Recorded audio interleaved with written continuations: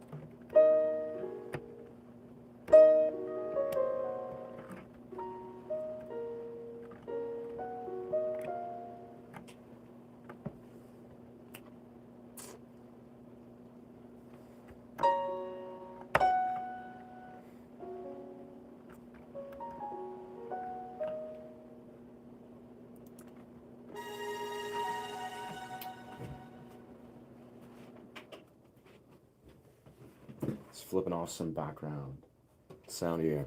Yeah, I found myself today just kind of exploring some MIDI board, improv.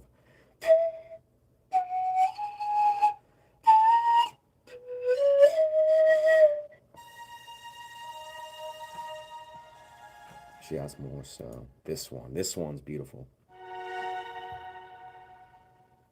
Yeah, there's one that's like it's almost like a vocal backup.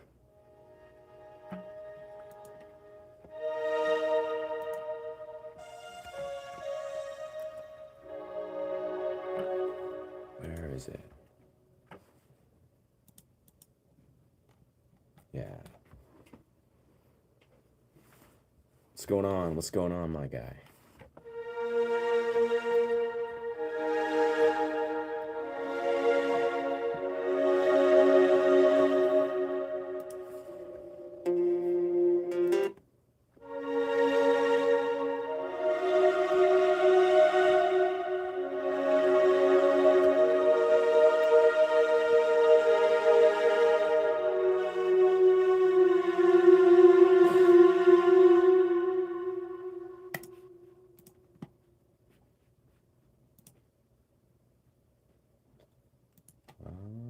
Yeah.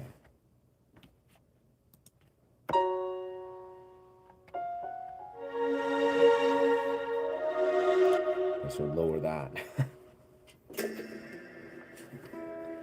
The fun thing though, which is kind of a mind fuck I find, but when I'm improvising, like say piano, this is kind of what I've done when I'm trying to blend piano and guitar, is really just focusing the one key, which I use, which is like a minor key.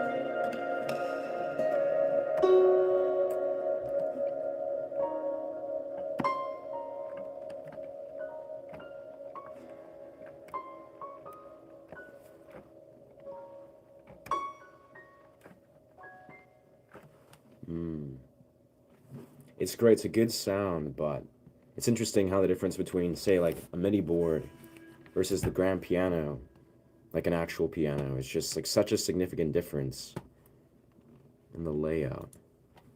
Appreciate you, dog. Hope you've been finding yourself doing well, brother. You know, finding yourself just transmute and, yeah, just creating creative energy.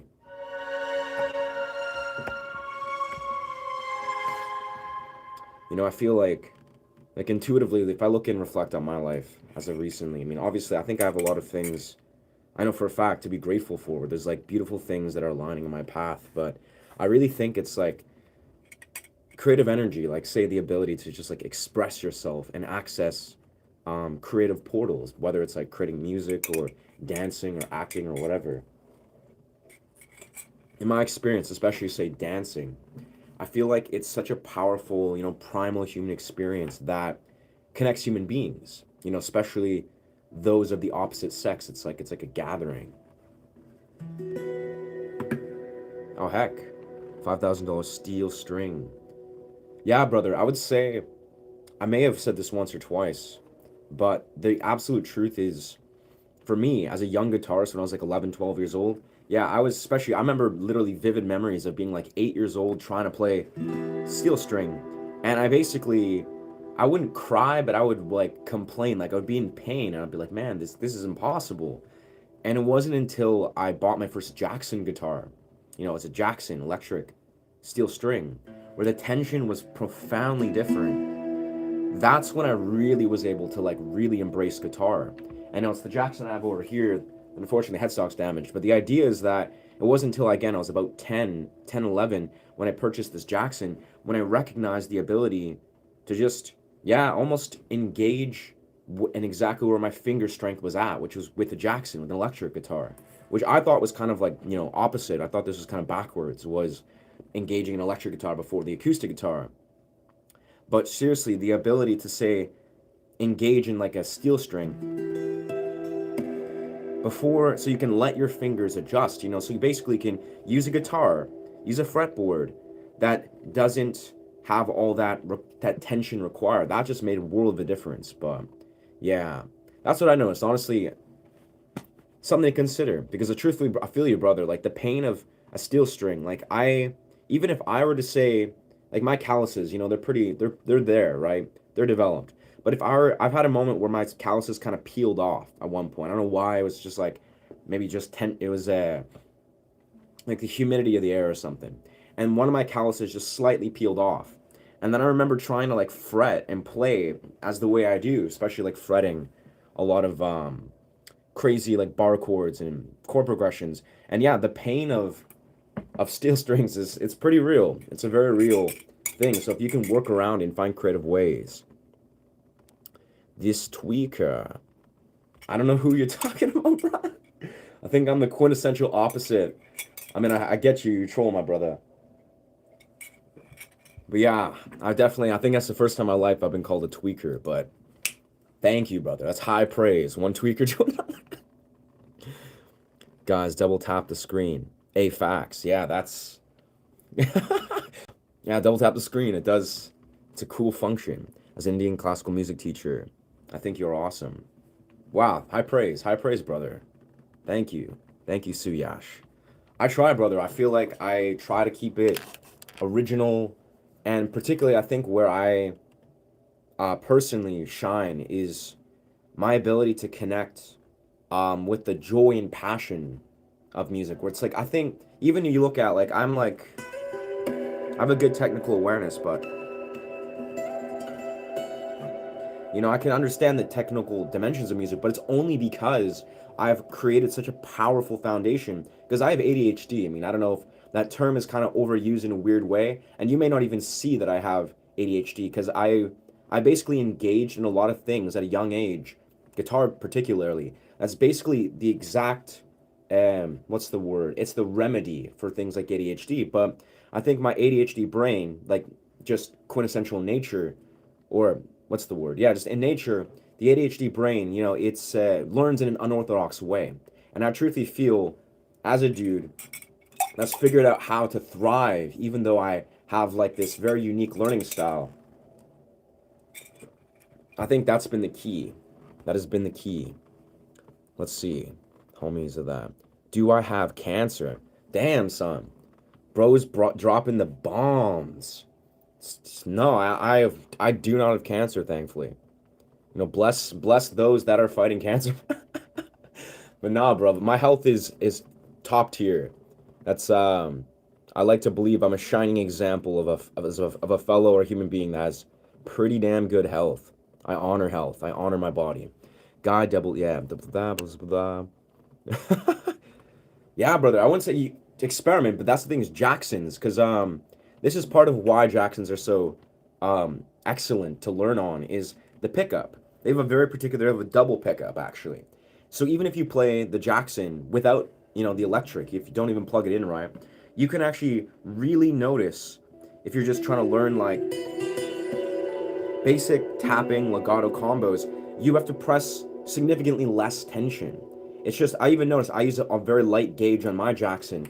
So as a kid, yeah, it was way easier. Literally, I just noticed a world of a difference. The pain is really there at the beginning, but sometimes when performing on the stage, you have the perfect time. Braxton, you perform, your fingers just die. Interesting. I mean, you're not wrong. You're not wrong. I mean, all I can say is I speak of this very infamously on my channel.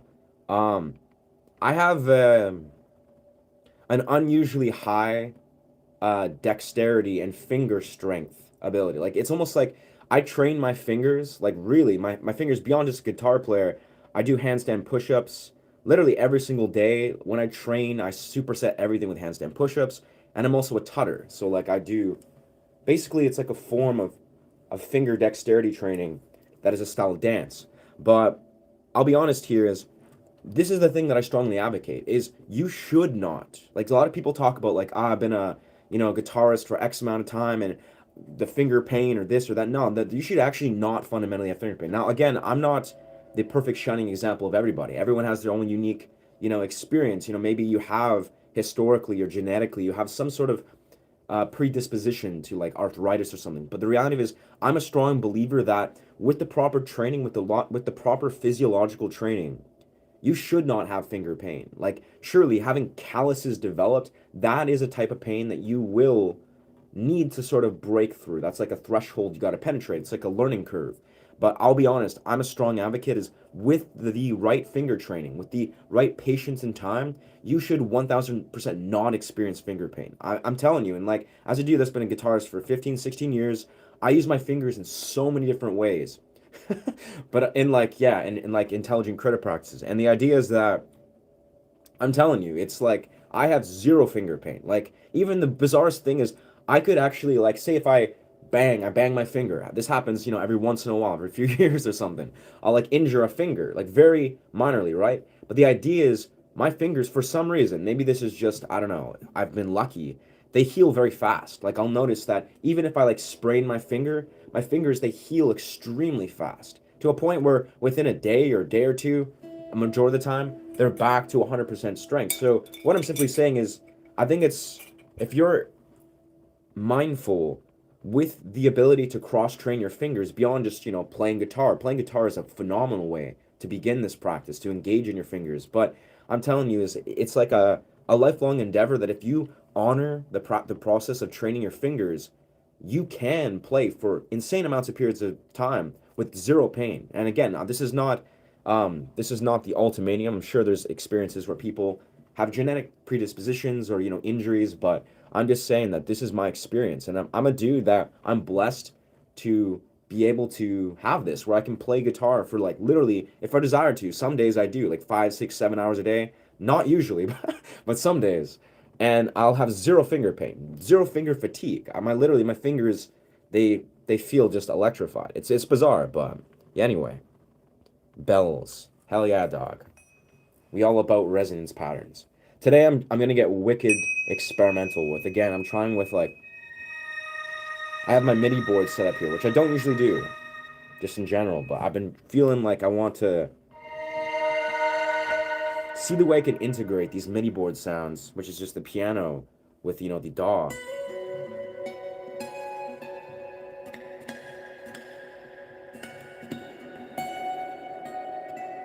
It's a very unorthodox key, but let's see how we can do this. Let's see. I'm gonna start in my standard key.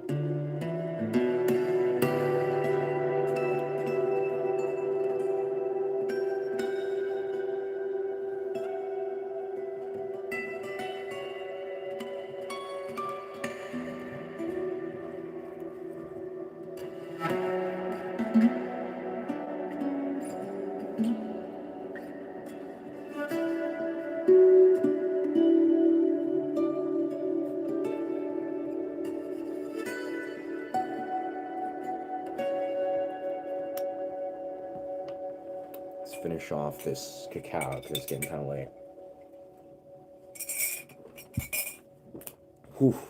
It's funny. I've been thinking a lot about adrenals.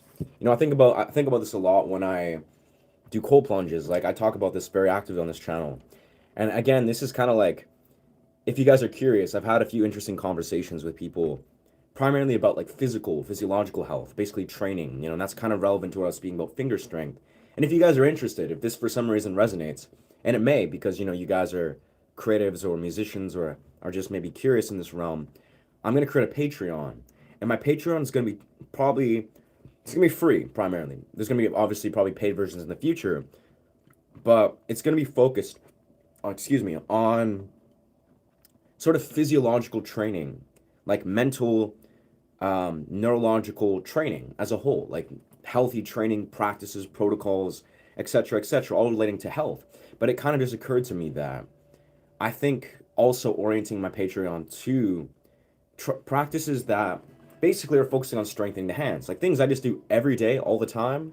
But it may be something that, it would translate very beautifully into building finger strength and dexterity. Glad to hear Glad to hear that you do not. Sorry for asking. Nah, don't stress. Honestly, don't stress, Mitchell. That's absolutely, it's normal, brother. It's normal to like, yeah. Oh, I see. You're asking about the cancer. Yeah, no, that's it. I thought you were responding to something. Yeah. Yeah, of course, brother. I am without, yeah, my health is in grand condition. I hope yours is too, my friend. Yeah. You're doing great to deal with ADHD. Bro, I swear, like we could talk about ADHD forever, and maybe at some point we will, but I'll be honest, I think I'm just, again, I'm a classic example of a dude. Like, I've been diagnosed with ADHD multiple times. I was diagnosed when I was like 4, diagnosed when I was 8, diagnosed again when I was like 12, 13, just to like really be like, oh, does this guy have ADHD? And it's like, yeah, he does. But it's like the way the way that I've learned over the years, it's almost like, I'll be honest, it's basically almost a coincidence that most of the practices that I'm extremely attracted to happen to also be extraordinary ways to remedy ADHD. It's like all the classic ways of how ADHD affects the mind. I kind of just embraced it and created a life that revolves around ways of remedying it. So you wouldn't really tell by the way that I live my life. You'd see that, this guy doesn't seem to have learning deficiencies or, attention a deficit, hyperactive, whatever disorder of sorts. It's like you wouldn't think I have this kind of disorder per se, but that's also because I'm very I very effectively approach understanding my mind. I'm a student of the brain, and I'm very successfully able to not only like remedy the negative elements of ADHD, but I'm also actually able to embrace it and thrive with it. And that's actually a thing I'm a core strong believer of, is a lot of mental pathologies or deficiencies or disorders per se, not all of them obviously, but a lot of your modern deficiencies or disorders, these are things that actually are strengths. These are actually, in my experience, again, I'm not the ultimanium, the all-seeing eye, but the idea is that these are things you can embrace and actually find are strengths. You can use these as strengths, as superpowers.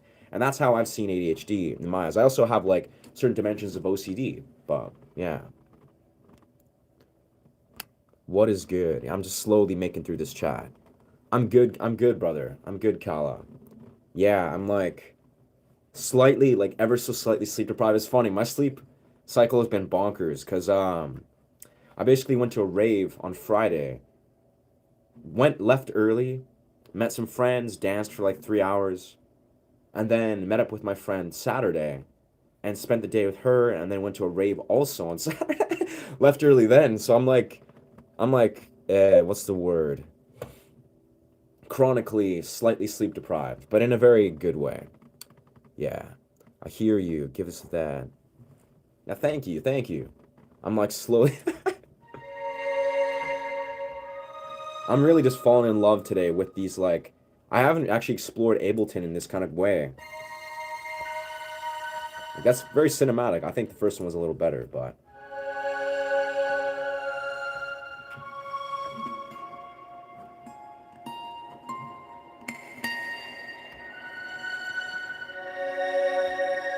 it's very cinematic, which fits my sort of strengths. And of course, we can just like.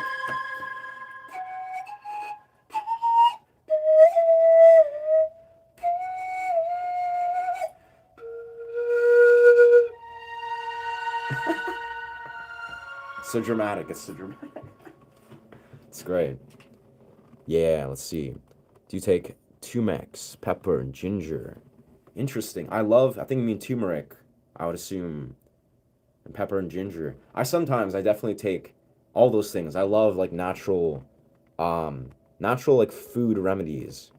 I take what I've been really stoked on is ashwagandha. You guys may be familiar, and I'll have to say the caveat is for any sort of adaptogen, herb, root, whether we're talking about turmeric or ashwagandha or any of these things, you have to be very perceptive to listen to your body, listen to your adrenals, your rhythms. It varies deeply, but I've been experimenting with ashwagandha for like probably 7, 8 years, and I take it on a very semi-regular basis. But if you, in my experience, take ashwagandha in intelligent doses at intelligent times, and you cycle it. So you listen to your adrenal rhythms and you maybe take it before you go to bed in a very specific dose. And yeah, you cycle it. I've noticed it's profound. It's profound to the adrenal system, the cortisone, like it regulates cortisone. It's also very good for testosterone. And naturally, it has a various interesting things that I've noticed. I'm a strong advocate of things like ashwagandha. Same, bro. ADHD, medication. Yeah, brother. That's the absolute truth. I mean, that's exactly probably why I resonate so deeply with magic mushrooms is when I take magic mushrooms, and I've recognized this as a young teenager, like in my young, like late teens, I often found, especially when I would say do like 5, 6 grams of mushrooms. I don't do that very frequently anymore, but when I would do like 4, 5, 6 grams of mushrooms, I would instantly become, at least it would feel like my highest self. You know, when I was like 16, 17, 18, it felt like I would just slip into the state where it was like zero resistance. I was in the highest expression of self. And it makes sense, like as I do with ADHD, I think it definitely facilitated a very specific state of the mind that works very well. I'll say I'm an artist too, been an artist for most of my life. So for me, what things like shrooms make me do is just surrender to the intuitive sort of channels and pathways. Like, you know, it's like you become hyper receptive to your sort of creative channels. And obviously, you know, magic mushrooms, um, infamously, it shuts off or it like lowers the activation or the activity of the amygdala. So, you know, your fear response is suppressed temporarily. And naturally, that's the thing I always found very intriguing is like the way when you're say on magic mushrooms, obviously this isn't the universal experience, but when your amygdala is suppressed or the activity is suppressed temporarily, you notice the way your brain operates with less natural defaulted fear. And this is profound, I find.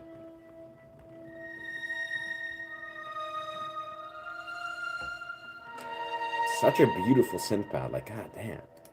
I'm sure some of you that are producers are familiar with just the beauty of synth pads, but I tread very lightly in Ableton. So my anemia is a strength. No real raves in Canada.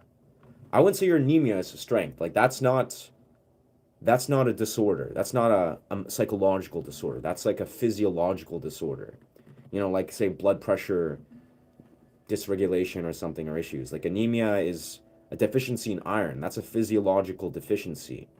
I guess when I use the word deficiency, that's probably where you may have made that connection. I'm talking about there's like mental deficiencies. Like if someone says they're mentally deficient, that's usually more relating to the psyche, not the physiological body. But yeah, we're talking about like, let me be very clear is yeah, we're talking about physiological deficiencies like vitamin deficiencies. That's not the same.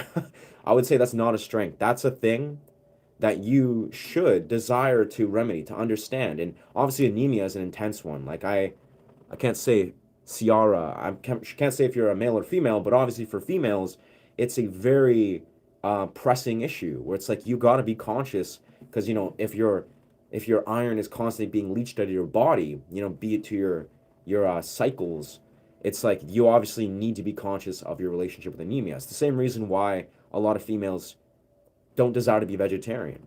You know, males, and obviously it varies a lot, but as a guy, I've been vegetarian for like 11, 12 years. But I mean a lot of people that if you're experiencing anemia chronically, it's a very serious condition.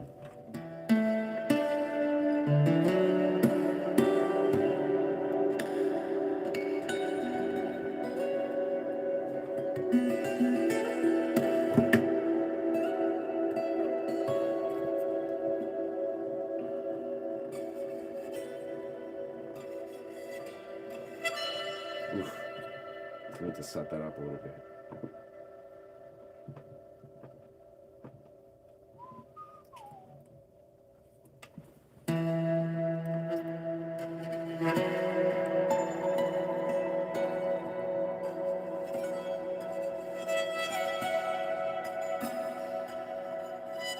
Gotta find the sweet spot.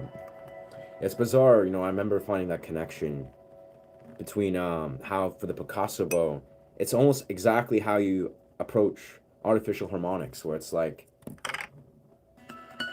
but the funny thing is with the Picasso bow, you're actually targeting the spot right before where the tension point, where the tension point for the harmonic is. Which is mind-blowing stuff. Dr. Berg is very good at helping people understand the issues such as anemia. To take iron at specific times.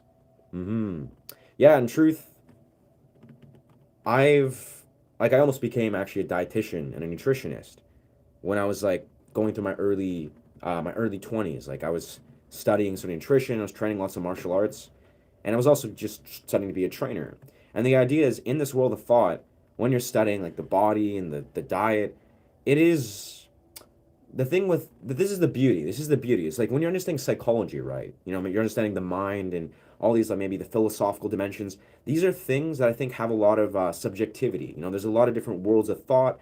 There's a lot of different things that you should desire to consider. But when you're understanding health science, it's a more classic, at least in my experience, it's a quintessential science.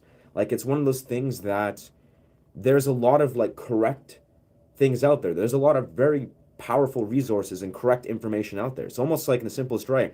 Yeah, there is very specific ways that you can learn to remedy issues with, say, vitamin deficiencies, like, say, iron. There's actually, in my experience, because, you may understand there's hem iron and non-hem iron, and they have a very rapidly different absorption rate.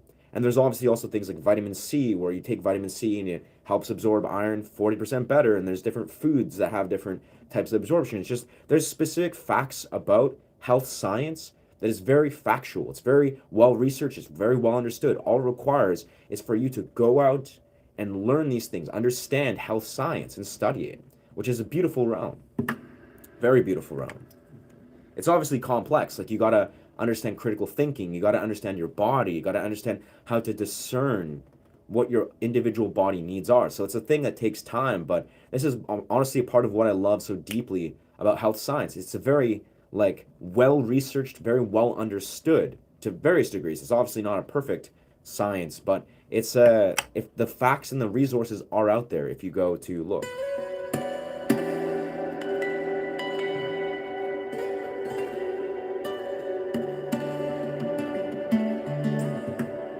But of course, the human body is very complex. But yeah, it's a beautiful, beautiful thing.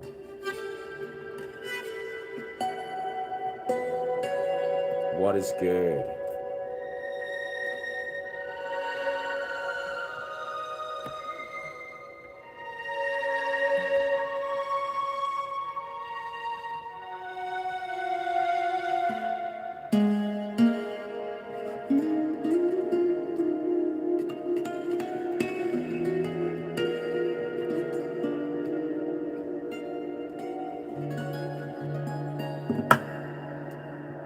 How approaching 432 would work for that. Yeah, I'm pretty good, dog. How you doing? How you doing, Emil? Hope life has been treating you kindly. Music helped me understand my body. That's beautiful, brother. I think, I'll be honest here, I speak of this openly. Music, in my experience, is one of the most powerful brain training exercises. It really is.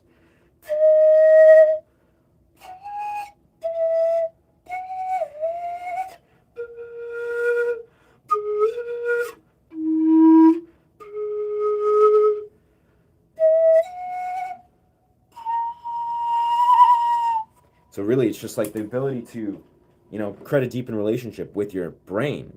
Understand how to exercise the ability to learn, to expand neural pathways. Of course, that's going to apply to everything you learn. Like everything that you desire to be like, okay, let's learn about the body. Let's learn about, training the body. Let's learn about making intelligent decisions in relation to the body. It's all applicable. Like that's why, again, I find myself extremely called to create sub channels in the future, of course, like more expansive channels and whatever. And as again, like Patreons and alternate social medias, that is more so talking about more so the entire relationship between the body and the mind in learning music. Because obviously, you can learn music, like you can be passionate about music, you can be an incredible musician, even.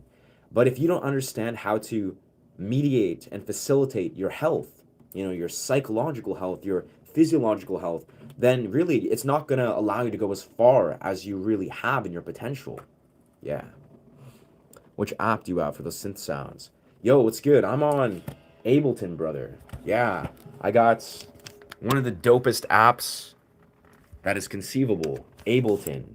And as for apps, like if you mean plugins, I'm basically, a lot of what I use right now is the default plugins on Ableton, and I'm just using a basic, kind of a piece of crap, well, Akai Professional MPK Mini.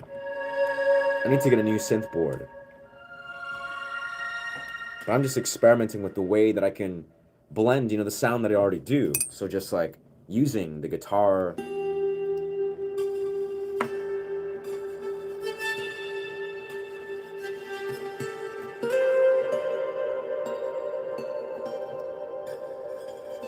Yeah, I gotta really put some more rosin on there. I think I can do some beautiful things here. I bet you drink teas. I mean, sure, brother. Teas or miss, I can't tell. Yeah. I can say that I drink lots of cacao and matcha on the semi-regular basis. Matchas, I find it's a bit stimulating. But yeah, it's weird. It's like I basically, what I do quite successfully, I would say, is I'm very good at regulating adrenaline. So whether it is having a very, very low caffeine tolerance, so I just drink very small amounts of caffeine. And even cacao is not caffeine, actually. So for me, I drink, cacao, which is theobromine. It's a similar compound. It operates or acts very similarly to caffeine, but it's not caffeine. So it doesn't play into my caffeine tolerance. So if I say go to a rave or want to, I don't know, work on a film set all day and I drink a little bit of tea that has caffeine, it goes very far. It activates my dopamine receptors like crazy. Yeah. Tea is incredible though.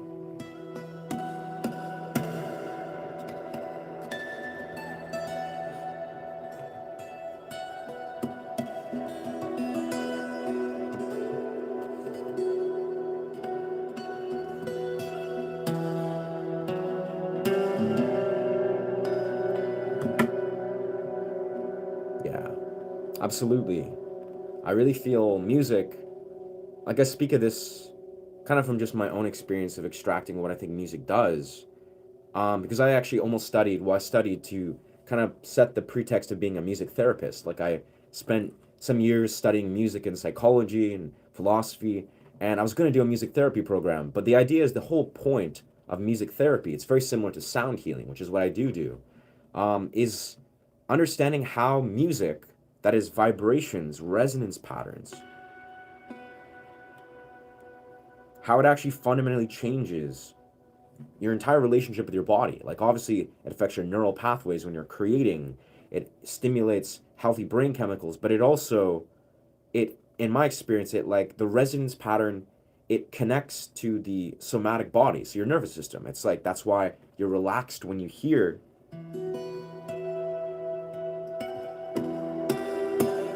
It's like really, it's like creating an effect, a pattern on your somatic nervous system or your nervous system as a whole. And alongside that, there's actually research of how music is literally healing you on a cellular level. So it's like you listen to your favorite song or you listen to like a masterful work of art or you create one. And this is actually down to a cellular level, your physiological body, all of it is it's listening deeply. And it's the same reason if you just sit there and sing a lot, like there's research how singing literally can heal your immune system, your physiological body, or cellular level. Like it's really the exposure to music is life changing.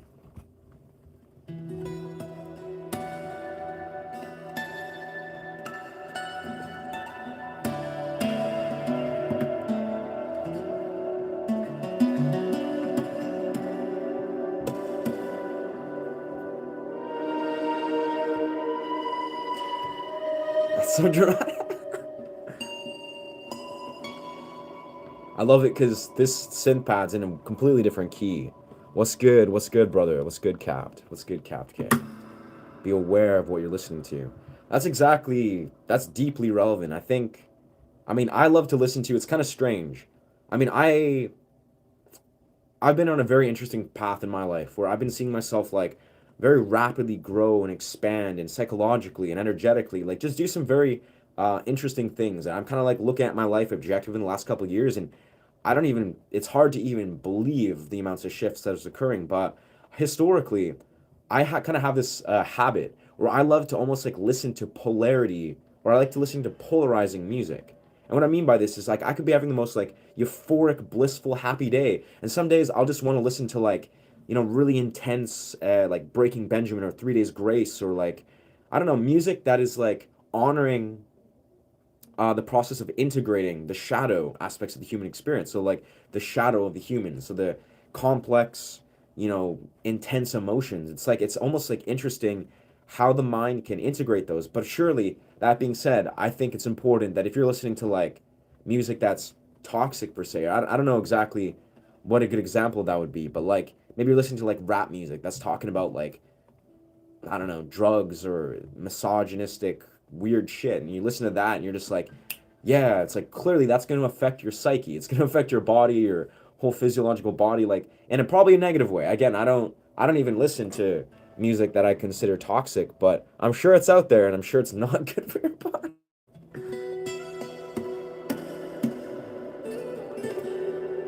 Yeah. Yeah. But I'm good, dog. Yeah, life's been pretty tight. How about yourself? What's good? What's good? Nick Harris, what's popping? Yeah, it's kind of hard. The gold light kind of creates it, so I can have to like look deeply. What are you saying? Sounds spiritual. Sick, bro. Yeah, I think. Yeah, I think it is pretty spiritual. I think music at the core of it, like music is a portal or a vessel for insane spiritual depth, and especially what I was speaking to about learning to integrate the shadow. Like that's probably one of the most powerful bridges to spirituality. It's not necessarily like if you hear, that's the bizarre thing. If you listen to like punk rock or metal, like for the best example that I see is 3 Days Grace, Adam Gontier.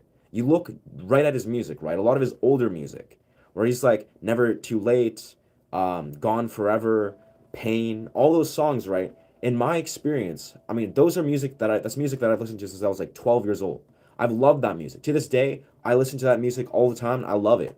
And I'll be honest, I think what Adam Gontier does phenomenally is he is really good at perfectly integrating the shadow of the human experience. Like he's taking complex, dark emotional experiences and he's honoring it by rocking out to it, by making it this like celebrated, normalized human experience. And I think that's like insanely healing. If you find like music that allows you to like honor and process and integrate the shadow of the human experience, like that's really powerful.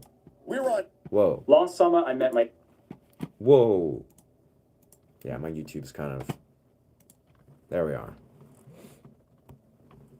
Yeah, there's lots of, honestly, bro, I've been a massive fan of shadow work way before I even read what Carl Jung was. I love Carl Jung. I love his experience. His life story seems incredibly interesting, and his thesis of the whole idea of Carl Jung's incredible. But I'll be honest, yeah, I processed the shadow and was like learning these things intuitively before I even knew what Carl Jung was.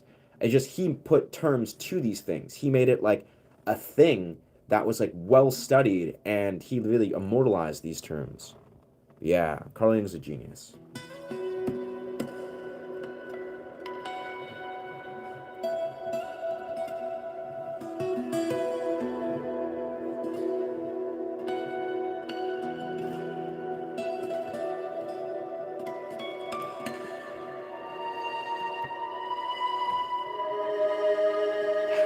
I never get tired of these synths. Like they're just so beautiful. What's going on? What's going on? Cover Q CQ.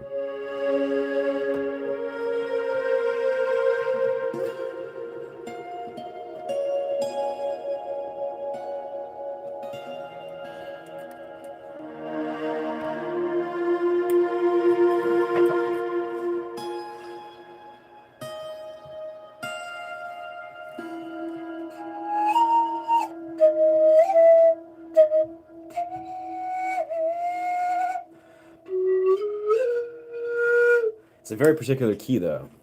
It's very excellent music training or ear training using these synths. It's like it requires.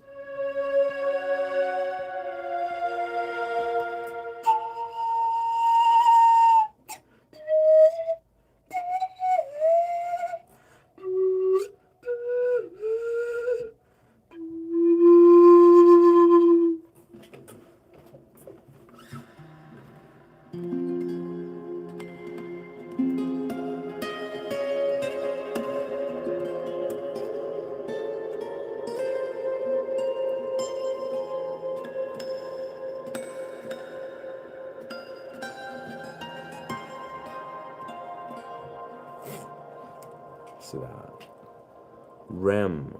I'm so confused. When Trump wanted, I have no idea. I'm not a follower of politics. I think I know what you're talking about. But yeah.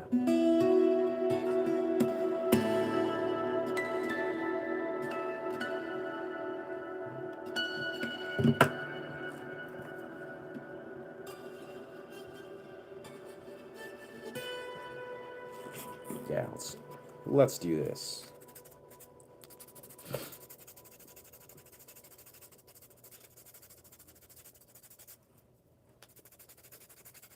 I feel right now I'm on this kind of interesting grind where it's like, I mean, the last few weeks, I've been on the goal to get to 1,000 subscribers, particularly so I can unlock the unlimited viewership, which I think that's how it works. Like YouTube says that once you hit 1,000, you have the wider scope of an audience. And obviously I've been grinding at that for like the last couple weeks. But it's interesting, in the last few days, it's actually slowed down. So weirdly enough, it's inspired me even further. I'm like, okay, bet, like this is the time to really like zero in on how to, really facilitate the best type of stream. Because like it seemed like for like 2-3 weeks, it literally was just like, I could just jump on the stream any time of the day, and the algorithm would just like bless me. Which I loved, but it's good to stay hungry, be humble, and be like, damn, like I gotta strategize, I gotta be on top of my game, gotta like figure out how to make the best possible content.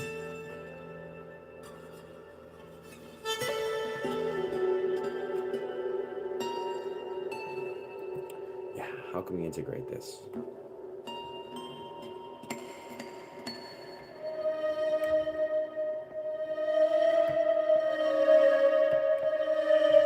Such a weird scale.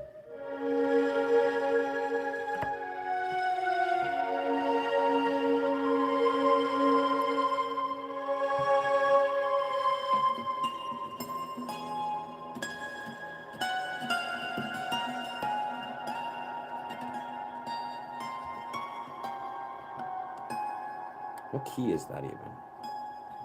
I think we're in D sharp here. Yeah, the key of D sharp. What a beauty. Did you do your masters? Masters? Masters in what? No. No, I don't think I've done no masters in anything. Yeah, I basically my experience is I did Long McQuaid guitar lessons for like 3 years or so. And then after that, I basically just self-taught myself for about 14 years after that. Just pure intuitive knowledge. Yeah.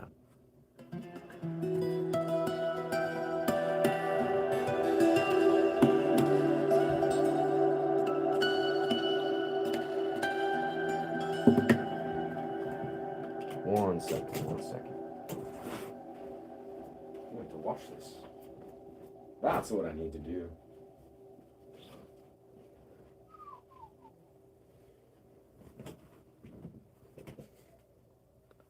Did you play electric guitar ever? Absolutely, yeah. Electric guitar is actually how I started. Yeah. It's like, this is kind of my my path. It's kind of like I said at the start of the stream to the one homie. I started electric guitar. Well, basically, what happened was I got an acoustic guitar when I was like 9 or 8 years old. It was like a tiny little half-size guitar. Tried that for a couple years. Was absolutely dreadful. Could barely make any chords. It was really challenging.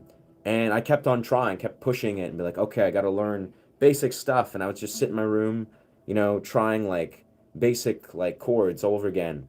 And then when I was about 10 years old, halfway through being about 10, I purchased a Jackson.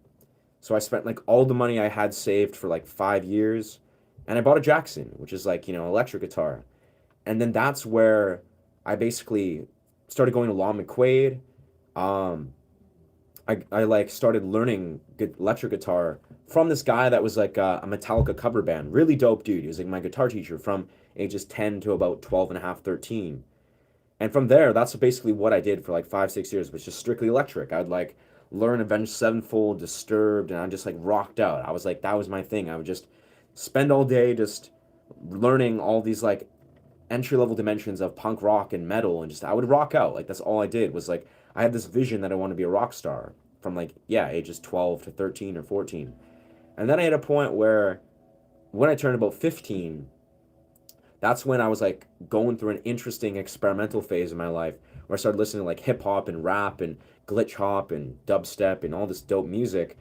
And yeah, that's when I took 1 year off of guitar.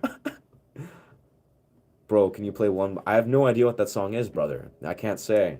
I'm not familiar with that song.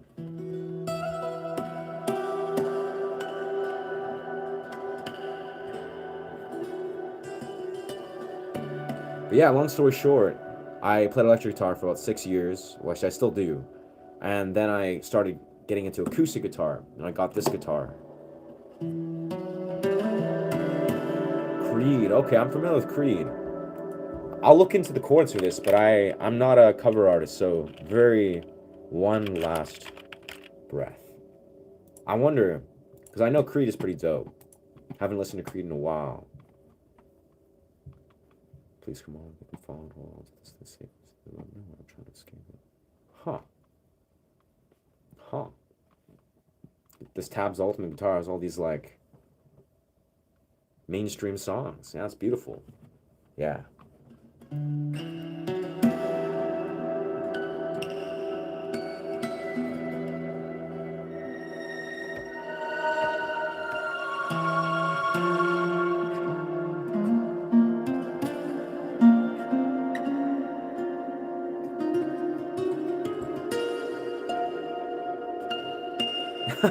Unorthodox as fuck key shift, but I tried to sort of make that work. But yeah, long story short, electric guitar was my first experience with guitar primarily. Like that's when I really dived deep, learned a lot of bends, a lot of like entry level harmonics, a lot of legato technique. And then when I got to this guitar, I picked up this guitar about 10 years ago. And that's where I really like began to evolve. It's when I learned to start writing music. I started to learn to sing, and that's where I like really became like more full-fledged musician. And then fast forward 10 years, here I am now. I have some sort of cultural bias. I maybe think guitars are corny. Try not to think that, but I do. Hey, that's okay, bro. We all gotta, or miss, I can't tell. You have to unpackage these biases, honestly. It's not, yeah, but I'm right to say electric guitar is elite and the sexiest. Honestly, when we're talking sex appeal, that's hard to say. I'll be honest, I can make an acoustic guitar sound like fucking, like a transcendent portal. But not everyone has that ability. Not to stroke my own ego. It's like acoustic guitar, I think, is a more like ancient, almost like more ancient, more primal sound that I think actually takes much more degrees of mastery. Like if you take 10 years and you begin to master like fingerstyle acoustic guitar, like look at artists like Marcin, artists like Alexander Misko, you will see how complex and beautiful melodically the acoustic guitar can become. And I'll be honest, electric guitar is beautiful. It's like flashy, it's powerful, it's diverse, it's what's the word? It's culturally profound. Like I love electric guitar. Like I started with that. And hell, I'd be playing electric guitar probably right now and mix it up if my electric guitar wasn't broken. Like sadly, like the first time I've had my electric guitar for 11 years and it broke. And actually the headstock cracked. I don't know how. Basically, I think there was some like rumbling or some kind of like, I think it was maybe like something knocked my electric guitar off the wall or I had it sitting right here, which is probably not the wisest place to keep my electric guitar, but it looked really cool and it was very like stationary and it somehow fell and broke. So I haven't had an electric guitar for about 2 months. That's the longest probably I've not had an electric guitar, for most of my life. But I'm looking and getting an Ibanez. Hell, probably the next couple days, I'm gonna order an Ibanez, Red Eclipse Burst. Beautiful guitar. So hopefully in the next week or so, I will have a whole new beautiful dimension of electric guitar. I can get back to shredding, get back to shredding and rocking out. But I'll be honest, like I think that bias of yours will eventually loosen. Like again, because I'm a guitarist, you know, I'm on my year 16 or whatever, where I personally think in my journey, once you get to a point where you've like been down that rabbit hole of playing guitar, you will recognize there's something profound on the other side of acoustic, or maybe not. Like again, it's not everyone's journey.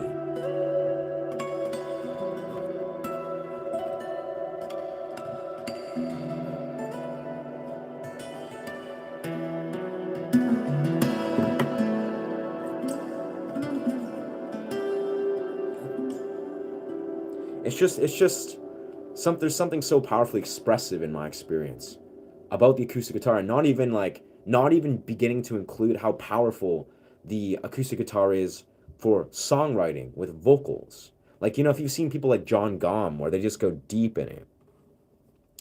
What is good? Read.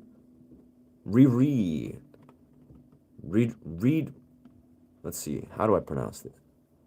Riri Damas. Riri Damas. I think I'm probably botching that, sorry, but that's wicked. Astral college advice. Interesting. That's dope, bro. Yeah, welcome back. I mean, that's facts, and that's that's fair. That's fair. I don't know. I'm looking at like a glare where I can barely see the names because it's kind of just blends in with the gold hue. But yeah, dog, that's dope. I mean, hey, all the power to like. I'm a strong believer that I was in college for, you know, like 6 years, and I'll be honest, I found, I mean, I also, my college experience got kind of cut short because COVID happened. Like literally was in college, like all right, going at it, and my whole life radically changed for the better, mind you. But I'm a strong believer that if you're gonna go in college, if you're gonna like, I think probably we probably had this conversation in a similar context. A lot of it, I personally feel, should be very intentional. Very simply, there's no, if you're not very intentional, if you don't have a deep desire and reason why you're going to say pursue college, I think it's best to sit on it, to like really reflect and, you know, basically not just go to college for the sake of being in college. But yeah. What are you pursuing for 5, 6 years? Well, I'll be honest, for the first like 2, 3 years, I was doing it part time because I was also training martial arts, full time job, pursuing music. But basically, I was just studying philosophy, psychology, music, and a bit of health science. Like that was kind of like my focus. Let's see how we can. I'm gonna play around this one key. So we'll start in.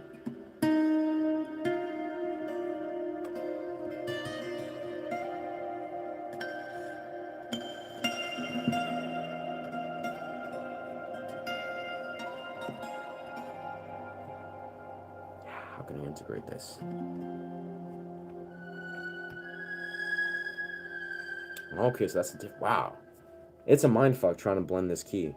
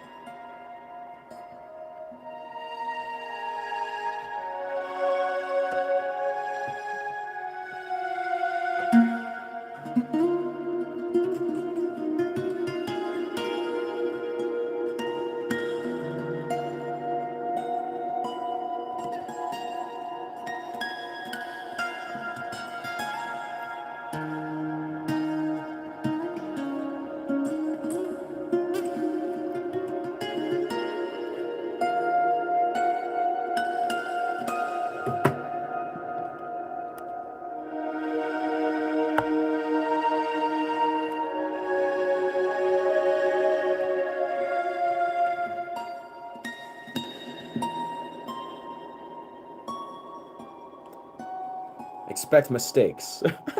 Expect many mistakes when I'm experimenting with weird ass keys. Insane dad lore. Wicked. Wicked. I'm not sure what that means, but yeah, that's high praise, I imagine. I don't know, it seems that I get I get just love bombed with compliments half the time here, which is great, but it's just weird. Play Bullet for my Valentine. Not to say that's a complaint. I mean, I'd rather get showered with compliments than people just like roasting me all day long, which they sometimes like to do. That's just weird. That's a weird time. That's a weird time of the internet for people. I can't say I know how to play Bullet for my Valentine, but I fuck with Bullet for my Valentine. I think who is Bullet for my Valentine again? I'm trying to remember.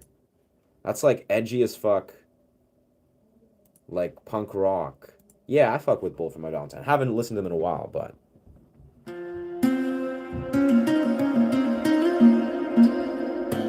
whoa. I wonder. I think I need to play in an alternate key if I'm gonna fuck with this. Let's see. I'm assuming it's this key.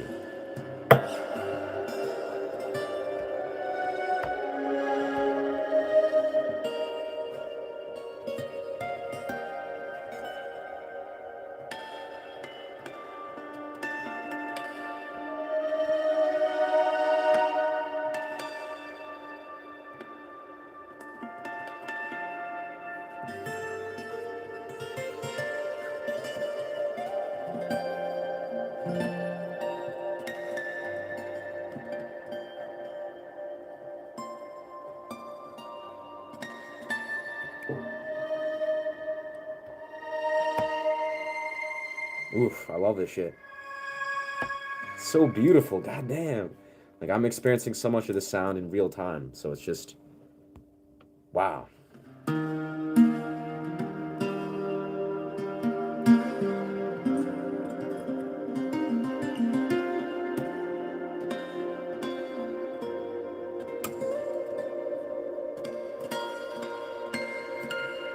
I must say, this is what I love about Ableton and synths is I'll be honest, synths, at least in my experience as a musician, it's so easy to make music sound really good. I mean, obviously you listen to electronic music, it's like you hear like someone can just be like,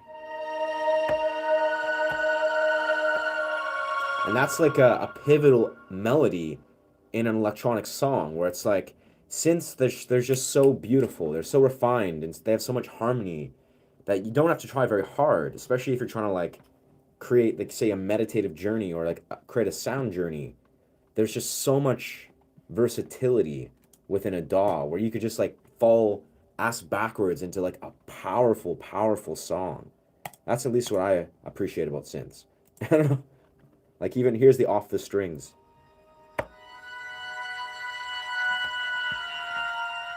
It's very like dark. I must say that the blend of this synth is so much doper.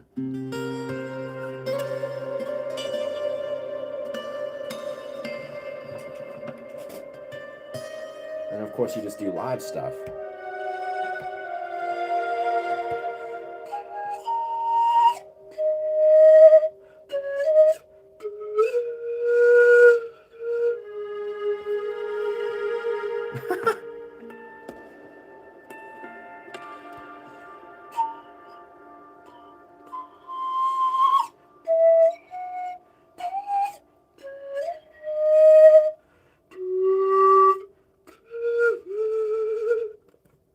Yeah.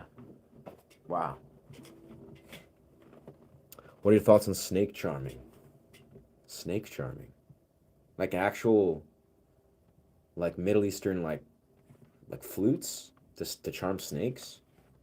I think that'd be cool. I think actually, let's be real here. I think snake charming is dope as fuck. Like, not a thing I think my mind, spends mental energy on trying to make sense of or think about, but that's super dope. Like, just the idea, like thinking about it, if you're a musician, from I imagine like some Middle Eastern sort of country in like an ancient land, you're literally spending time learning to connect with a animal, which is a snake. Like that's actually legendary as fuck. You do that here. Huh. You talk too much. Play zero. I don't know what to tell you, bro. These are the breaks.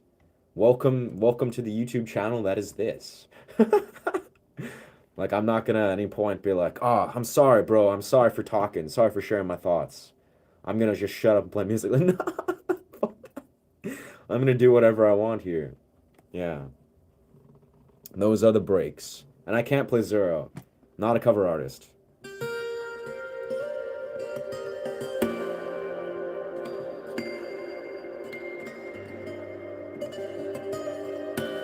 I mean, that being said, of course, brother, it's my delight, it's my honor to play music, to share this space, to basically share this portal where I'm improvising, where I'm showing you real live or real time improv that I'd just be doing anyways, and I'm just sharing this portal with you. But yeah, there's no reason to feel entitled per se.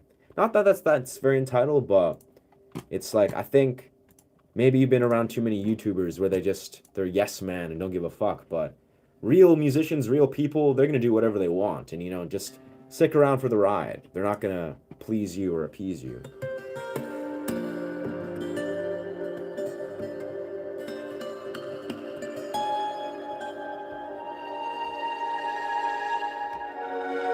Ooh, that's a different key. That's gonna go very far.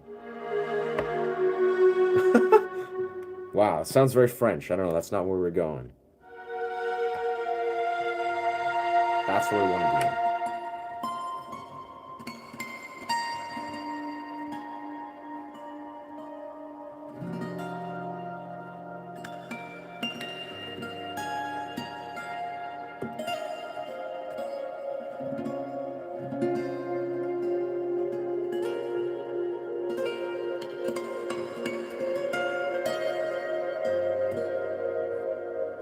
I'm not sure if this is the key, I'll be honest. I think we're in a good place, but this key, I don't know if this is the move here.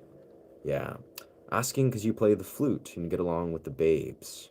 With the bobbus. Oh, the bobbus. Yeah. The bobbus. I'm curious what that is, friend. Yeah, I think I'll be honest here, because I'm not very well traveled, unfortunately. I want that to change. What is a bobbus? Is that like I see chickens. I see food. That's like, huh. Yeah, I'm assuming it's chickens or something, but yeah, but I have to say, that's the thing is when I go into forests, I play the pan flute. I play it everywhere, but I noticed the birds are extremely receptive to the pan flute in a very beautiful way. Actually, all animals are. I notice like cats, dogs, like what are they called? Goats. Goats really like the pan flute for whatever reason.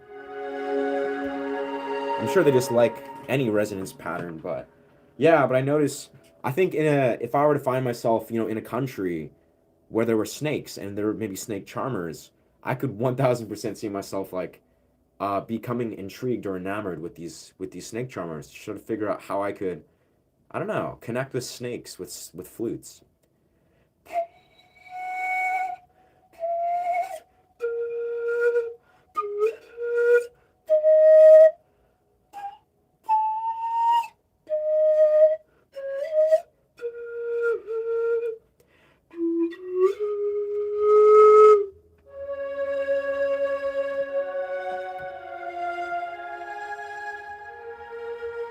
And of course, just regular old beautiful piano.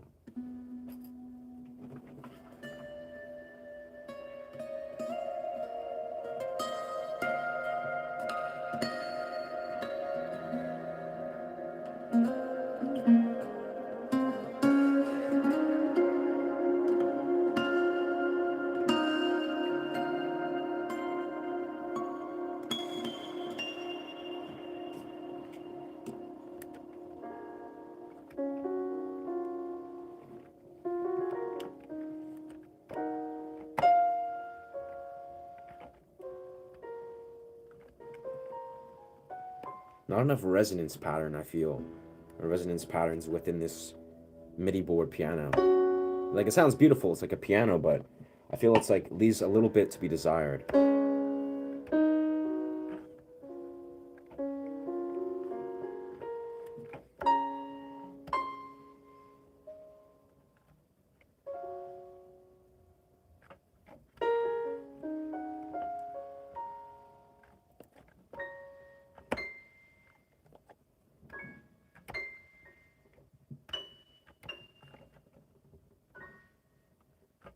Piano's just such a beautiful instrument, but yeah, I think MIDI boards don't do it justice. At least maybe not this plugin for this MIDI board.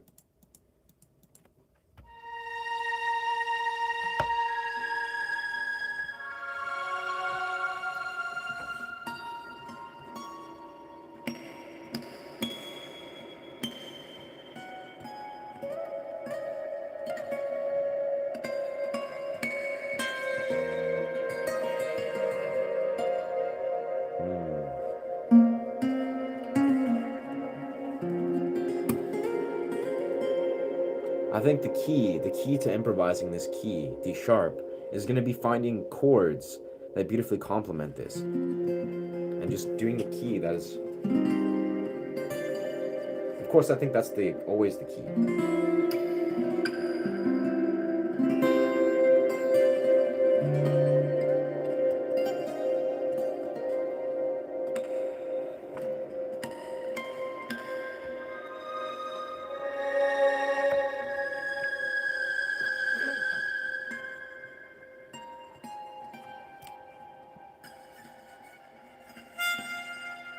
That sounds like shit.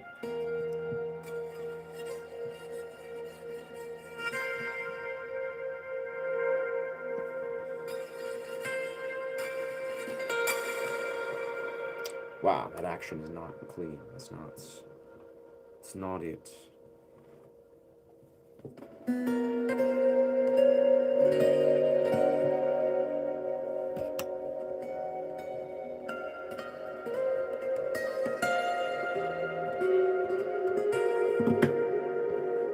I think this is what we need here. Asking those thoughts, that a bit of classical piano improv live today. Yo, that's awesome, bro. That's so awesome. For me, it feels so nice to build up the anxiety and step past it. Yeah, brother, I must say, like, for me personally, like when I've done a couple streams, you know, where I am improvising on my piano or my mom's piano upstairs.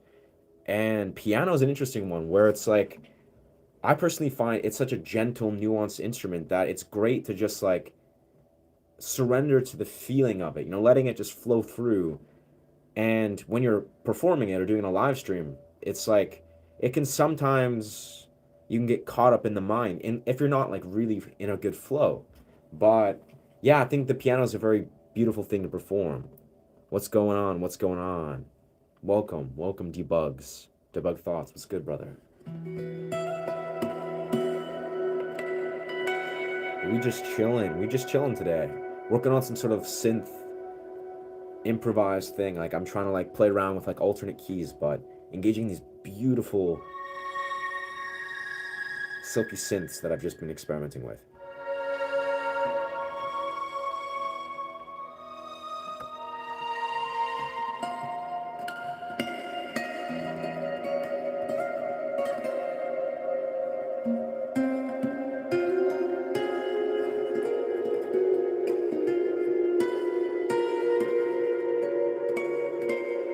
This key is a little bit out of my realm within these particular parts, but how many keys is it? Well, the piano that I play, it's like a full-size piano, but this MIDI board is tiny, so I don't know exactly how many keys. Let's see, 1, 2, 3, 4, 5, 6, 9, 10, 11, 12, 13, 14, 15. It's only 15 keys. Yeah, tiny MIDI board, this thing. But yeah, bro, I mean, honestly, W to Capt K, like, that's legendary that you've been just, like... Because I swear, brother, it's, like...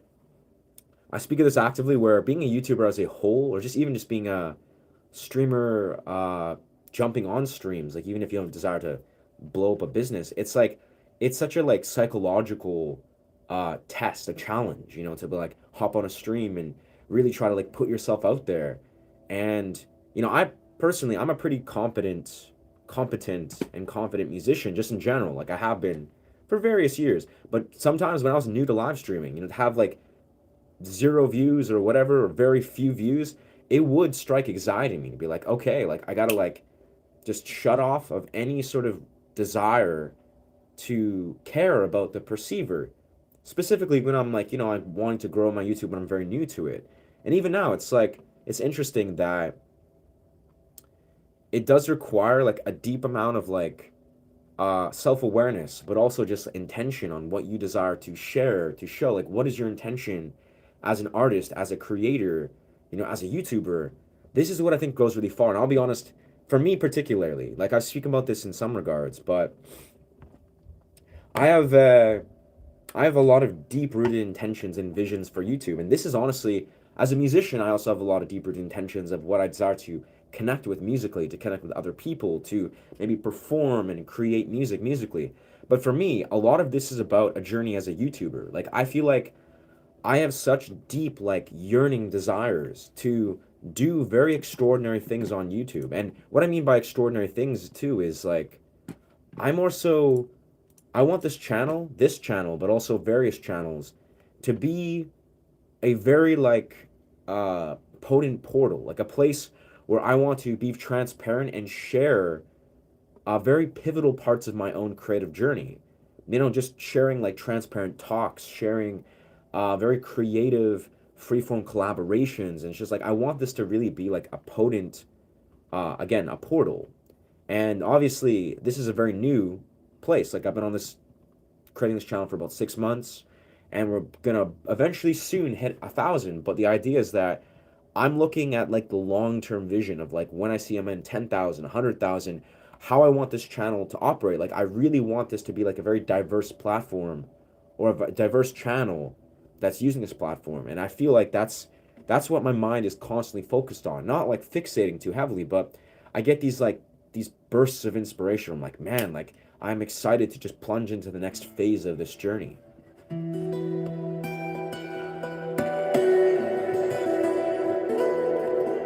That's kind of just how my mind operates, in truth, at least as of.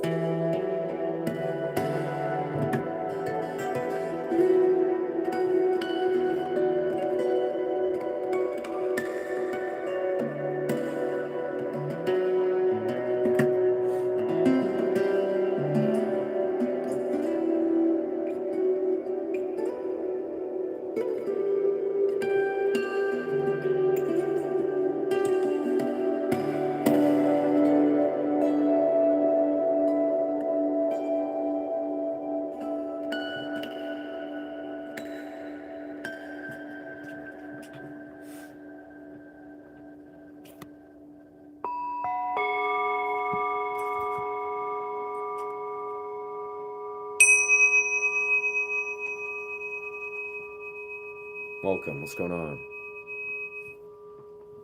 Welcome, Matru. Welcome, Pritzam. I'm not a cover artist, coincidentally, but I actually have to say I love that request. I fucking love that show, One Punch Man. I've never thought about learning the song. I have no idea how it goes, but that whole series is just genius. Like it's just, I love meme shows and meme everything. So like, that show for some reason is like a show that I've always loved. One Punch Man theme. I have no clue how I could play this song, truthfully, but I'm kind of gonna check it out here.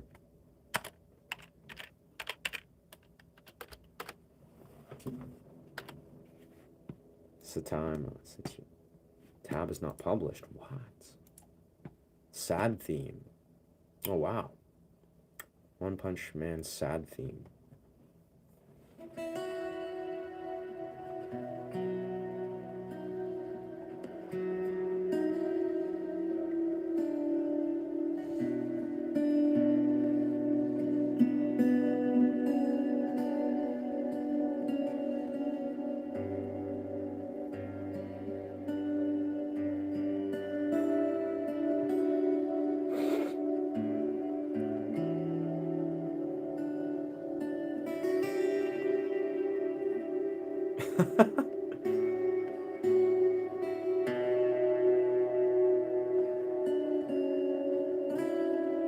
Wow.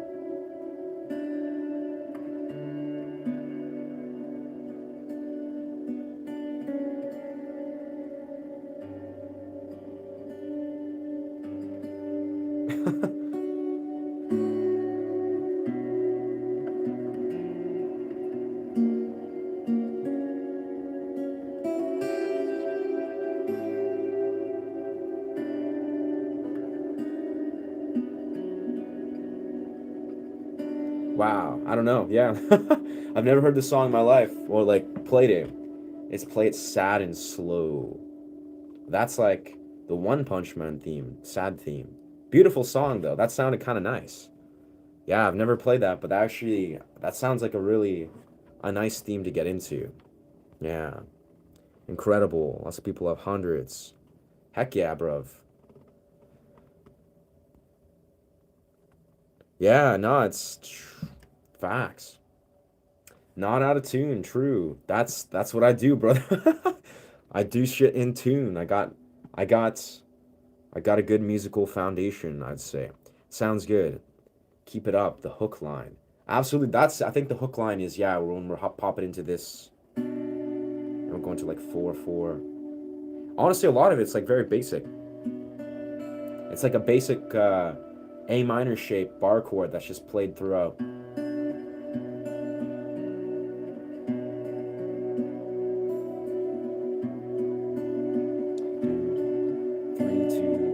4/4 3/3 2 4/4. Yeah, it's like a nice little finger style. It's very up my alley. Very up my alley. Quintessential. Thank you for recommending that. I'm a quintessential. I'm not a cover artist, but I have a lot of love for anime, movie, and video game music. Like that's kind of what I spend a lot of my time kind of playing around with. So, yeah. Thank you, thank you, thank you, and thank you for that. Because yeah, fingerstyle stuff is right up my alley, and that's like very sad and slow. Tempo speeds up halfway through the song. Use distance between notes. Shout out to people that create tabs, bro. Like shout out to the people that just sit there and put out tabs for us to learn and make it easy. What's going on? What's going on?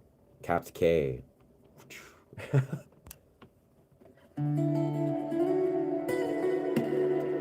We're gonna figure it out soon, bro. I have a feeling I'm gonna make some crazy breakthrough with playing in the key of D sharp and trying to integrate it on the synth. I think it already sounds pretty good, but I feel like I can do some crazy stuff in the future.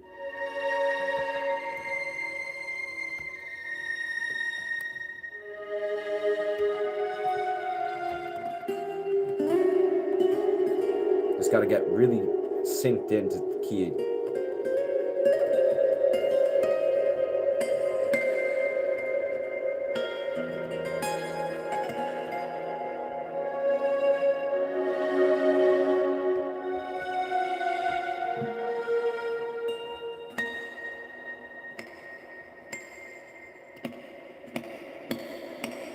Oh.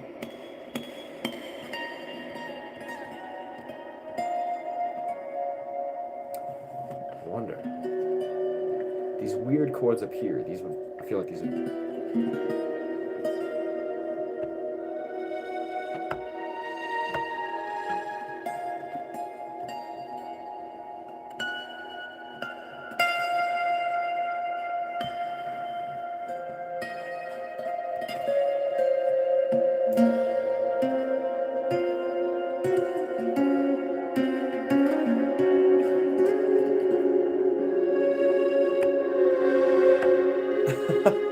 And suddenly becomes like very, very dramatic.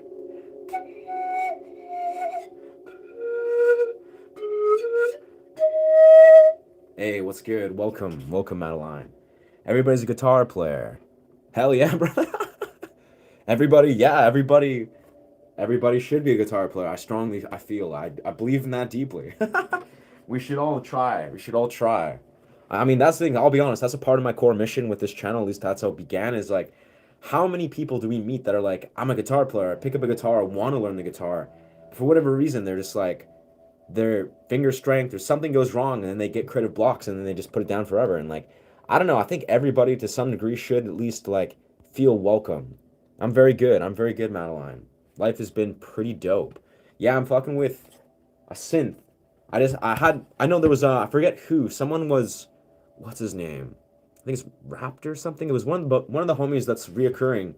He was telling me about, he was like saying how I should just like start to produce more, so like produce full journeys. I think it was more about like studio recording stuff. And I kind of was just like, you know what? This is the future of what I should do, is like improvising piano stuff. Like I need to get a full MIDI board. But then I just discovered this beautiful synth today. It's called what is it? Synthetic. Oh, it's just synthetic strings, I guess. So there's like synthetic strings, world strings, synthetic choir, but then there's synthetic strings, which is nice. But synthetic choir is actually also beautiful. Oh,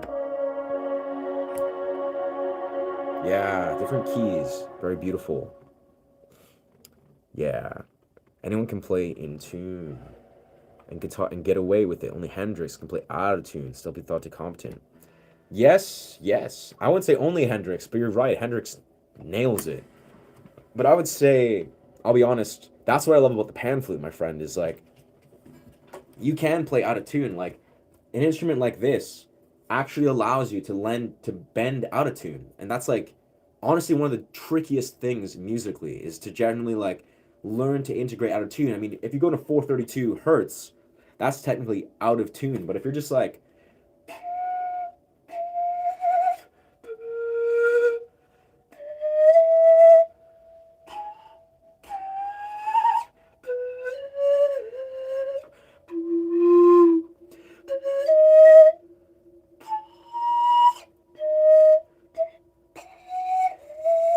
kind of botch that, but yeah, to bend out of tune is like a remarkable skill that I think, truthfully, like if we really talk about, like, are honest about this, obviously ancient music was not trying to be in particularly tune. Like a lot of music, you know, even like the voice itself, it's supposed to like bend outside of the box of what is technically in tune. Because you know, 440 is just it's just a reference point. Yeah, you're making me feel like I gotta listen to more Hendrix. Like I used to listen to, like I went through a wave where I was listening to tons of Jimi Hendrix, but I feel like I gotta get really back into it. Thank you, brother. Thank you, Pratam. I'm just chilling, bro. I'm just a guy with a goal, with a goal, living his life, putting his life on YouTube at this point, trying to like, trying to bridge worlds with YouTube. It's great. It's working, brother.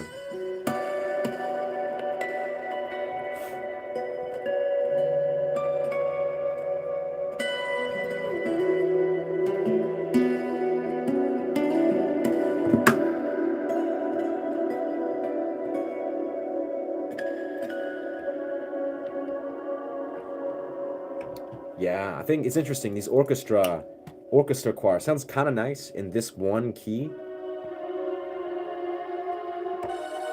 Then once it gets to the higher key, that's where the synthetic strings really shines. It's just this synthetic strings is my favorite discovery. It really just makes me want to explore Ableton all over again, where it's like there's so much beauty in Ableton. And honestly, I have such a limited repertoire in Ableton where I feel like I can go so deep with I think I need to get there's a plugin package. What's it called? There's a beautiful plugin package. What's it called? Omnisphere. I think I just need to get Omnisphere. Yeah. Do you use Ableton right now? Yeah, that's the key thing is, well, I've been using Ableton actually. What I do is I'll record my guitar stuff. So if I'm improvising for you guys, I can just like click record and I'll capture the segments and use them as like segments. I actually have a couple songs I've recorded that I'm going to release as full completed songs. But I'm just using it today, you know, to fuck with my MIDI board. So this MIDI board here, it just makes it so I can do live improv via Ableton. But the beauty, but also kind of the challenge of it is obviously I have to also orient the key. Because my favorite key to play in is essentially D sharp. But also I think it's like C sharp minor, where it's like, yeah, on the piano. So I have to basically match the right key. Honestly, it's like if I want to play in just like the regular key of E or something, it sounds very unorthodox. I gotta like find that on the piano.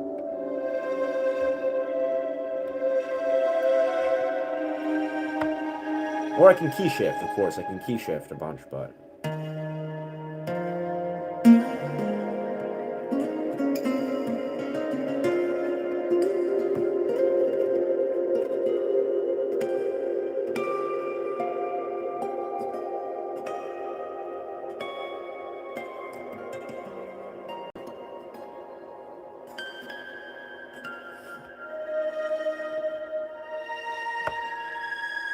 Wow. That's...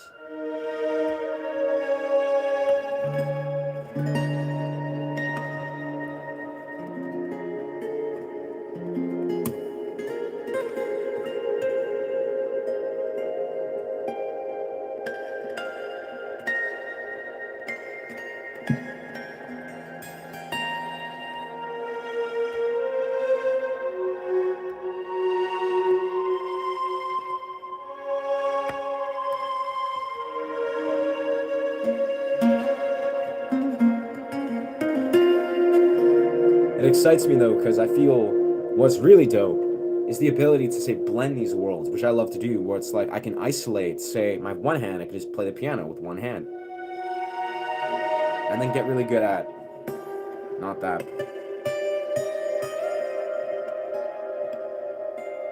Basically finding the correct way to scale the keys in the piano and the guitar and the pan flute.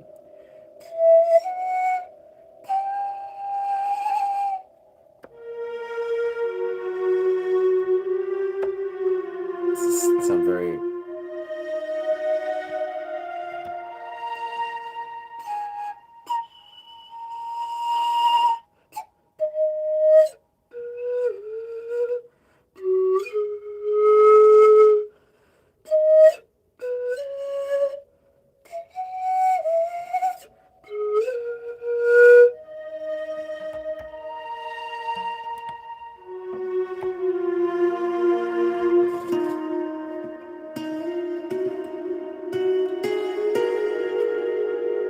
Yeah.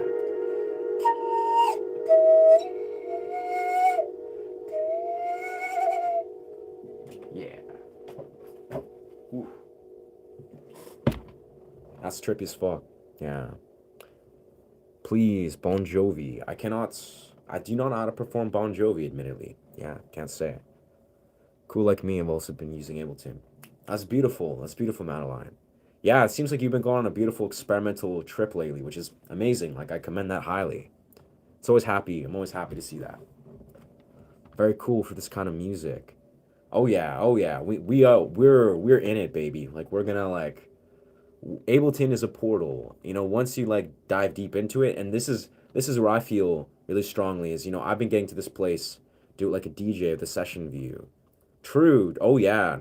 I think people, I would love to experiment more with like, yeah, different angles with different cameras, so people can get like all these interesting angles, probably for like long format content and like, yeah, videography type stuff. For streams, I kind of just like to keep it, you know, simple, unless I'm like roving. But I think, yeah, what's been a game changer for me, which, you know, I've kind of just shared once or twice already, is really the act of bridging worlds with recording music and recording, like studio recording music and performing. Like for me, it's almost like on a live stream. I'm not really doing that right now today, but I did it the last couple days where, you know, if I can just record, I hit the record button. Let's actually find the right channel. And I have like the sound mastered, where it's like nice high quality, it's balanced. I can take everything that I'm recording,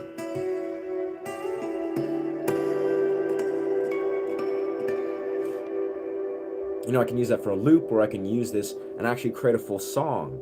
And for me, I find that really powerful because for me, I like to just switch off my brain, you know, just be like, not think about, eventually, after I'm like streaming for an hour, performing for like a solid hour plus, eventually my brain forgets that I'm recording, or it just doesn't care that I'm recording.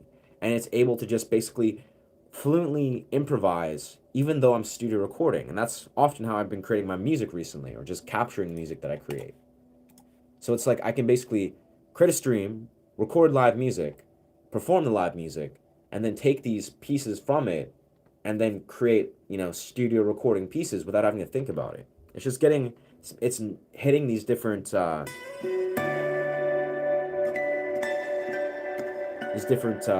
goals, or checking these different boxes all at once. It's phenomenal. I find it's very helpful. Where am I? Synthetic, yeah. Let's go up here.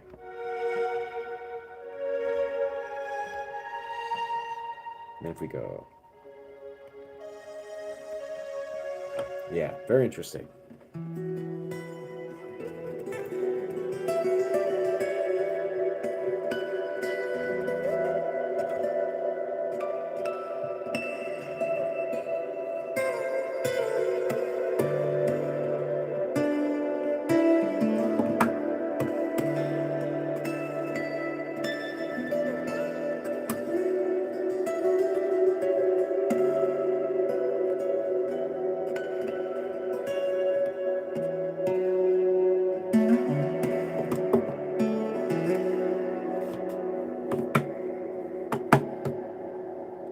And of course, this is what I'm really hyped on, is just trying to create intelligent percussive hits.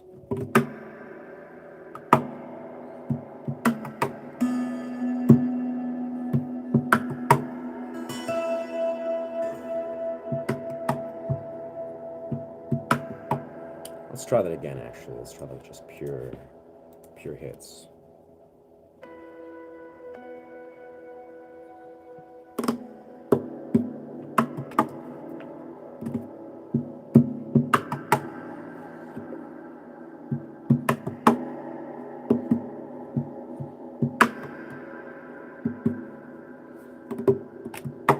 That's what I gotta just gonna do the 1, 2, yeah.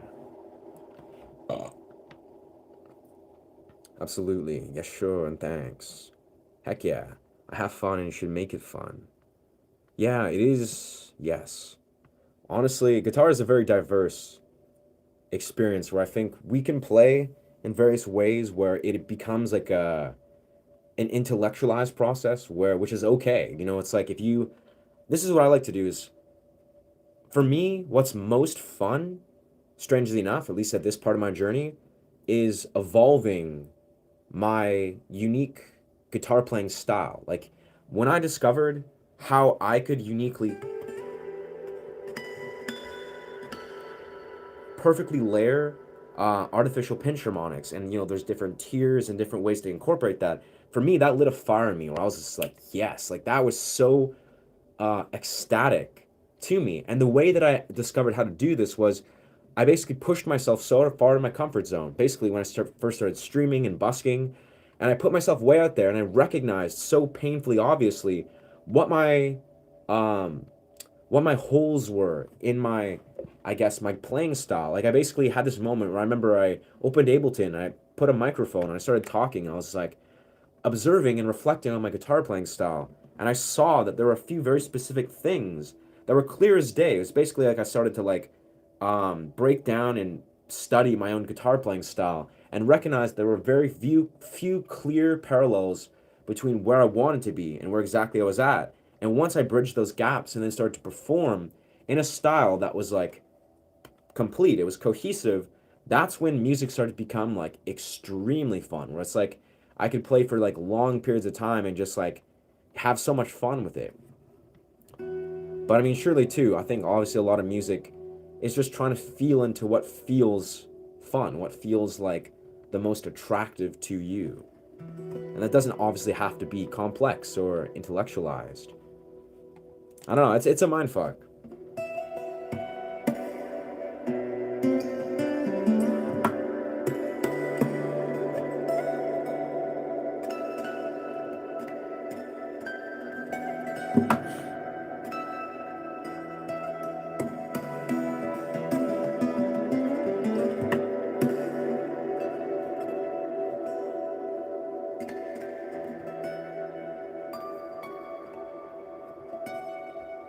It's key shift. Oh, that's not where it needs to be.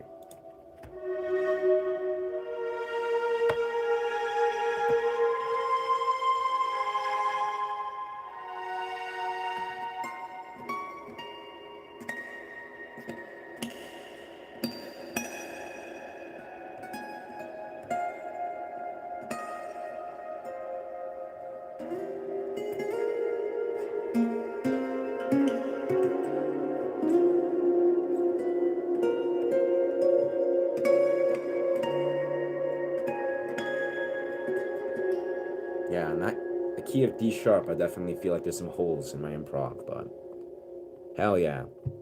Appreciate that, dog. Appreciate that tinfoil. Tinfoil hatter. Sick, dog. What's good? What's good, brother?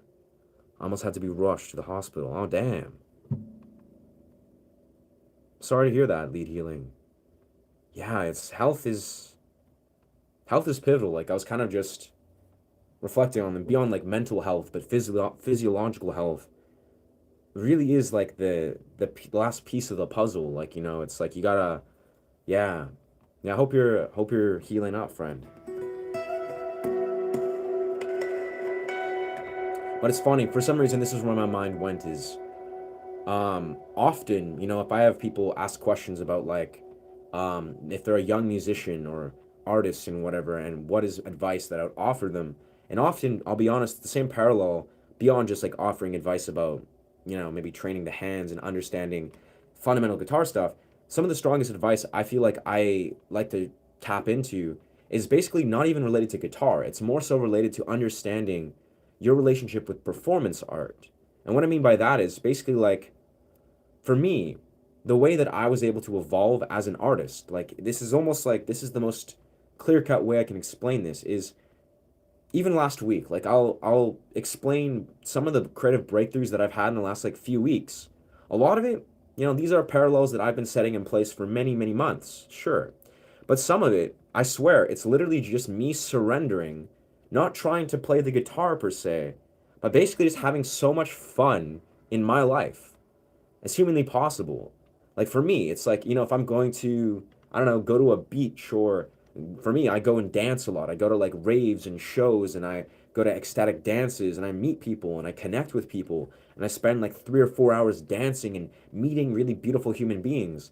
For me, I have days where I'll wake up, I've like been up till 4 in the morning and I've just danced for hours and, drank some cacao and just had a blast. And I wake up and I pop on a live stream. And probably those are probably some of the most lively live streams. If you've seen some of my live streams where I'm just like juggling all these interactions and I'm having a blast, that's usually because my head's full of dopamine because I've just been having so much fun in my regular life. And I'm just letting that blend over into this creative modality.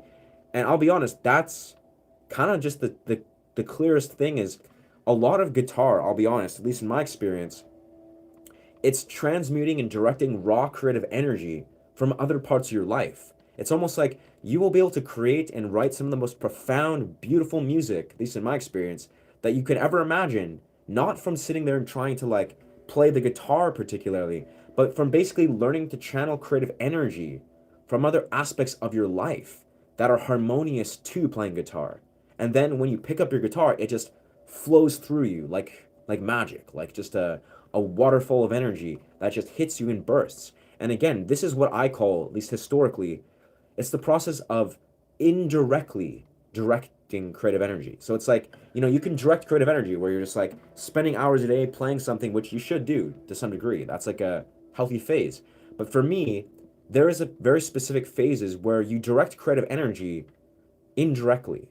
And this can be easy sometimes. This could be, putting your guitar down, like, okay, I'm going to devote my day to, I don't know, going for a run in the forest and then maybe doing some strength training and maybe just like meeting with a friend and, speaking about some philosophy. And then you go home, you pick up your guitar and your instrument or whatever, and then you just direct all that creative energy right into your guitar. And it's like the very act of directing, or as you are, it's like transmuting creative energy. This is can be, if not, this is the most effective way in my experience, is by creating this indirect flow. So yeah, tangents and a half, baby. But that's, I swear, like this is some of the most powerful surges of creative energy that I've summoned. For me, it's from dance. Like I'm a tutter. I sometimes will spend hours going to shows, connecting with people through dance, just doing all this crazy, awesome shenanigans. Sober, obviously, mind you. But the reality of it is, dance or whatever your chosen creative modality that is complementary to something like, say, guitar or music creation, it's just the ability to understand how creative worlds complement each other. Like, say you're an actor. I meet a lot of actors because I'm in the film industry that are brilliant musicians. Maybe they're new, maybe they're like extremely new, but they're genius actors. So they literally basically are learning to channel creative energy from their acting performances, their acting realms, and pour that right into the act of playing a guitar. I see this actually all the time. And it's like, so yeah, I think simply this is the simplest advice that I offer to people that are new, is like, do not limit yourself to one dimension or modality of creative or of performance art. And this is why I speak about this a lot on my channel. Like, I'm really into acting. I'm very attracted into like doing like very novice dimensions of acting and dance, acrobatics. Like, there's so many realms of performance art, and they all complement each other. This doesn't necessarily mean you have to do them all, because obviously we only have so much time in the day in our lives. But there is a harmonious role that is played, and I think, yeah, it's important not to limit yourself, especially if you're new and you're a new artist. It's important not to just focus solely on one creative modality. Like, say you're like, I want to be a guitarist, and you spend all your time and energy on just becoming a guitarist. Some of the best guitarists, if not all the best guitarists, are surely, again, maybe there's some that are just like straight up, I don't know, prodigies that pour all their time and energy into just guitar. But I really feel it's about learning to bridge these worlds and harmonize your creative expressions with other creative expressions. This is, at least in my experience, how I've achieved any dimension of success.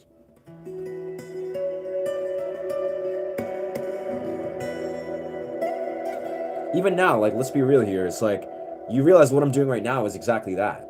I'm riffing, I'm talking, I'm like monologuing, philosophizing, whatever, right?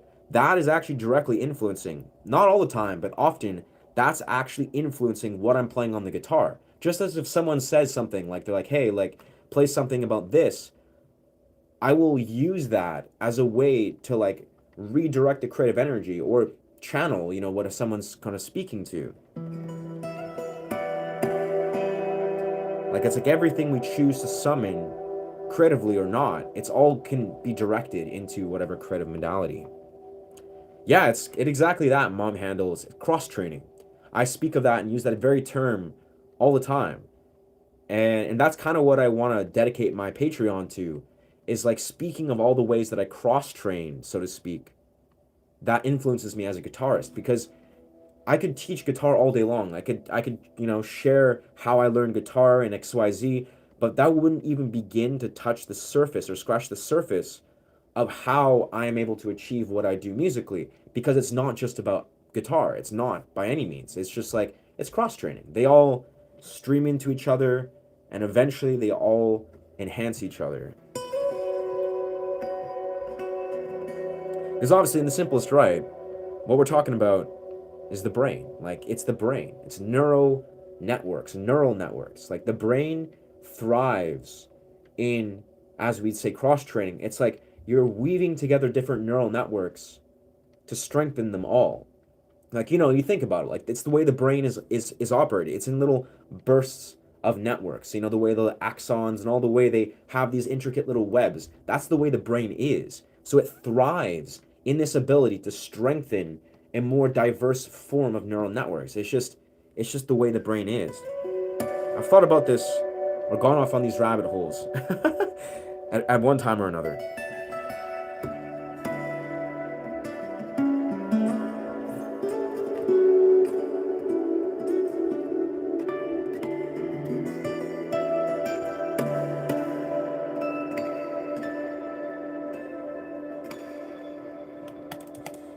Anyway, let's see what we can do with this here. Let us see.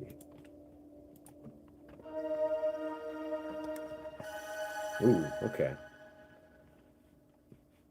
Oh yes, of course, we want this one.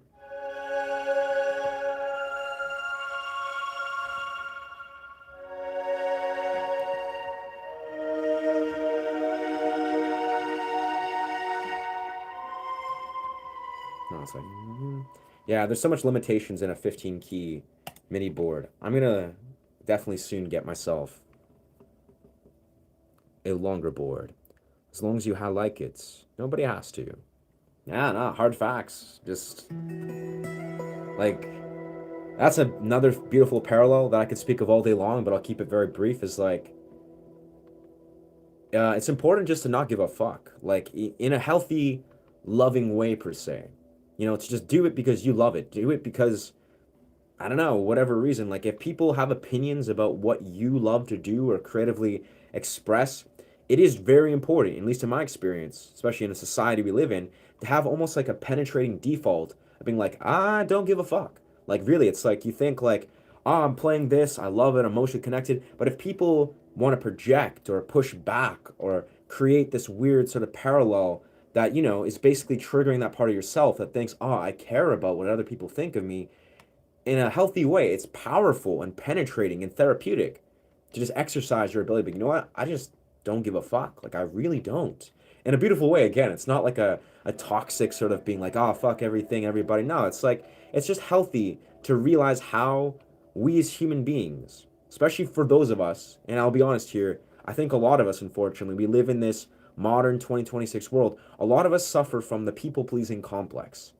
Specifically, it's very common in men. I'm sure it's common in many humans, but the people pleasing complex, I won't go too deep into this, but it's a psychological complex a lot of us in the modern society suffer from, where we try to think that we need to please everyone. Where it's like, oh, we gotta please everyone and ultimately please nobody, including ourselves. And the reality is the way, in my experience, to penetrate that is to just be very objectively honest with yourself and the world around you. Be like, you know what? I just don't give a fuck. Like, I'm not gonna try to make please everybody and not try to on the deepest level.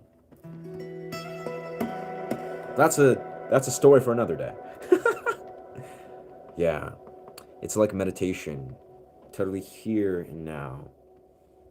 Yeah, yes, yeah. Meditation is like exactly the right word. And surely, like, I've come to this conclusion a lot because, when I study lucid dreaming and I try to, like, unpackage metaphysical philosophies and anomalies and whatever, it's bizarre how much literally all points towards having a healthy relationship with meditation, with stillness. It's literally like, strangely enough, obviously in our modern society where we're like encouraging and promoting this like hyper stimulus, so much can be remedied by simply just, excuse me, the dust got to me.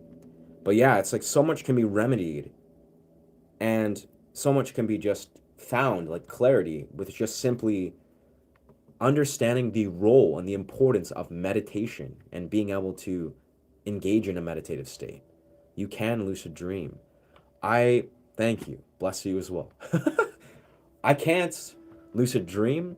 I used to lucid dream for quite like a few periods, a few months. I would lucid dream every day. So no, I've done it before, but I'm studying it. The last about 4 months, I've been reading. I've been reading these books. So it's Andrew Holosek, very incredibly articulate and intelligent lucid dream author and practitioner. And basically, the essence of a lot of lucid dreaming, without like, I could try to summarize it, is a lot of like ancient Tibetan and ancient Toltec practices. Because the ancient Tibetan Buddhist monks, this was like a very deep part of their practice. It was very, there's a lot of parallels between how the Buddha, like how the ancient Buddha, how he engaged in vision states was a form, if not the exact form, of deep lucid states. Like he was able to enter lucid dreams very fluently, continuously. Like he understood basically, because the core essence of a lot of lucid dream practice, dream yoga per se, is literally to acknowledge that the reality is a dream. This is all a dream. This is an illusion. And that's obviously also the same sort of spiritual practice that the Buddha or enlightened beings express, is when you see that this is all an illusion, this is all a dream, you see through the illusions, you see the world with clarity. And that's obviously something that we desire often to achieve, via spiritual practice or wherever you find yourself. But this is also synonymously actually the philosophical practice that allows you to penetrate into lucid presence, or just being lucid in your everyday reality, that also translates into how you lucid dream. At least this is what the books explain. It's really, I'll be honest, I've been studying this for like 3 or 4 months. Um, More than not, I have very vivid dreams. I remember lots of my dreams, but unfortunately, I do not have lucid dreams, not yet. But I feel strongly. I know I can do this, but it's gonna take time. Yeah. And bless. You're welcome, Carrie Alden. You connected. There we go. When I drink, alcohol often affects my dreams. I can imagine so. I mean, I rarely drink.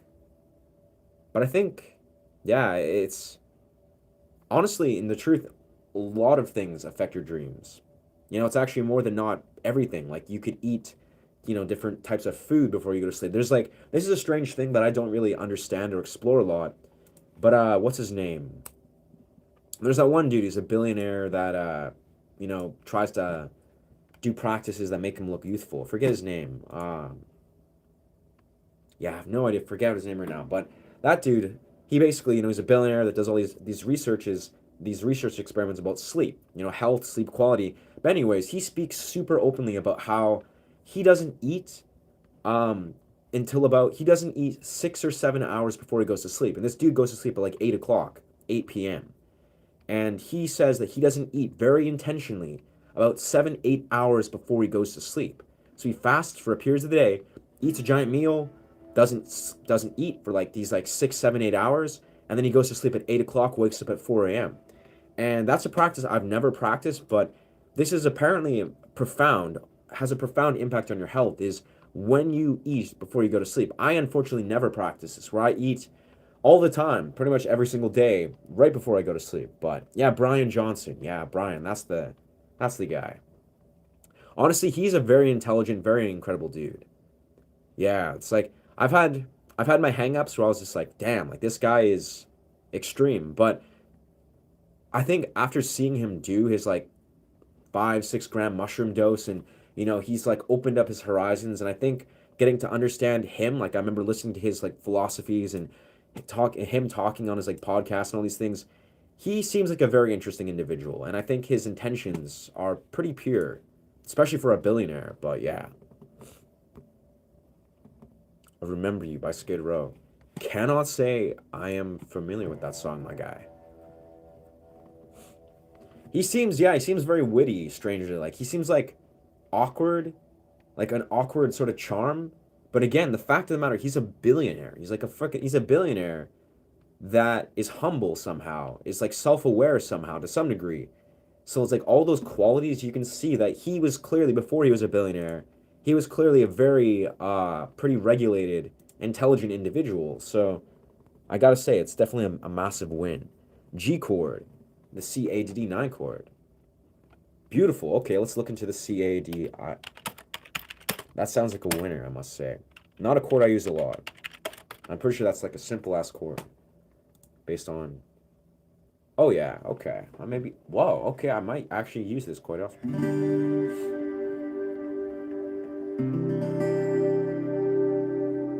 Huh.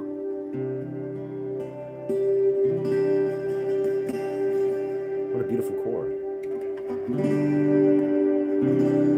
That's so wild. So it's like a G chord, but a small variation. Wow. I gotta say, that's really cool.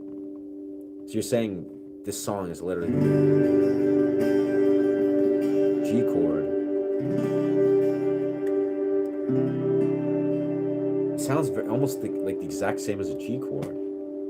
That's very trippy. His dad is sick. That's how he got into the research. I could see that. He seems like a noble family kind of guy. Family guy. When you spend your day on autopilot, it's very hard to be lucid. That's exactly it, Carrie. I would say that's literally the core entry. Yeah, it's like the entry, what's the word? Yeah, that's like the core practice and the sort of entry level statement, or the entry point. My brain. Within lucid dreaming is, yeah, it's like the idea is we don't go lucid in our dreams because we're not lucid in our everyday lives. We practice, as Andrew Holisek says, we practice non-lucidity in our everyday lives. So how can we go lucid in our dreams when we are confirming and practicing non-lucidity all the time?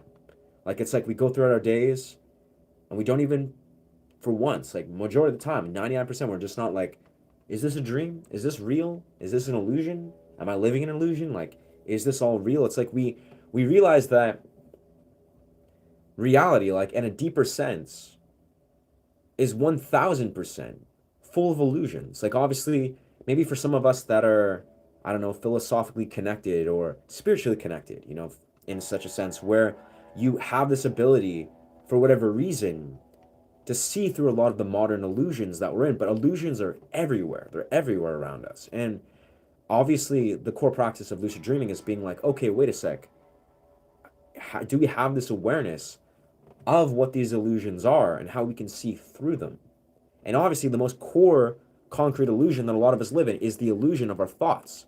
The thoughts that we are who we identify as. We are what our thoughts tell us what we are and what we see, our belief systems. It's like our beliefs are what we believe is all that is. And that's like one of the core illusions, that if we sit there and believe that, ah, yes, but we are XYZ or the world is XYZ, instead of like actually penetrating it with a genuine level of just simple presence. Yeah. Your lucid dreams are beautiful. Like, honestly, they are so beautiful. Yeah. That's wicked that you did those in childhood. I did. That's the thing is that when I was like 15 years old, yeah, I had a period for like 2 months or about a month and a half where I lucid dreamed every single day for that month. I don't know why exactly it happened, but I basically had this moment. One sec. I think I'm going to be right back. Just need to use the washroom.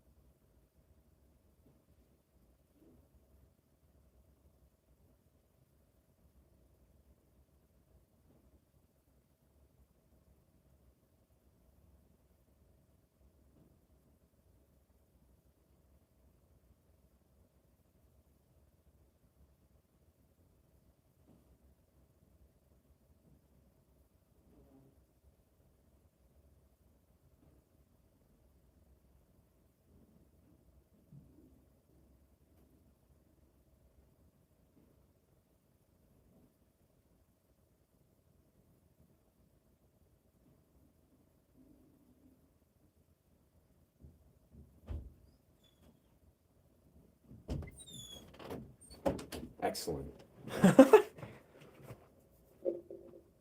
Very nice.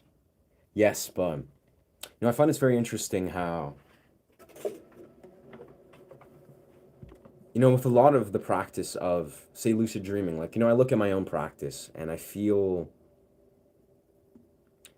there's a piece of understanding lucid dreaming that, it's almost like a philosophical or psychological, um, maybe like a paradox or like a thing that Andrew Holistic asks is the idea is for a lot of us, even if we were to say, be like, okay, I desire to practice lucid dreaming. We do all the practices, we maybe develop the philosophical perspective or context. The idea is how many of us are basically so, I'd say, addicted or so, yeah, I guess addicted to the material world. Like we're so incontestantly addicted and so just like fixated and what's the word? We're so comfortable with the material world and the world as we see it that if there were a deeper dimension that we could access, this is obviously like a spiritual, what's the word? The word's eluding me. I guess it's like a paradox that a lot of us experience where if you desire to be like, hey, I want to heal, I want to integrate, I want to spiritually evolve or expand the consciousness, there is a lot of very difficult truths that you have to process and come to terms with when you are on this process of, say, integrating your spiritual place. It's almost like there is a lot of pain. There is a lot of things you need to let go. There is a lot of things that some people just aren't ready to let go of. And that is kind of a sort of a quintessential part of the lucid dreaming literature that it speaks very openly, is that even if you're, say, in a place where you're like, I'm receptive, I desire to go deep within, say, studying lucid dreaming, say, studying dream yoga, where you're basically learning to integrate spiritual practice inside the lucid dream dimension. The idea is a lot of people, and probably myself included, surely myself included, is like, you're not quintessentially on a deep level psychologically, not really ready to let go of the grip that you have on the material world. And I'll go even further to say, this is kind of my own quest of understanding, is a lot of us, like myself, we're so incandescently, for good reason, because obviously we're here in the 3D world. We've been programmed in the 3D material world for our entire lives. A lot of us, we are addicted to the material world. Like, we have this material world confirmed in front of our eyes all the time, that we genuinely believe that this is all it is. Like, if someone would say, oh no, but this is only a small fragment, there's a much deeper, much deeper context that is possible to access. But you have to also put in perspective and let go, in many rights, of the very association that we've created through a lifetime of, programming. And it's like, to access a lot of these like metaphysical dimensions of, say, lucid dreaming, of, say, integrating your spiritual ego, or your ego in general, in a lucid dream, you basically have to let go of a lot of things. In the simplest right, it's like there's a lot of deeper things you just gotta process and let go of. And again, I can't even pretend that I understand the deeper depths of this, but it makes perfect sense. It's like some people will meet an impasse where it's like, do you really desire to let go of the material world? Like, to how deep of a degree? How deep do you desire to really go in? And yeah, very realistic, beautiful. They are, yeah. That's the beauty. Is there's, as Andrew Holisek says, there's dreams that are called hyper real dreams. So dreams that are more real than reality. So it's like there's dreams that are like, okay, this is a dream, it feels like reality. But then there's dreams that are even more real than this reality. And I guess Andrew Holisek points to saying that when he started to have hyper real dreams, this is actually when he began to, for one, lose his grip on reality, but for two, he also began to, basically, it was like a pivotal point where he realized that he was able to go like really deep in the lucid dream realm and basically begin to question reality. Because it's like when you see, like when you start to, maybe like see how tangible or intangible this world really is. You see, oh, this world isn't actually as real as we might think it is. It becomes easier to embrace the non-material world. Like when you put the material world in perspective, you're like, oh, well, this is like just a dream. It is an illusion. Of course it is. And then you see how illusionary this world is. Then it allows you to go deeper. But I don't know. It's cool. I don't think I've ever had dreams like that, but watch an hourglass deform the whole time. Then I recognized it was a dream. Yeah. Yeah, that's... See, the lucid dreams, I was going to say this before I had to go to the washroom, is like... Yeah, I've talked about this once or twice. The lucid dreams that I've had basically were all the very same. I would appear in my elementary school playground. So, probably much like a lot of you guys, for me, in elementary school, I spent a ton of time on the playground. Hell, I actually have vivid, fond memories of memorizing every square inch of my playground as an elementary school kid. I would recess, lunchtime, after school, I would spend excess amounts of time on every little part of my elementary school playground. So I began having dreams when I was like about 15 of remembering every single part of my elementary school playground. Even to this day, I could like close my eyes and I can envision every part of my playground. But yeah, basically when I was about 15, I started to actually appear on my playground. I appear on the second field. There's 3 layers of fields. There was the sort of the, what was it? What are those things called? A thing where you hit the ball and it would spin around. No, I forget what it's called. There's that thing that was basically like, there was a little court where people would play like that little ball. You'd hit the thing and it would spin around. Then there was the sand field, the sand kind of field. Then there was the grass field and the second layer of the grass field. But very simply, I'd always appear on the sand field. Like I'd be on the sand field, and I'm like, wow, how am I here? I'm like, I'm an adult. I can't be here. I'm not a child anymore. And then as soon as I recognized that, I would go lucid. And that happened again for like months. Like it was like a month and a half. Every night I'd go to sleep, I'd be like, I'm an adult here. There's no way I can be here. This is impossible. And then I would be like, okay. And then I'd wake up. And once I would go lucid, that's when I could do everything. It was like I could teleport, I'd fly. Usually I would start flying and like fly around, and I'd start like morphing things around me, and I could change like the nature of things. I could teleport, I could freeze time, I could speed up time. Like everything was like insane. And I remember when this went on, I began to have a very loose grip on reality where I was just like, this is actually impossible. I was like, this is actually insane that I can experience like the very vivid experience of flying, of teleporting, of all these like anomalies that make zero sense in regular reality. But I was like 15 years old. And yeah, I was seeing all these like anomalies occur. Unfortunately, that never happened again. Like that happened for like a month and a half, but yeah. So in response to that, were there any scary lucid dreams? Truthfully, no. And also fortunately, um, of course, I've had very scary dreams, but I've never had scary lucid dreams.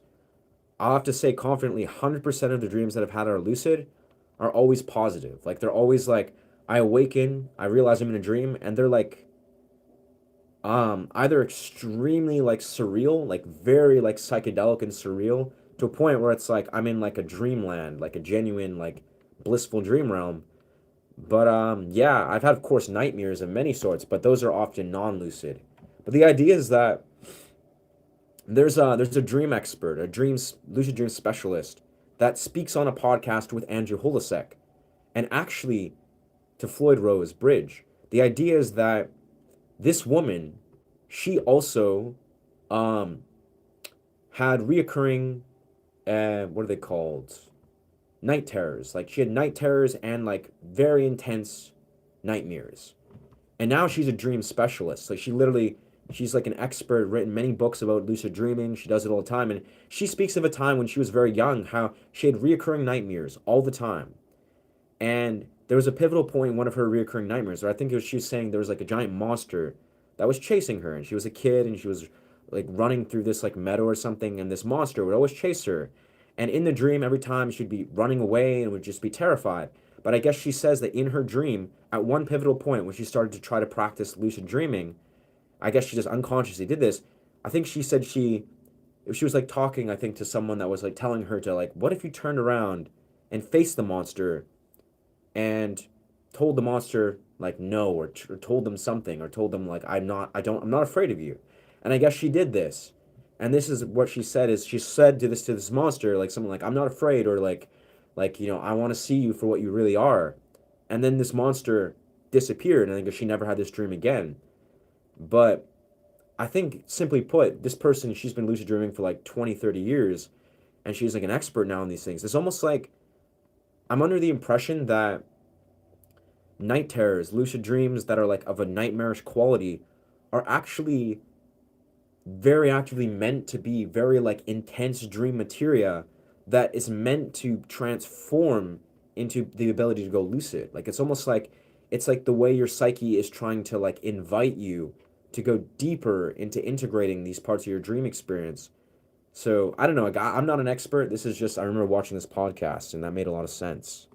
But yeah, dreams are very intense. Like that's kind of the caveat that I want to sort of put here is, unfortunately, I have a lot of like healthy lucid dreams. I also think I've spent many, many years, like 15 plus years, learning to integrate my psyche, my ego, and basically, develop my mind and develop my consciousness.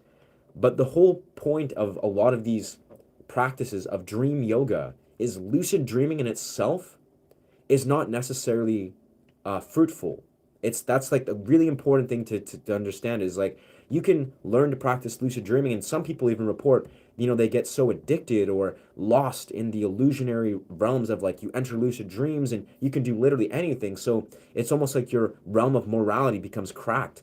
But the most important thing of a lot of these books that I'm reading is like lucid dreaming is different from dream yoga. Dream yoga is actually, again, it's the more ancient, like Tibetan Buddhist practice of learning to integrate spiritual practice within a lucid dream. So there's a difference. There's just lucid dreaming, and then there's actually integrating your spiritual context within a lucid dream. And obviously, the idea is for a lot of lucid dreaming, or dream yoga, that is, and I'll get into some of these practices. There's a lot of them, I'll be honest. Like, there's a lot in these books. But the essence of it is basically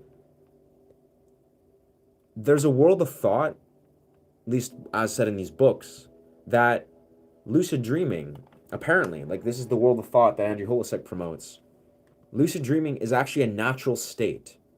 This is what the world of thought is. There's two worlds of thought. One is that lucid dreaming is a state that we induce, that we can induce through conscious practice, through meditative and I guess internal, inductive, and prospective memory practices. But the other world of thought is that lucid dreaming is a normal, natural state.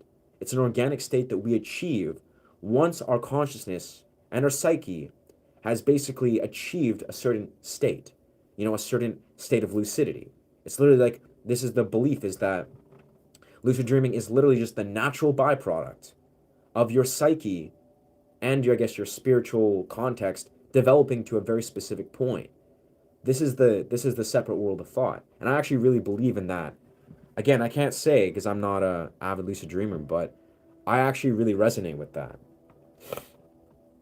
Did you ever have tulpa as a kid? Huh. I have no idea what tulpa is.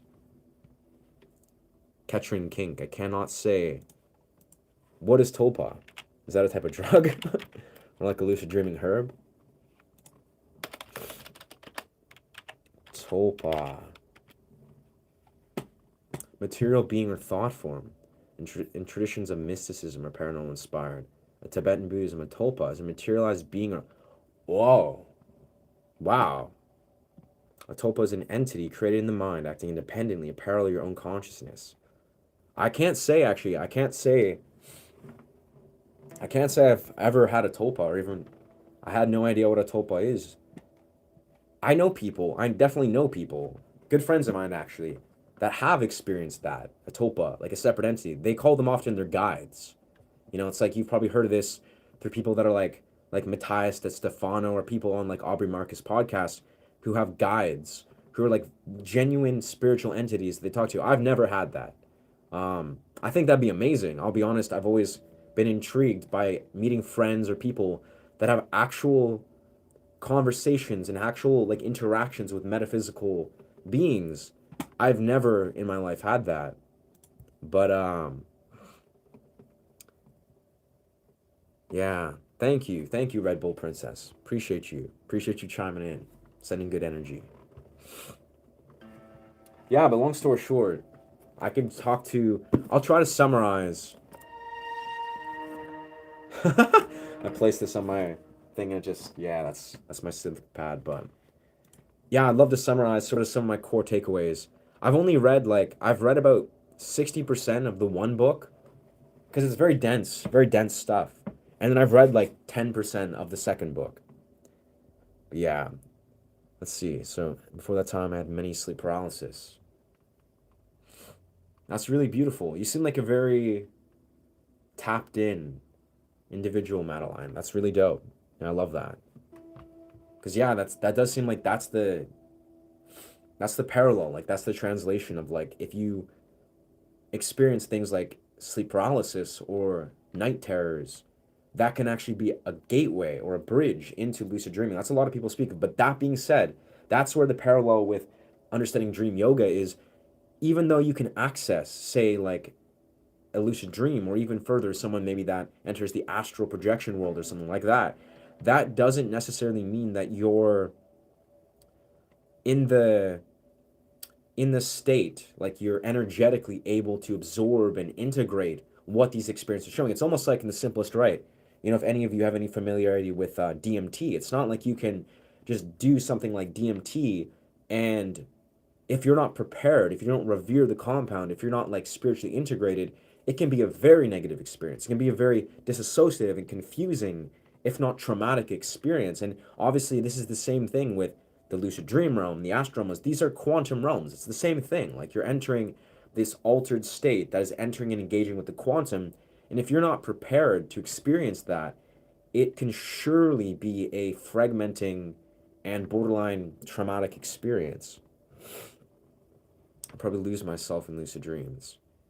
Yeah, honestly, I've spent many, many years like developing my relationship with what we could define as the quantum.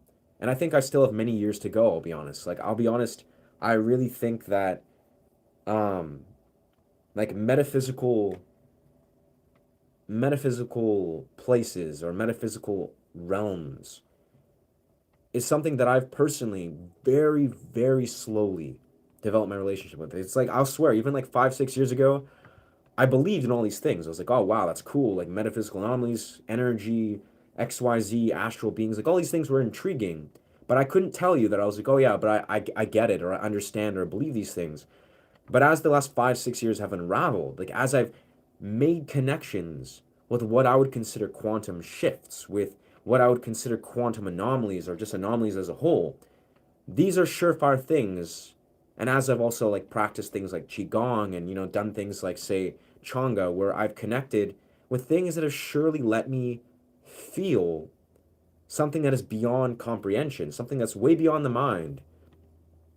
I definitely can confidently say that I believe in a lot of these things. I believe in metaphysical anomalies. I believe in these things. I can't say for a fact that I'm like in a place where this is like my waking reality. It's like I conceptualize these things. I can sort of connect the dots, but yeah, it's going to be I think a period of time before I can confidently say that I am able to bridge those worlds, but it intrigues me. I love this stuff. I love this stuff. I'll probably lose the topla is something that's separating your mind. So you have a friend inside your mind. Yeah, I can imagine a tulpa seems like it's a person maybe that, like a quintessential example would be someone that experiences schizophrenia, or even lesser than that. Maybe it's like a mild form of some sort of bipolar or schizophrenia that is integrated, like spiritually, that then becomes like a guide. Like it actually becomes like some sort of psychotic episode that is defined as that, but is actually more so like a connection to a much deeper realm of being that eventually manifests as something very powerful.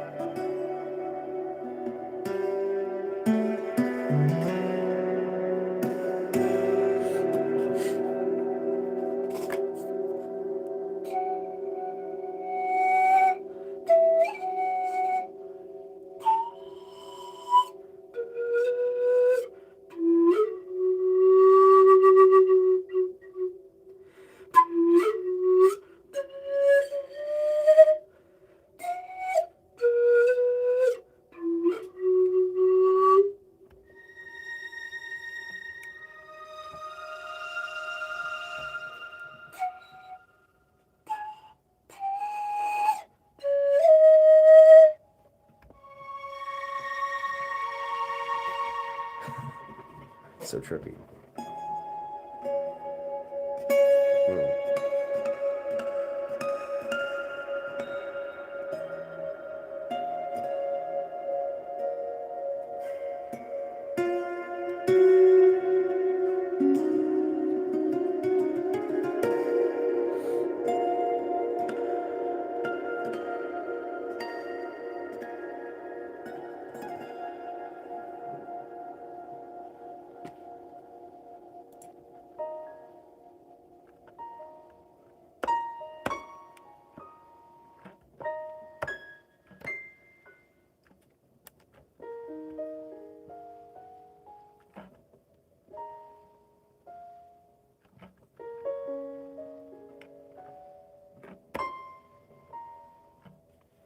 Hmm.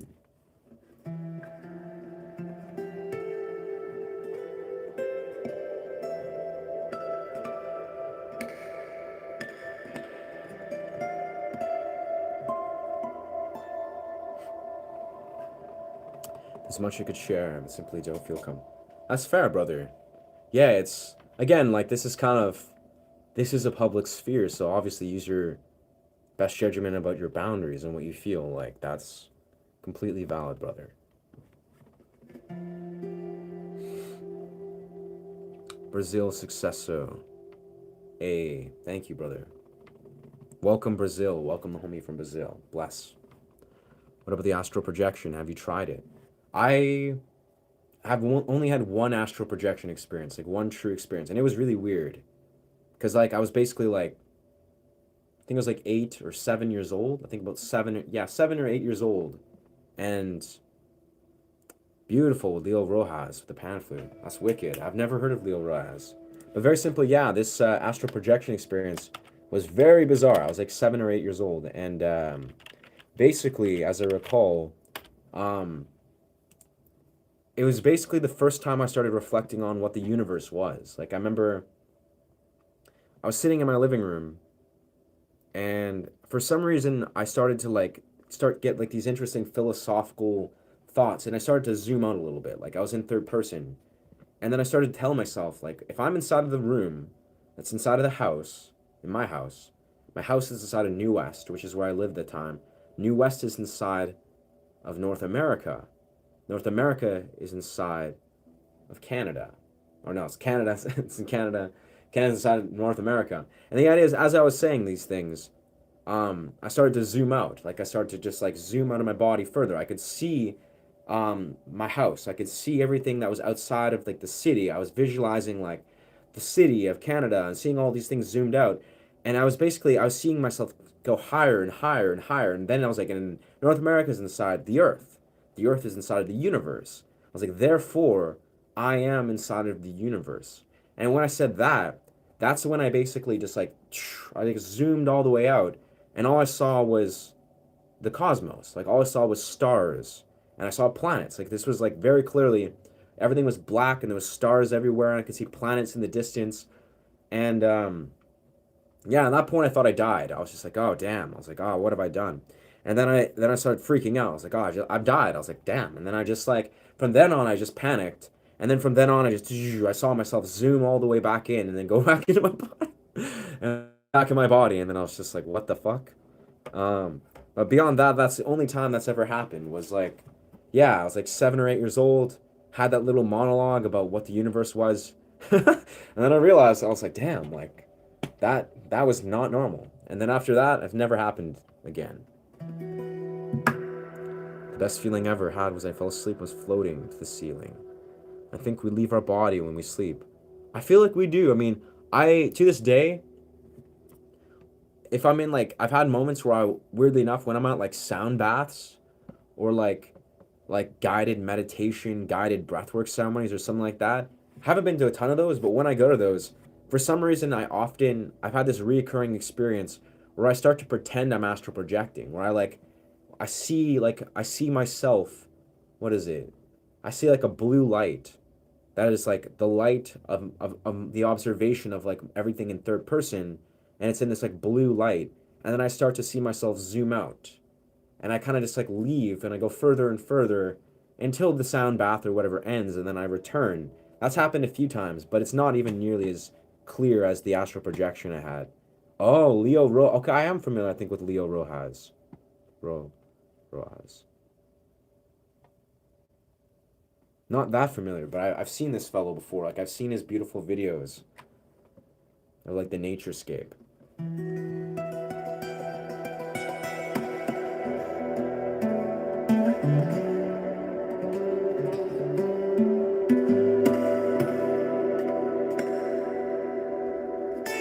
Oof.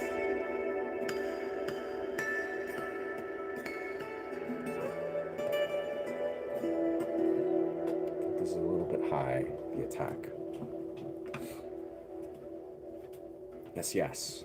Yeah, I have to say, pan flute players are, like, there's such a rarity that I feel like most, pan flute players know of most pan flute players, where it's like they know of, like, the famous ones, because, yeah, it's like, it's such a weird, unorthodox practice.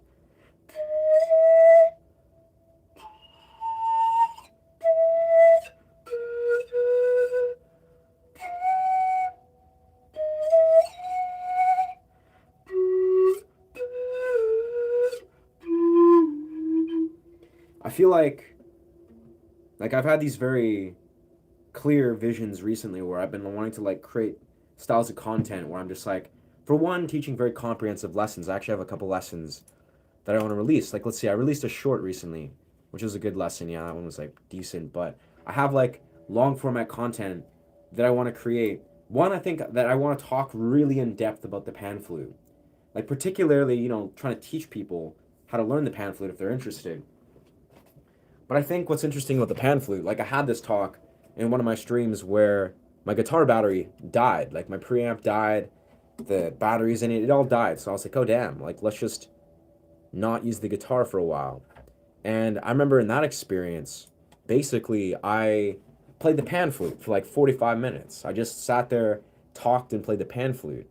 And I really enjoyed how in this pan flute experience, or talking about the pan flute, I went down a deep rabbit hole of just how spiritually and musically significant the pan flute is. And I really feel this. Like the pan flute itself, I'll be honest, I'm pretty good at playing. I've been playing pan for like 5-6 years. Like I'm good objectively. But the reason why I think the pan flute has attracted me, why I love it, why I play it, is because the pan flute is like beyond just an instrument. It's not like a normal instrument like the piano or guitar or violin or something. Like it's kind of unorthodox. You don't hear a lot of people play it, but there's something very significant I feel about the pan flute. And the more I play it, it makes sense to me. Where it's like, when I picked up the pan flute, I was at my very first music festival, Shambhala Music Festival, year one, like 10 years ago or something. And I remember I went to this music festival and I went to a vendor. It was the Bohemian something. It was like a Bohemian vendor. I went there and I started talking with the one vendor. I was like looking at trippy pants and scarves, and they had pan flutes there. So I started to play it. And then the one vendor, it was like this one female vendor. She was like half native or something. And she comes up to me. She's just like, wow, like this sounds awesome, or this is very interesting. You're into this. And she gifts me this pan flute. And I'm sitting there like playing this pan flute. I'm like, wow, that's such an interesting thing. So I'm like, okay, now I have a pan flute. And then I had the pan flute sitting on my shoulder every moment of the festival. So I wandered the festival for like 4 days playing this pan flute everywhere I went. And then after these 4 days, it was like I knew that I was meant to play the pan flute. It was like very strange. And I'll be honest, in the 4 days of playing this pan flute, I could only play like maybe 2, maybe 3 notes properly. Like it was like almost like a whistle. Last time I watched a lot of your videos, drift off to sleep listening to them. Yo, thank you. Yo, thank you. Thank you, Son Cats. Appreciate you, brother. That's dope. I mean, I appreciate that so much, where I'm in the process of, because I think this is what's interesting is I create music where I like create like lots of different types of music, but I think where I really shine and what I really would love to focus is, creating meditative sound journeys where I'm trying to not only create music, but create like a truly meditative experience, which requires almost like a different mentality where it's like, you're, instead of just playing like, say, or just like, you can play.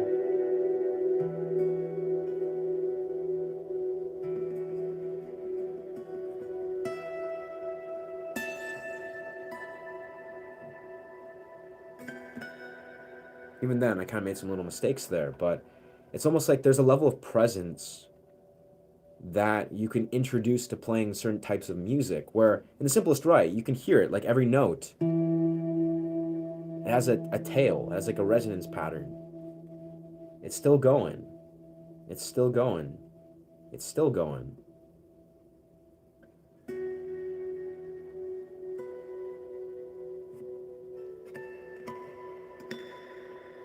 Especially with harmonics. And I think when you really feel into that, and when you're on psychedelics or magic mushrooms, that tail, like that stretched out resonance pattern, feels really good. Like it feels very significant. And I think that's very for good reason.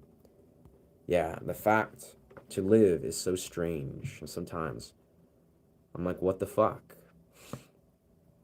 I mean, yes, I think so. Where getting sneezed attack today, but yeah, I truly feel like that feeling of just like significantly feeling like what the fuck. I'll be honest, I think there's that level of what we could call maybe existential dread, where it's like, I really think this is actually a normal part of the human condition, strangely. But it's more so, I think there's a role in that kind of existential dread. Thank you. Bless you and you. Yeah, bless you guys. But straight up, it's like, I think when you're an artist and you're an authentic, like you're living the authentic human experience, you come to realize that life is really intense. Like, really, when you're not defaulting into escapism, like very actively, you're just like, okay, let's really embrace this human experience. Let's like really dive deep into it, much like artists do. I think a level of like existential dread is very sobering and healthy and normal. You know, that feeling like, what the fuck is going on? Like, it's just like, we're alive, we're humans, and we look at humanity and we're like, holy shit, like, this is humanity. Okay. I think that's actually a very healthy reaction. It's almost like if we look at it, like, you know, we understand what sanity is versus what is insane. You know, it's like you hear that quintessential quote of like, it's a sane reaction, or whatever, I'm paraphrasing. You know, it's a sane reaction to respond to an insane or pathologically ill world. Um, you know, in a way that, like, I guess, what is it? I forget the quote. It's basically like, the world is pathologically ill, right? You know, if this is an insane society, the most sane thing is to acknowledge how fucked up this world is, you know, to be disturbed by the the state of this world. And I think that's a very healthy, sobering reaction to be like, damn, like, what is actually going on here? Like, what the actual fuck is happening in this world? And I think this is, again, this is kind of a sobering reality I return to a lot, is like, this world is intense. Like, let's think about this. Like, the 3D world, this is really intense.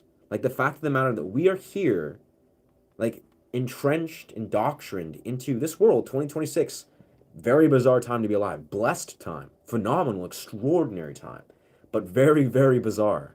And I think when we really look at the reality, like the deepest reality, and hell, this is often a thing that you will find if you sit deep within psychedelics. Not necessarily because psychedelics, like being on shrooms or something, is the state that is revealing us. No, it's because when you strip away the programming of what's actually going on, you strip away the filter, and you look like very clearly into what's going on in reality, you will notice a few very specific, intense things. For one, humans are inherently kind of fucked. Like, it's like the state of modern 2026 human beings is pretty insane. But you'll also come to see that, well, this is why we're here. Like, this is 3D reality. 3D reality, you know, if we look at it on a deeper level, it is the dualistic split of the experience. You know, it's like we're the human experience, that is the human being experience, that is also, we are the astral beings that is experiencing the human experience. And we're here to integrate and process this 3D. You know, we're here. It's like Matthias de Stefano, he explains this much better. But I mean, I've thought of this many times, but it's like, you know, we're here. We are astral beings, we're energetic beings. We're thrusted into these 3D, you know, brains and physiological, biological beings, and we are experiencing the 3D. And everything that's inherently in the 3D is split. You know, it's meant to, like, the 2D is the dualistic aspects of all things. And that's why, you know, the mind, in this very, like, sinister way, it's trying to constantly split things off. Like, it's trying to be like, it's this versus that. It's dualistic, is this and that. It's polarity. It's all these beautiful things, because this is what the 3D world is. This is obviously not the entirety of what all things are, but this is the dilemma. This is like the quandary that human beings are like deeply feeling. It's like, why is this world so fucked? It's because there's polarity, because it's dualistic, because there's a split. This is not the nature of the universe, but this is the nature of the 3D world we're in. And the beauty, again, is like, it's insane that this is the fact of the matter, but we're also here for this. This is our high honor to experience. Like, it's a very interesting, sobering reminder. And I think of this a lot if I'm like processing a lot in turmoil and thinking maybe existential dread. Is like, we're here for all of this. We are here. We choose this, whether we're conscious or not. Like, we are here for the turmoil, for the trauma, for the devastation, for the despair, but for the bliss, for the ecstasy, for the love, for the happiness. Like, we are here for all of this. We get to experience this. This isn't just like, like, damn, like, we're thrusted upon this. It's like, we get to experience all this. This is a blessing. This is an honor. All of this. It's kind of bizarre to actually sit there and think that. Like, you're, wow, the disparity, the turmoil, the intense graphic matter, subject matter of reality is crazy. But the fact of the matter is, it's not, it's a neutralistic entity that we are here to process and experience and ultimately integrate. We're here to like integrate this, to make sense of this 3D reality, so we can then sort of, I guess, experience the beyond. I don't know. A lot of metaphysical philosophy here, but if it makes sense, it's like we are in fact blessed even when we don't feel so, right? Even when we're experiencing emotional turmoil and the turmoilic parts of the human experience, strangely enough, that's also beautiful. That's actually also an extraordinary part that gives us a polarity and a contrast to the things that we could define as bliss. It's like if we lived in a blissful ecstasy forever, we would never know that we were. Because, that's what the 4 and 5 and 60 is, as Matthias Stefano explains. It's like if we lived in blissful, unified love always, and we never knew the contrast of the polarity of turmoil, of devastation, of all these like denser, 3D emotions, or these lower, denser emotions, we would never appreciate the depths of the beauty of what we have. And it's bizarre. Anyway. I mean, it's like having an anxiety attack, and it's a pure excitement. Well, that's fun. That's fun, Madeline. Pure excitement. Anxiety is wild. I'll be honest, like, I won't go too deep of a rabbit hole, but I truly believe as a young kid, I remember the first time actually before I went on I did a Lon McQuaid, what are they called? A recital. It was a guitar recital. And this was my first one ever, and I was like 11 years old. And I remember having so much anxiety and being like, I can't do this. I was like going to my guitar teacher. I was like, and I was playing Disturbed, Stricken. And I was like, and he was just like, goes up to me, and I was like, I can't do this, man. I was like, I'm like, I can't even move. I'm so anxious. And he's like, anxiety, it just means you care, man. He's like, it just means you care, man. That's all good. He's like, it just means you really care, And I was like, huh. I was like, okay. And I remember it didn't really change anything. And then I walked out there, played Disturbed, played it pretty well, made a few mistakes at the solo. And then I remember when I was playing the solo, and I was like in my most anxious state ever, some random dude that I've never met in my life, he's like a dude that was in his 20s or something, he just like jumps up out of his seat and just screams, fuck yeah, Ryan, yeah, let's go, brother. And I remember just sitting there and being like what the fuck? Like, who is this dude? And I remember just thinking, okay, and then I continued my performance of Disturbed. And then I ended that, and that was that. But I think to this day, I was traumatized from that. I was like, damn, that was horrendous. But to this day, I sort of think about that, where I'm like, huh. So like my guitar teacher told me, anxiety's a good thing, because it means you really care. It just means you really care a lot about the thing you're doing. And, yeah, I think he was right. And especially because, like, I'll be honest, the more I understand anxiety as an adult, not only does it mean, yes, you care, it does mean that you care. And that's beautiful that you care. You're a human being, you, like, really are passionate, you care about something, enough to be anxious about it. But I think if I understand anxiety as a full-grown adult, this is how I see it, as, I don't really have as much anxiety as I did as a kid, naturally. Like, I have very little anxiety, to be honest. I mean, I sometimes, of course, I get anxious, got mental health disorders and stuff, but the idea is that the more that I actually basically engage deeply in discomfort, like I engage in discomfort a lot as a full-grown adult. Like I do this a lot. Like, I spend a lot of time doing things that are way out of my comfort zone, even like objectively things that I'm like good at. I very much am very normalized at jumping out of my comfort zone. Now, obviously, that's the paradox, is eventually, as a full-grown adult, as a dude that's engaging in these dimensions of discomfort, these things aren't really that uncomfortable anymore. You know, it's kind of just I know when I trust the process. Even if I feel anxious, even if I'm like, wow, I feel like garbage, more or less. I I trust myself. I trust the universe. I trust all the different moments that have led me here. I trust my ability. I trust my capability.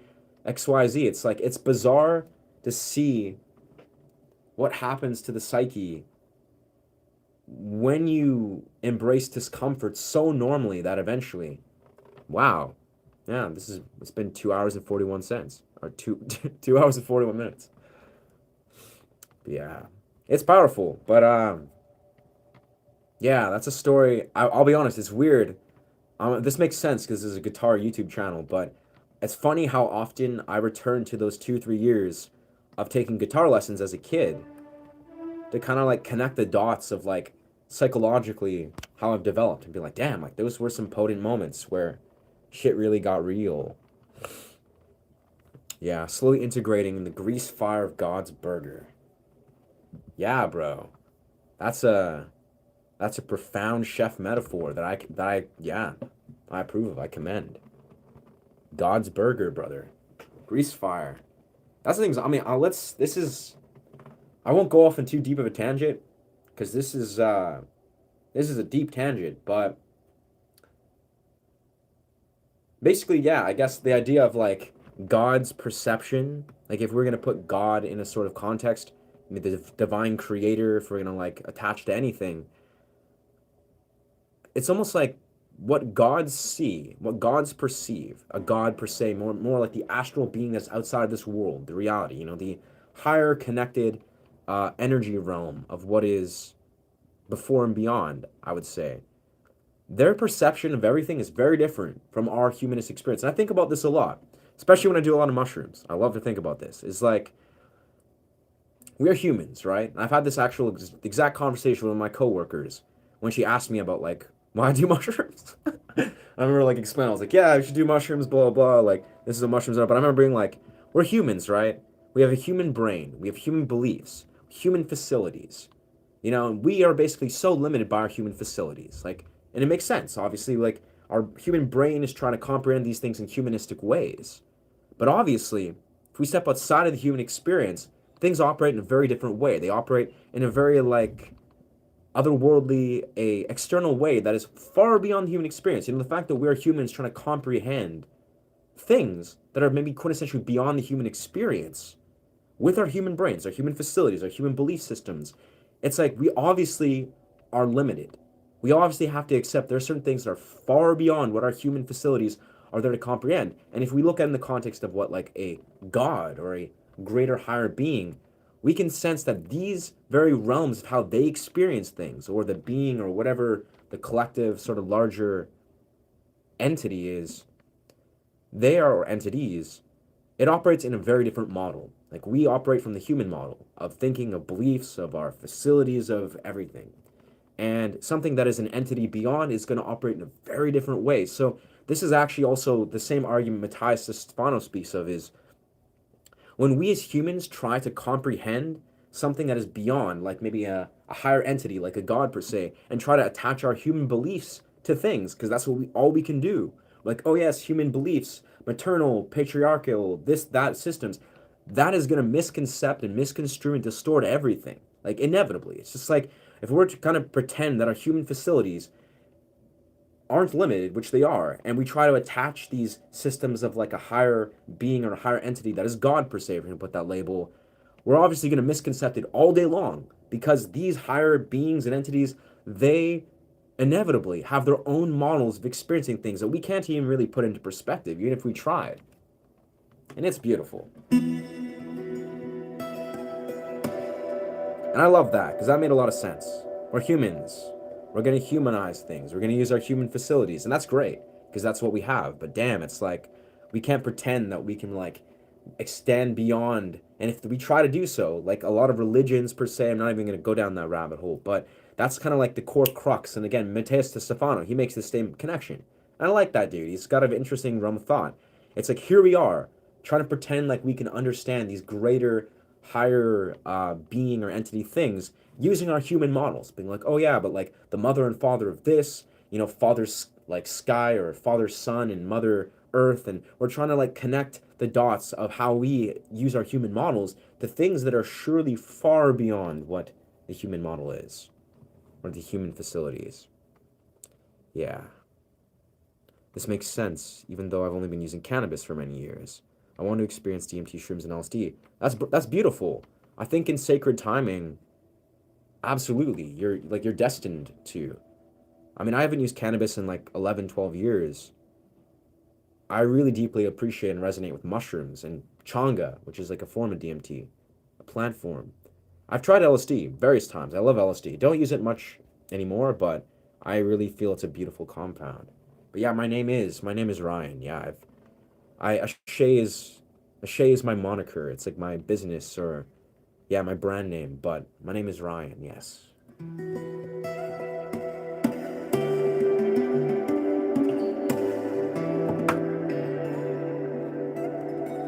Let's go back. Let's go back to these beautiful synths, baby.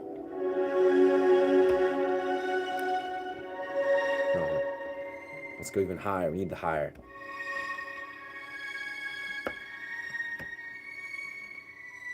There's a note that's in my mind that I can't access on this keyboard.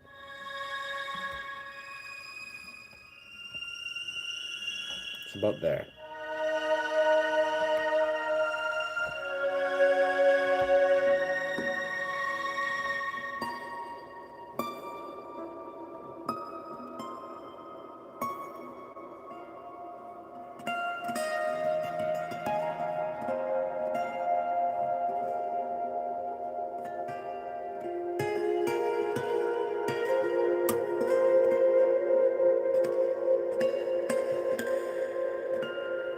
Wow. It really seems that in compositions like this, that's using the synth pad here, it really does seem like harmonics really do this justice, where it's like regular notes can sort of flow, but it seems like the harmonics are like the way. Humans are interesting critters. Yeah, we are. And orcas. And orcas and dolphins. And otters. Yes, and eagles. And like, what are those things called? Like hamsters, or like natural hamsters. Very interesting. Very interesting critters indeed.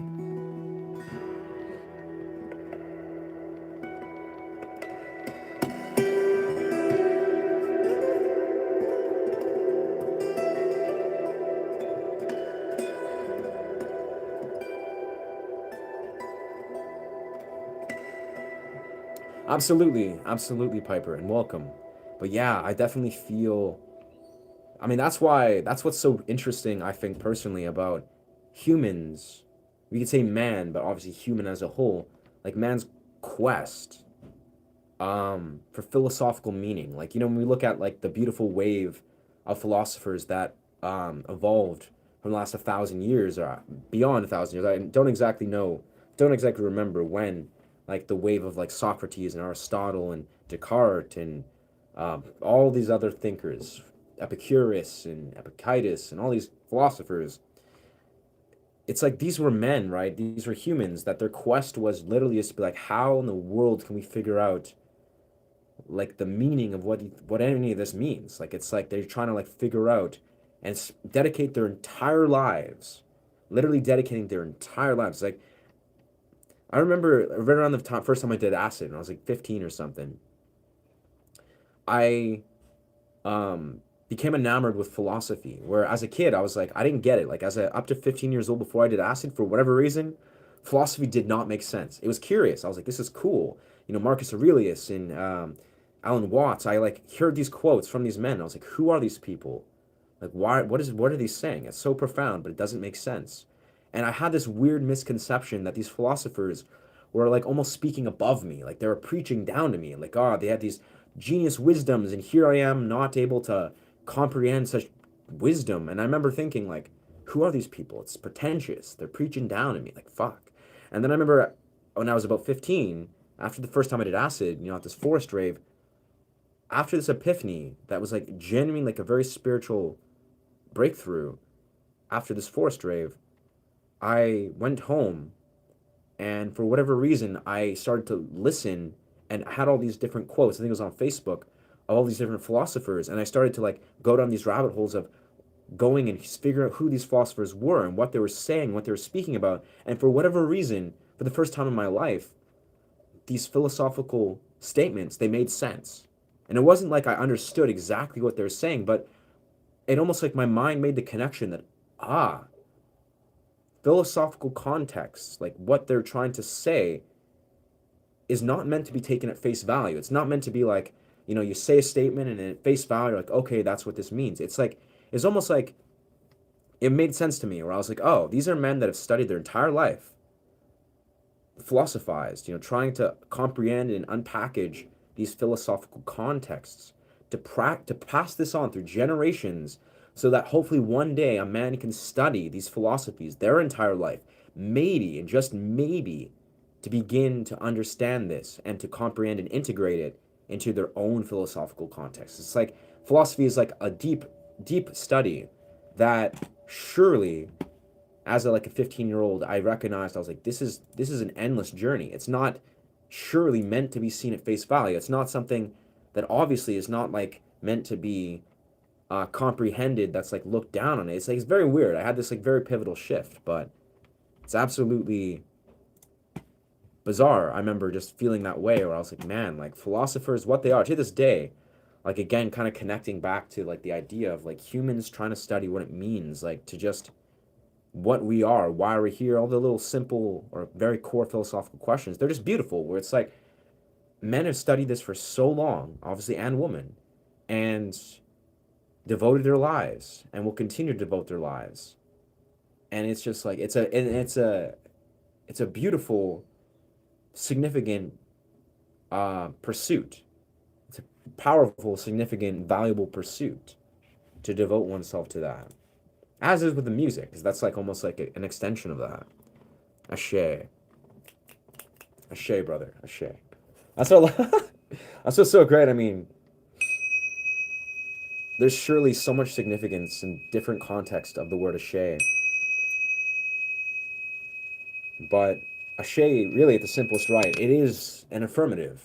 That's kind of the first statement that I say in on my page is ashe is an affirmative.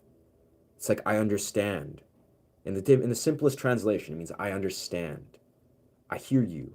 I see you. And then it has so these deeper contexts, but it really is you can just say ashe. If someone says oh, word, in the modern context, word, word, I understand. But it's ashe is the same thing. It's a casual word that's just I understand. I love that.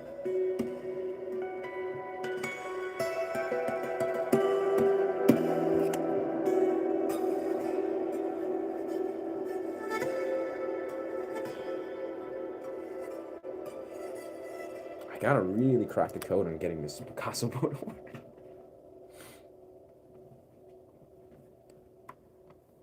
Yo, I'm pretty good, my friend. What's good, W. Cameron? Looks like my guitar preamp is actually low battery. Wow. It's crazy. I mean, this is kind of random as fuck, but I came across this one creator, YouTuber, yesterday, and I kind of been exploring his stuff very, very tentatively. And basically, what caught my eye is this fellow. He makes a video about an ancient Chinese plant, a plant from Asia, that is, so not Chinese, but Asian plant, that is a psychedelic. It has a natural form of DMT inside of it. And this guy, his name's Soul of Jarrett. I guess, shout out to Soul of Jarrett. I don't really know entirely what he's about, but this dude intrigues me, because basically, I came across his content, and he's in Thailand. This fellow, he's basically a psychonaut who's a YouTuber, and he's in Thailand. And basically the video I was watching was he was basically going on a quest in this remote, off-the-grid little oasis in Thailand, where he is looking for mushrooms, magic mushrooms. They're magic mushrooms that grow in elephant poop. And also there's elephants all over this place. And literally the video, as I engage in it, he's just chilling. He's chilling in this beautiful Thailand sort of oasis, and he's greeting these elephants. He's hanging out with these baby elephants and just laughing, chilling around, talking about, yeah, this ancient Asian form of DMT that he's extracting, and he's, I guess, trying to brew to then take. At the end of the video, he takes this brew of DMT, and I guess he gets high for like 2 hours, and all this beautiful stuff happens. But yeah, this fellow, he's enamored me so much, because like for some reason I was just like, damn, like, so this is a YouTuber. Like, we got all these different YouTubers, but this is a YouTuber who's in Thailand right now, and he's literally just wandering around Thailand jungle sort of terrain, playing around with like ancient Asian plants, you know, taking mushrooms, finding mushrooms that grow around this area. That's literally all he's doing. And he's documenting this and talking to people. And what's more interesting is this dude, you can look on his channel, Soul of Jared. Soul of Jared, maybe. Yeah. Oh, Jarrett. Yeah. Basically, this fellow, about a year and a half ago, no, what is it, like 3 years ago, he was also a YouTuber. But what is YouTubing? He basically is very transparent that what he used to do was he was a fitness influencer. At least he wanted to be one. He was a personal trainer. He said he was addicted to steroids for like 4 or 5 years. And he was like this jacked dude. Now you look at him now, he has like a massive beard. He's just like, has like dreadlocks, and he's just like a completely different dude. Seems like a phenomenal human being. But it's bizarre how like this dude is literally showing on his YouTube where 4 years ago, he was like a fitness influencer talking about like training protocols and physique. And now here he is in Thailand. Like talking about mushrooms and ancient DMT medicine, talking about like philosophies and stuff. And I was like, man, this guy is the exact quintessential example of a YouTuber doing it right. Like, honestly, like the most beautiful emanation of a traveling nomad that just gives me life. I'm like, this is like, even this, look at this guy. Just chilling. Picture of like an elephant. There's this giant beard, and he's just an incredible human being. I can sense like he's just chilling. But that, for me, that in my mind is like the most beautiful expression of a YouTuber. Is like a YouTuber that goes on a spiritual quest as they're going down their path, and then they're passing on that torch. Like they're just giving people permission to really use this space in an extremely intentional way. Nichikanito flowers. Beautiful. Anyhow. I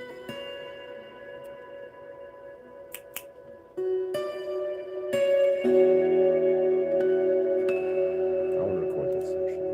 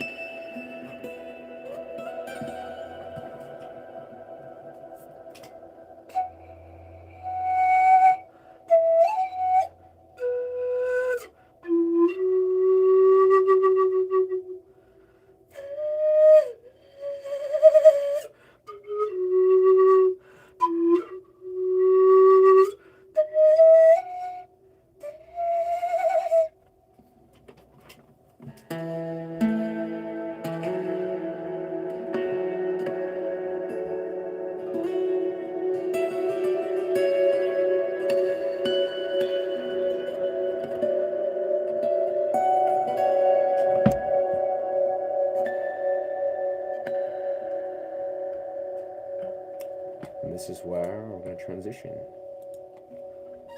No. Let's give him lower.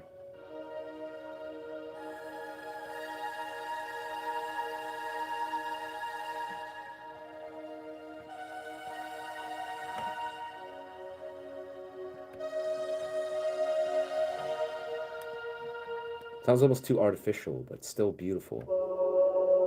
Oh, I see, because we're not... Oh, I think... Okay. Wait a second, what? Synthetic 1, synthetic 2, synthetic strings. So we were on opera there, yeah, so we needed this one. That's what we wanted.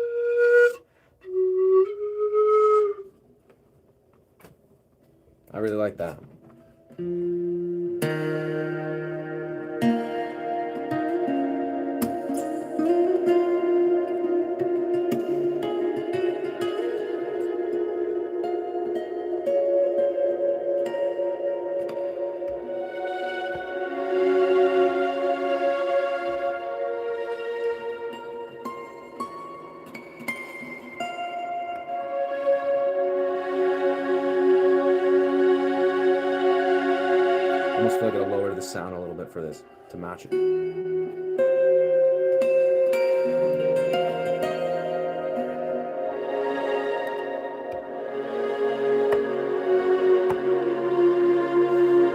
I love synths.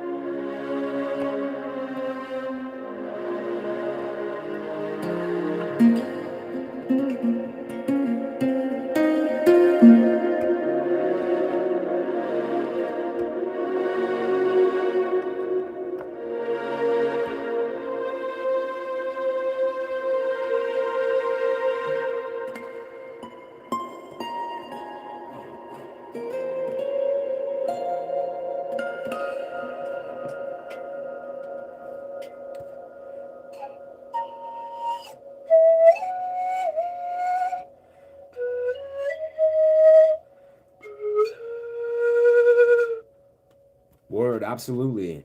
I feel like the way to do this very tastefully will be to like blend, like to blend it. It feels very strong. Where it's like if I'm playing it, I mean, ideally I can play these at the same time, but surely if I'm just like here, and it's like, okay, let's do synth. I think I recorded a lot of that, but let's just like pure synth, perfectly blended.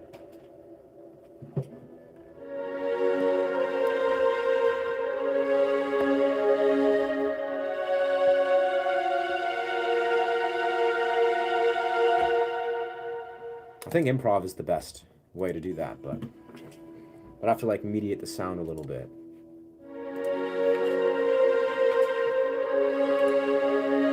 So beautiful.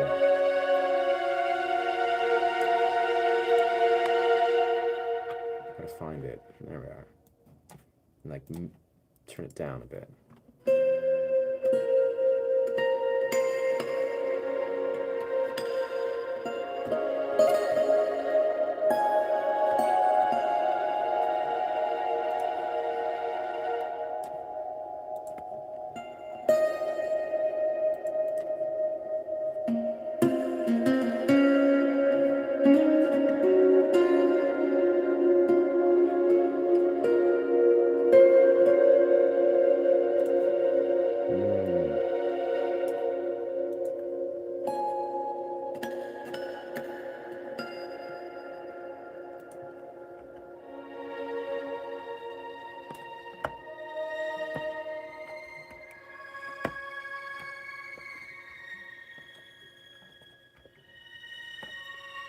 I'm in love with this synth. It's so beautiful.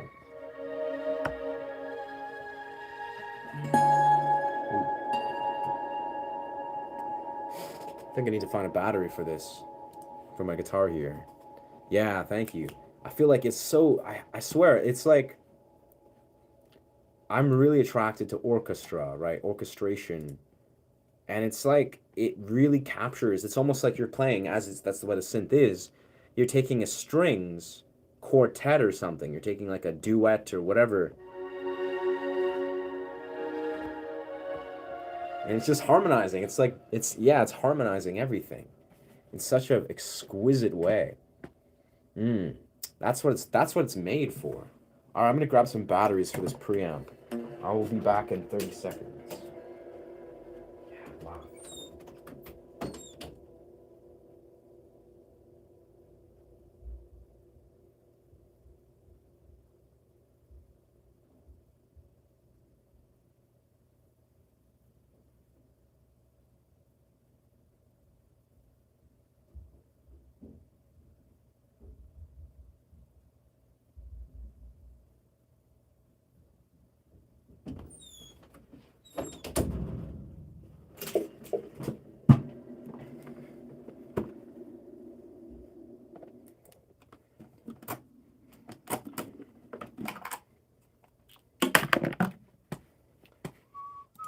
Of course, then the next dimension is like using vocals from that.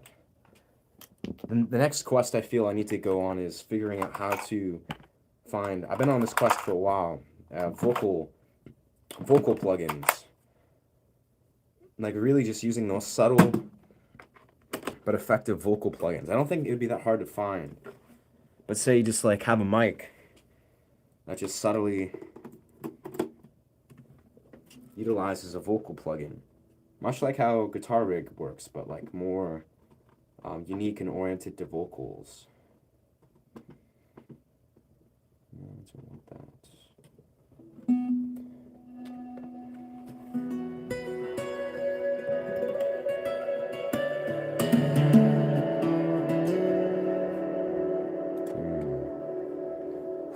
Wow.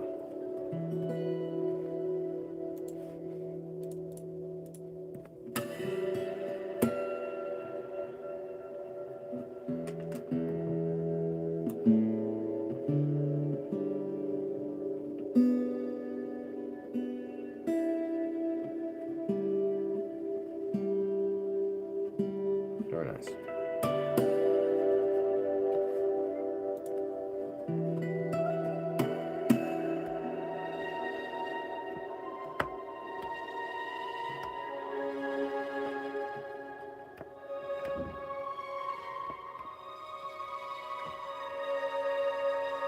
That's a good scale.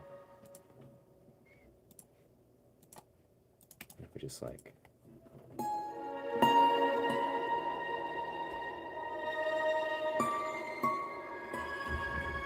I feel like I gotta balance it perfectly, or else it just plays in a sort of interwoven.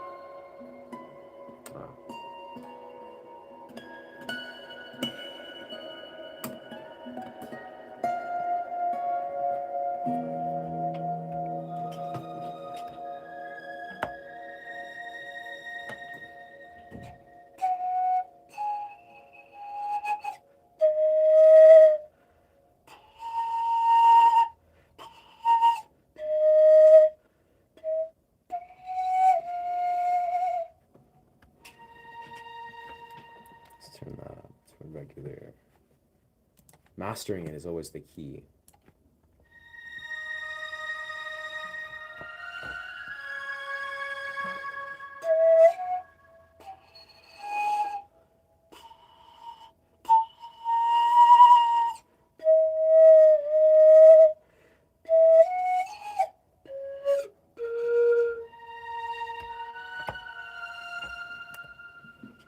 What a great combo.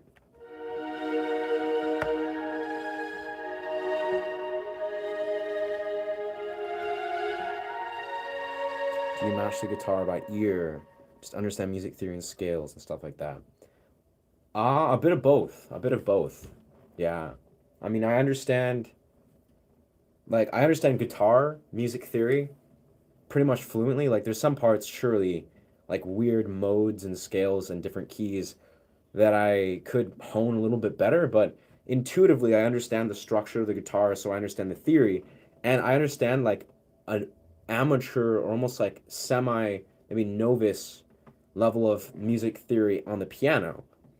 So it's like, for instance, basically what I'm doing, you know, without a shadow of a doubt, is I'm like, okay, I'm in the minor scale of like D sharp. Like that's the scale, right? I know for a fact, like the major scale of like E major, that's what I love to play in, that's what I often play in if I'm not trying to match it. But for here, the piano, quintessentially my favorite scale, or one of my favorite scales, is basically, you know, using a variety of the black keys and one of the white keys. And obviously you can change one of the white keys to make it in a different key. But the idea is that you're basically more focusing, it's like a minor scale. That's, I would say, I think it's the D sharp minor, because that's the same match as the guitar part. But basically all I'm doing is I recognize that I'm playing in a minor scale. It's probably a blend of like, if I'm going through the guitar, you know, I'm going like, if I usually start, you know, my scale on the major scale here, then I know for a fact it's going to be shifted. So then my whole scale.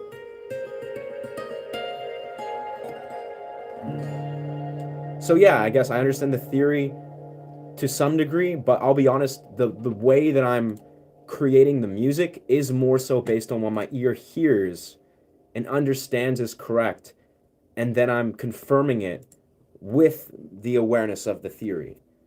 Yeah.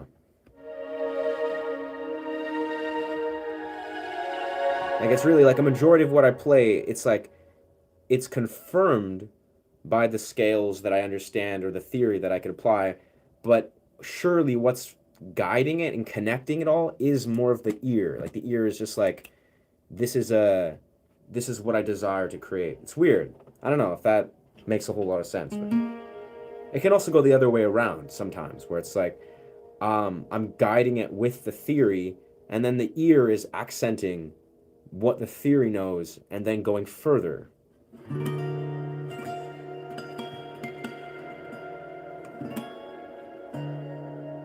I think the most important thing to recognize is understanding surely the pivotal difference between the minor scales and the major scales, or if you're in a major or minor key. And then as I've recently found, it's understanding, it's helpful. It's not really that pivotal to understand what exact key you're in. So if I'm in D sharp, or if I'm like up here, I'm in like A sharp. Yeah. I don't know. I'm not a master of music theory, but I know enough, I think. And it's in this situation, it's very helpful because I couldn't blend these things together very effectively if I didn't have that. And I think it's because studying the piano has been very helpful for that.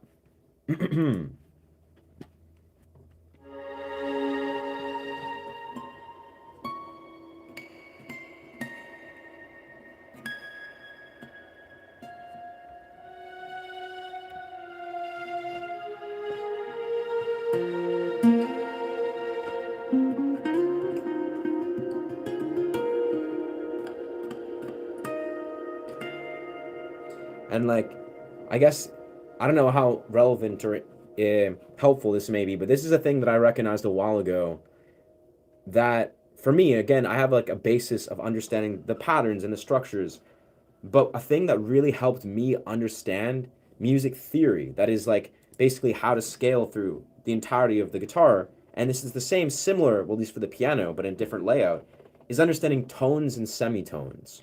So I think I've spoken this before, where semitone is 2 frets, and a tone is 1 fret. So it's like tone, tone, semitone, tone, tone, tone, semitone.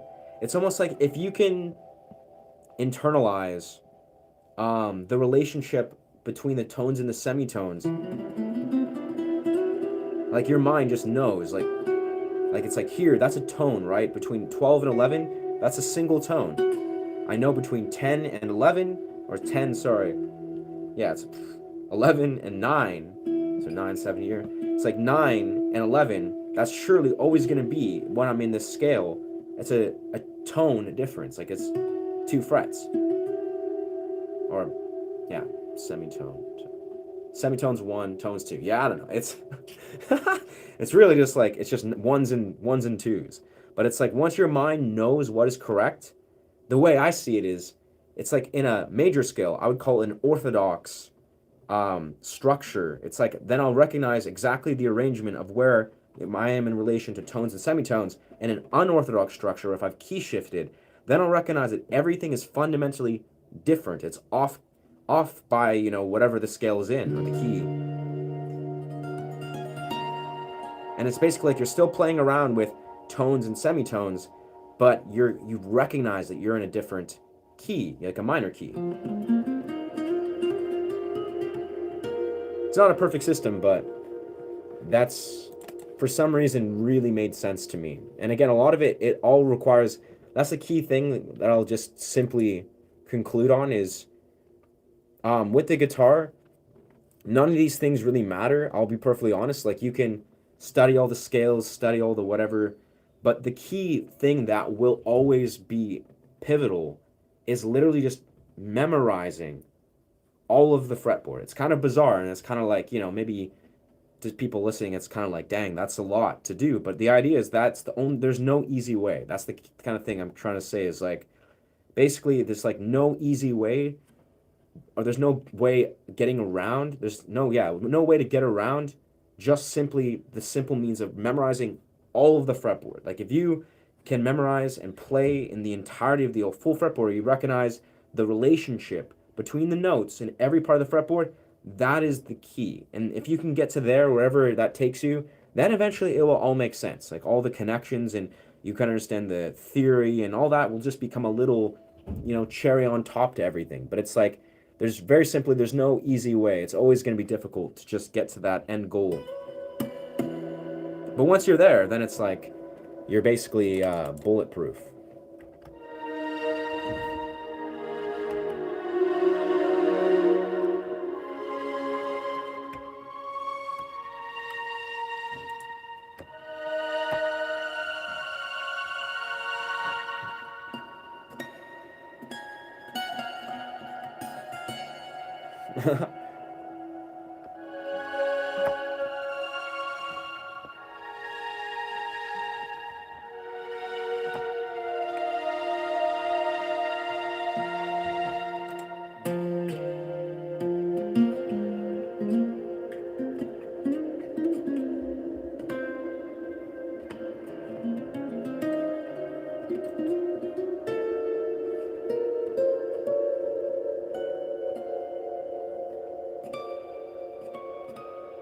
That's where I key shifted.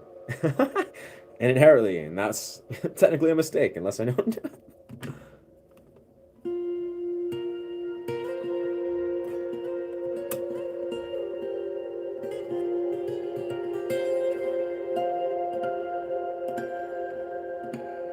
Thank you, brother. I like, what's it called? Sunburst. I think it's like a sunburst. Or no, it's either, damn, what is it? This might be a dusk. I don't even remember, to be honest. It's either sunset burst. That actually sounds better. I think that's, sunset burst. What was this guitar? Yamaha DX Sunset. I think that's what it's called. Yamaha Vintage Sunburst. Okay, Sunburst Finish. Vintage. Yeah, okay. That sounds about right.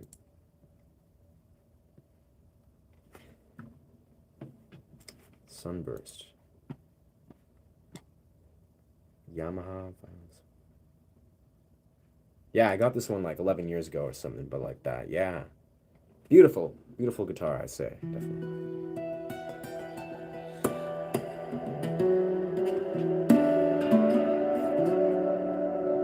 Let's see if I can do the weird task of trying to match the major scale on this piano synth here. Super weird.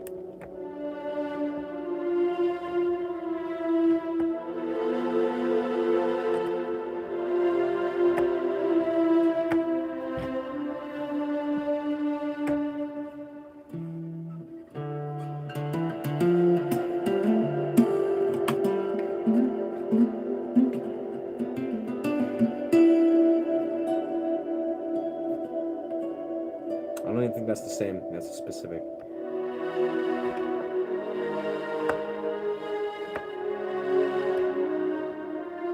Wow, that's a mindfuck.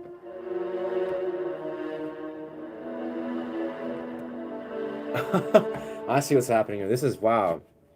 It's what's strange is I think, if I'm not mistaken, because this is like a synth, it's a harmonizer. It's using like various different notes. It's almost like creating a balanced.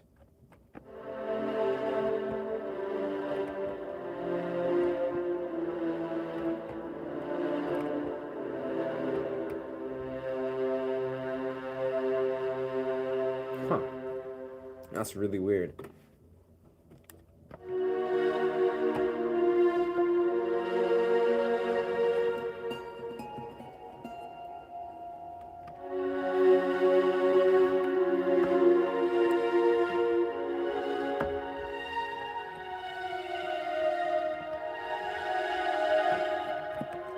Wow, I love that thing so much.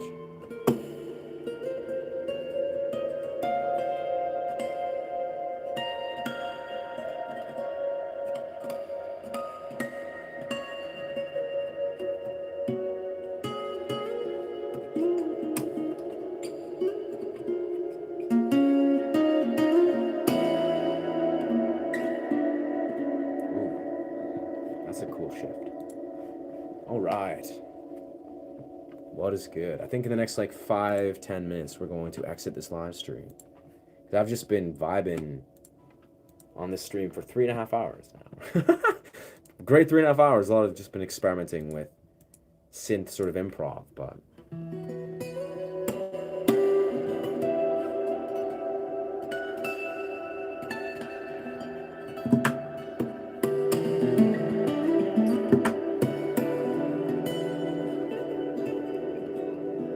let's see if we can capture some live studio record.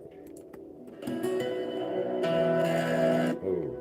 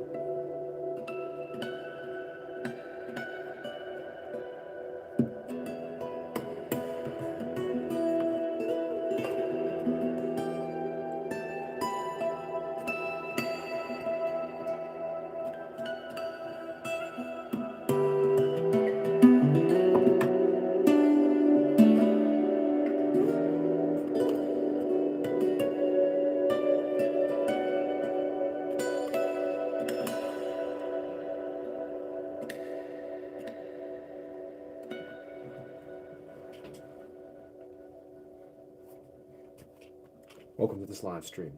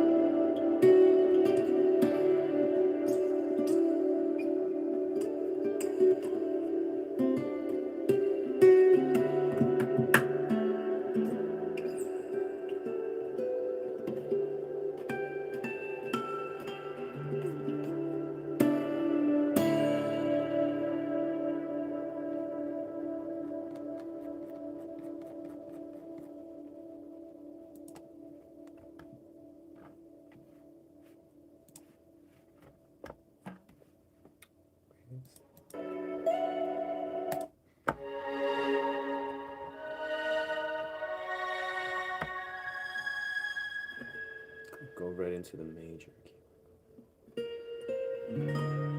Switch that.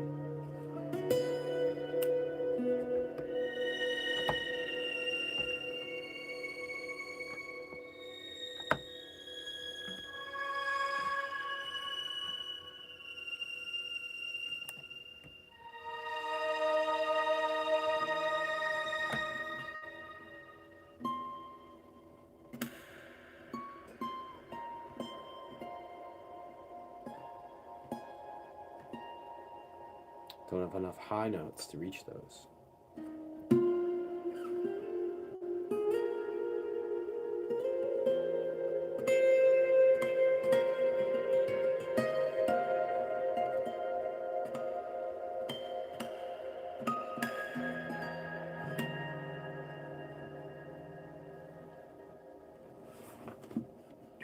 This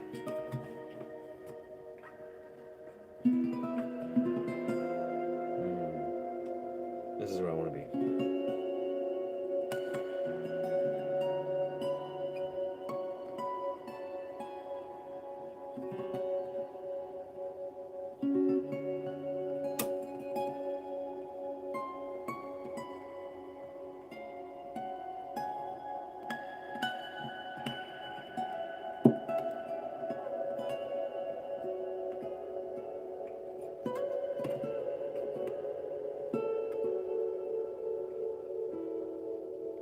Interesting.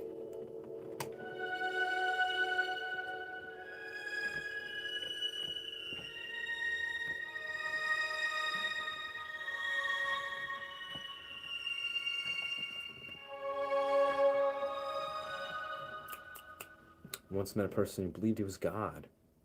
I think I've met those fellows too. I mean, it's weird. Like, there's such a thing naturally called the God complex, where I think that's almost just like a stretch of, narcissism of people like, believing they're just like of some sort of like really, what's the word? Almost like superseded, transcended belief system where, they are some sort of like central otherworldly system. I don't even know, to be honest. I can't imagine. It's just God complex. It's a thing, psychological pathology. But then I think there's people on a different sort of pathological place where they genuinely believe that. And obviously, like if we're going to be philosophical, like we all, in a sort of philosophical context, we all are God. Geometrics of dimensions, when you're saying you will open the third eye.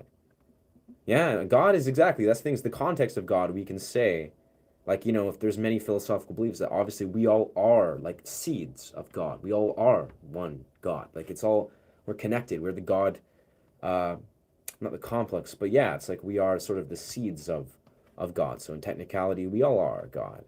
But I think if a person, like I've seen this, and I think what you're referring to is a person that believes they're God, who's achieved this belief from a spiritual bypassing. So, they're in a place where they've like bypassed any true significant place where they're like, I am God. And then they like, and again, maybe I'm wrong. Maybe the context's wrong. Maybe they are in a different level about that. They've accepted something deeper and significant.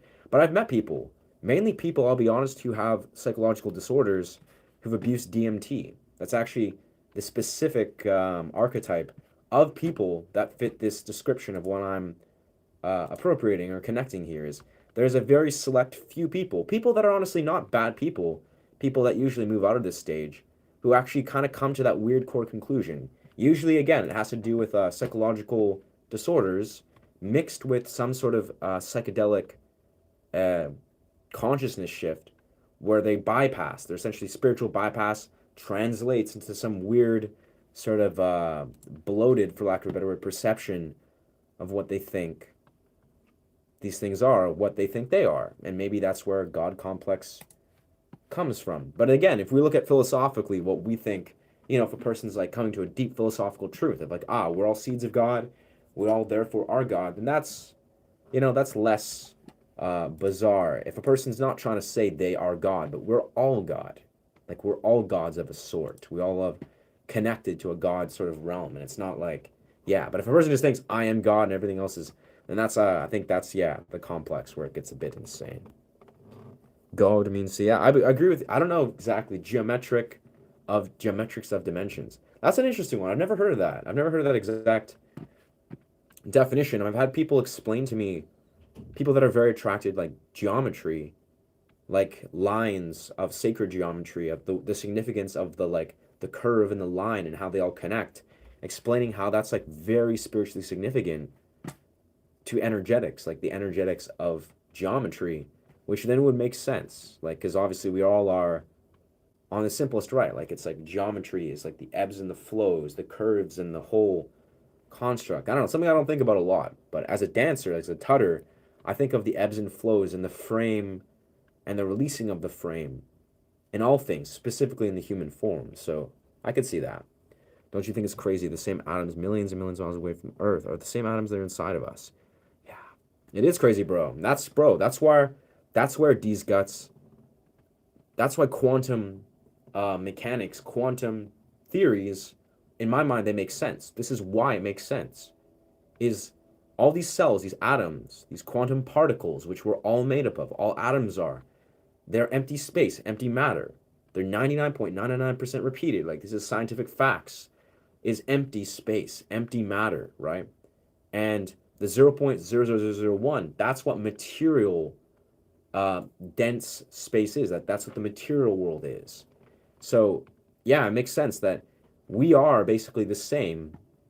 Like, we're empty, formless materia that is the same as atoms millions of miles away inside of the whole galaxy. It makes sense. Where, I don't know, I don't know much about astral projecting on a quantum level, but I can imagine that if a person's astral projecting and they're leaving their body, they're literally just epistolizing, for lack of a better word. I think I said that right. The whole cells, like their quantum particles, from the 99.999, the malleability, the formlessness, and then they're entering the rest of the other cells and they're teleporting. I don't know. Again, that's just the theory. It makes sense though if you understand quantum particles. Sick, dog. iPhones. Nice. Yeah, I got a new phone myself. Google Pixel. Very crisp. Been a game changer as a content creator, but yeah. I've never had really good phones up until right now. So this is great. We're all quantum beings, yeah. It's deep facts. That's what I feel like so deeply when I study lucid dreaming and come to those core realizations of what the quantum world is. Beautiful stuff. Like, Joe Dispenza's work, he explains this brilliantly, and it really comes to make a lot of sense because he's like a scientist and a physician and a metaphysical philosopher, so to speak, and he just like bridges those worlds. It makes perfect sense.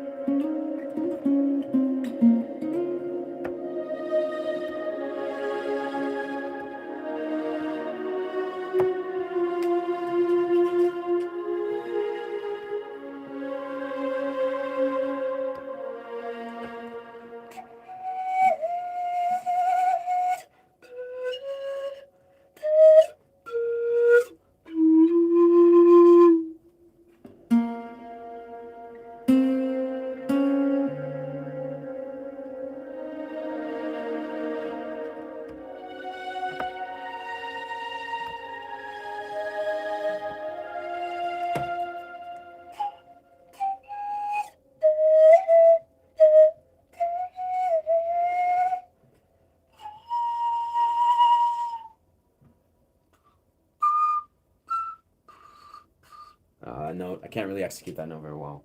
And it probably just penetrates the audio mic. That's the beauty, though. That's the beauty of the pan flute, is like, it's funny how, I don't know how it reads. Most of the mid-range low notes, they read pretty well, but the higher notes cannot be registered very well on audio mics or on mics. It's only in real life can you really hear the beauty of those high notes.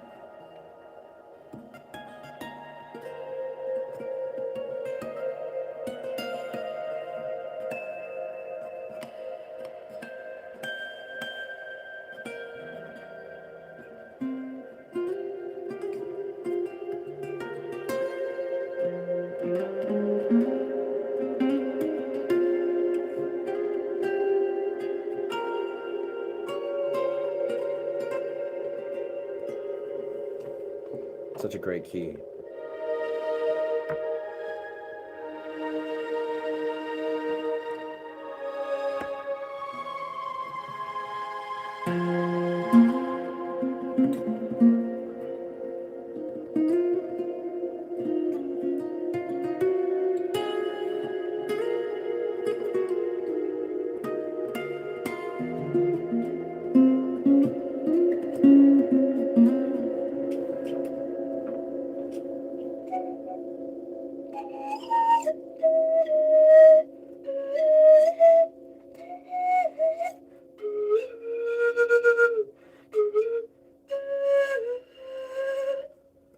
look like BC West Coast. Interesting. That's correct, brother. British Columbia, yeah. Lower Mainland, not the Kootenays, though. Yeah, no, I don't live in the Kootenays. I'm in Lower Mainland.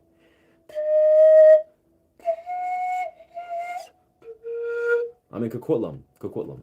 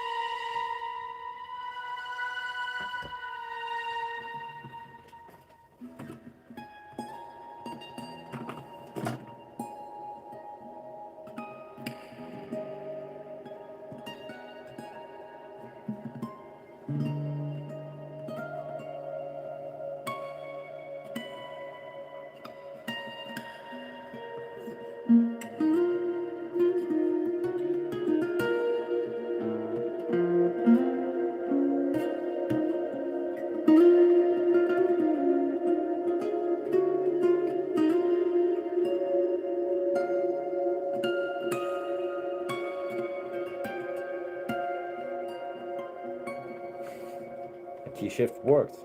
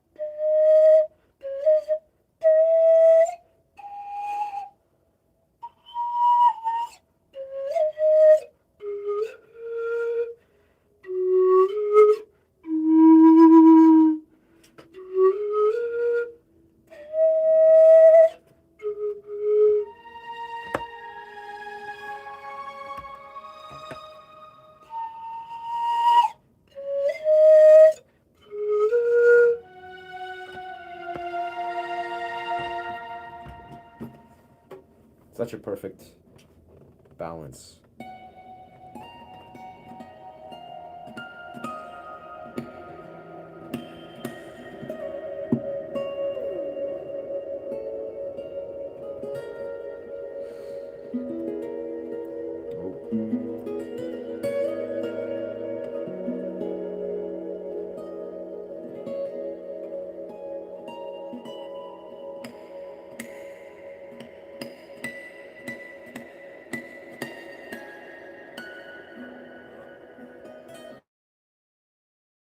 Disconnect, reconnect. There we are, reconnected. Thank you, thank you. Appreciate you, Cherie. Appreciate you.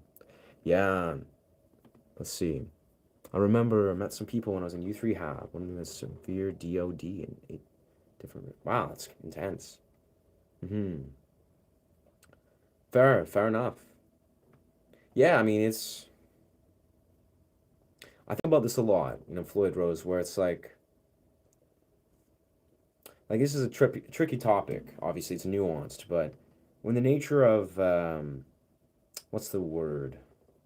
Surfacing repressed trauma, like repressed memories, thoughts that are the core understanding of our wound, which is the center of, basically learning to integrate trauma, learning to integrate and heal. That is a profoundly intimate experience, like profoundly intimate. The ability for you, in your psyche, to surface and understand the root of your own wounds, that is intimate. That's no one's business. That's not something that, is like, it's commonplace, a thing that we should share with anybody, unless you have successfully integrated this. This is what I strongly believe. And again, I sort of speak from my own experience, where there's obviously, within the safety of a container, like maybe a trusted support network, like a therapist or an intimate partner, I think is the best, or family members that you really feel are a safe space. This is maybe a place where you can safely unpackage these things. But I think it's really important to simply differentiate that if if you're a person like maybe myself or maybe another person that's able to openly speak about things that is really like the core wound, simply, like, let's use that as the simplest context, like a person's core wound is a thing that's their um is intimate to them. It's like, there's no reason that you should feel the desire to have to share things that are intimate to your core wound.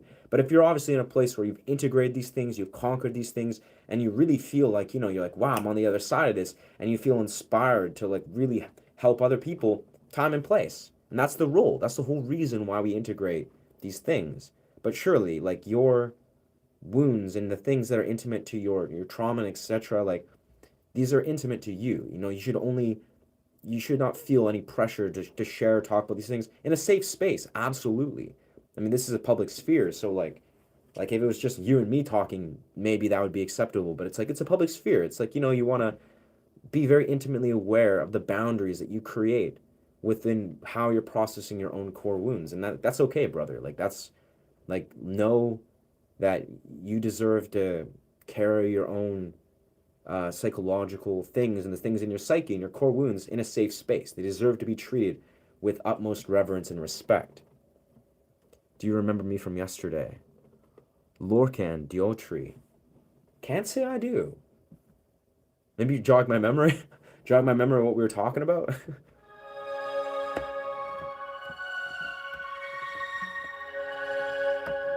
I think the last couple of days I was pretty sleep deprived because I was at a couple raves. So I spent a lot of time streaming and creating music when I was pretty sleep deprived. So I don't think I was like the utmost coherence.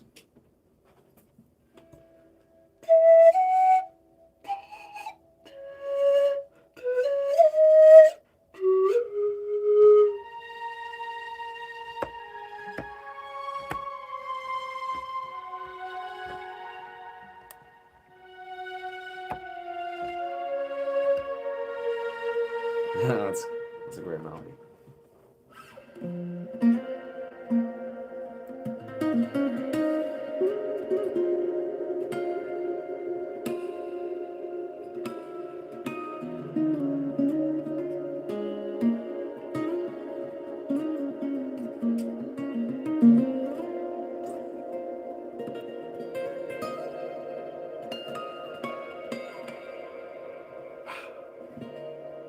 I have a lot to explore in this D sharp minor key.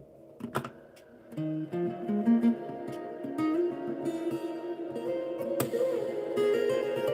love though this dynamic of playing with the synth is really like bringing to life this exploration of the D sharp minor key. Wicked word. Okay, of course, brother. Yeah, the sound lad. One sound lad to another sound lad.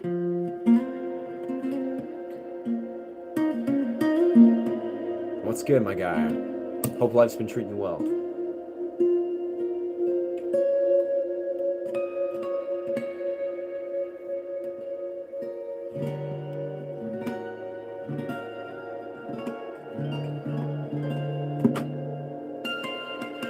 That was cool.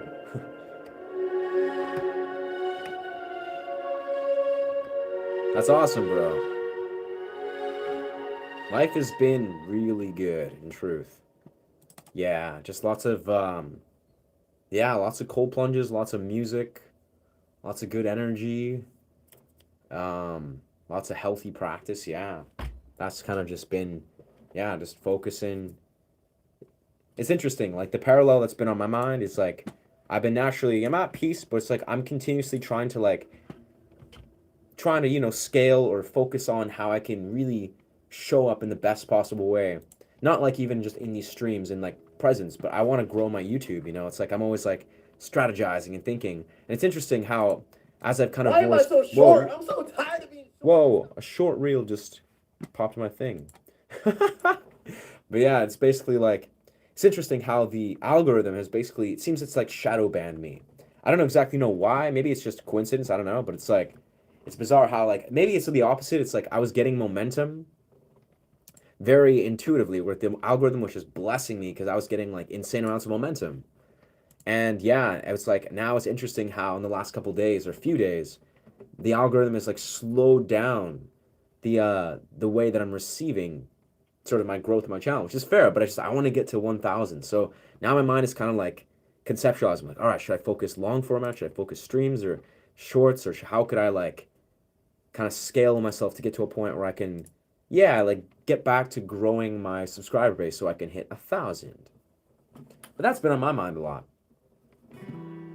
Either way, I'm blessed as fuck. I think I'm in a very strong place no matter, but that's been relevant.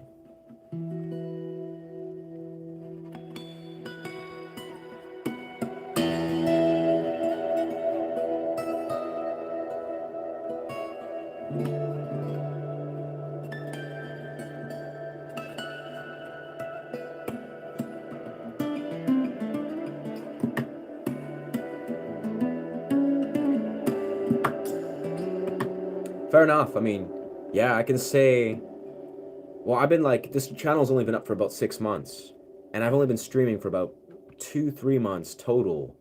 And in this period of like scaling up, you know, being like, all right, shorts, long format, shorts, long format, once I finally got to like a decent, like a couple hundred subscribers, I basically hit this like, this momentum, this like burst of momentum where I was getting like 30 subscribers every stream, and I would stream like 2, 3 times a day. So I like went from like 200 to about, yeah, nearly 900 in a couple weeks, which was good growth. Like that was like, I thought that was actually normal. I was like, okay, that's, and I think that is normal actually. Like that's a good, that feels normal for the effort I'm putting in.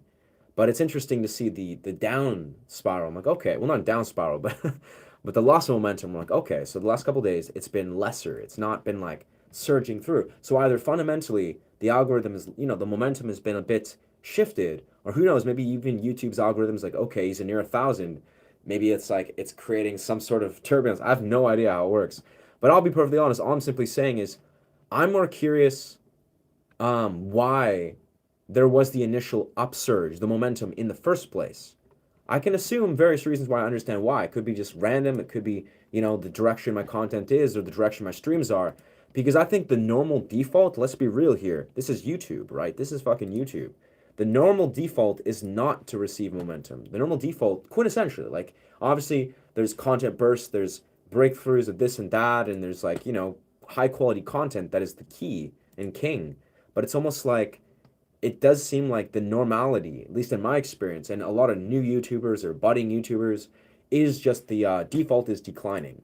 So in my experience, it's not like, why am I declining, if at ever, it's like, why exactly, no, stop. I'm getting all these random, man, shorts. When I click on shorts, like I'm just trying to sort out my my tabs, and then shorts opens up some random spam.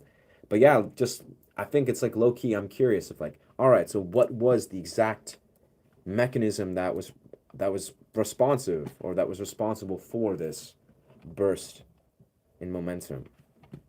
Because yeah, YouTube is a grind. Like I speak of this openly, where I'm like, kind of like trying to offer perspective to YouTubers of just trying to be transparent, of being like, I was like grinding, and I still am, but I was like grinding for like multiple months, barely seeing progress, like barely, to a point where I was pretty confident. I was like, I don't really care, like I don't really stress about like the amount I'm growing or not.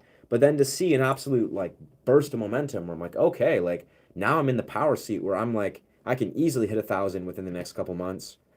And that's just like, that was insanely inspiring. And it just affirmed in my mind that not only is YouTube like a randomized, uh, very like difficult upslope sort of thing, but it also just comes down to like a lot of different factors. And I think the key thing in YouTube is actually being extremely experimental. Like it's basically like you have to be the kind of person, and honestly, this aligns with my strengths because, you know, I'm a creative dude, where I spend a lot of time exploring various creative dimensions and getting very experimental with everything I do. So for me, this is up my wheelhouse, where it's like I'm okay getting wildly experimental and creating wildly experimental strategies. This is really like it's what I do. So I guess the real question is like, what is the next wildly experimental burst? And like I already think I know where to go, but it's like it's interesting. It's just an interesting journey.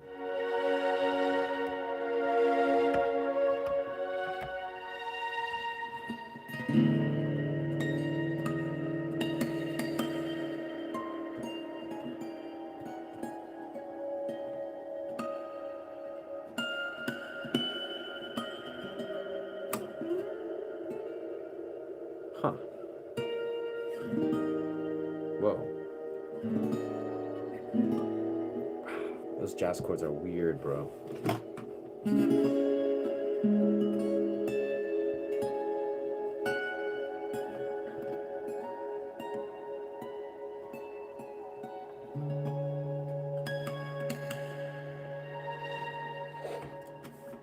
I don't know what these chords.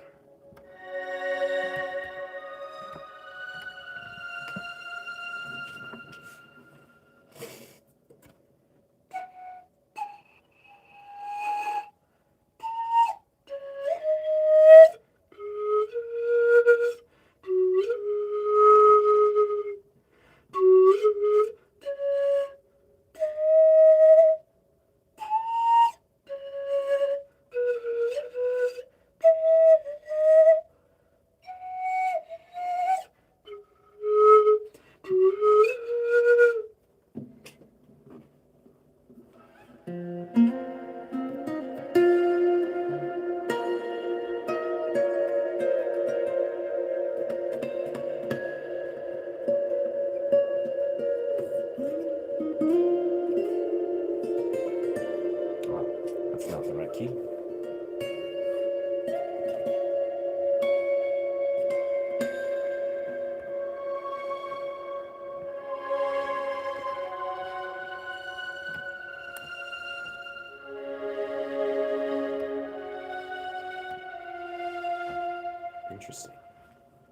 Interesting.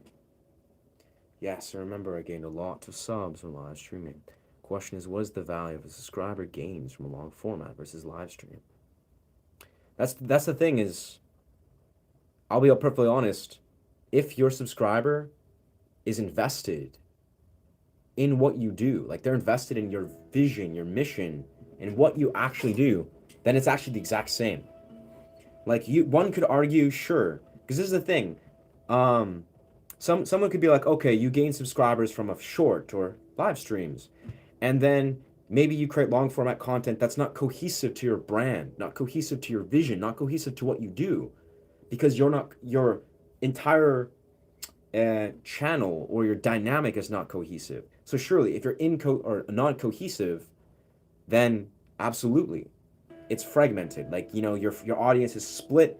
They're not attracted to the whatever the dynamic is you're going. But for me, for example, my dynamic is all in one. It's the same.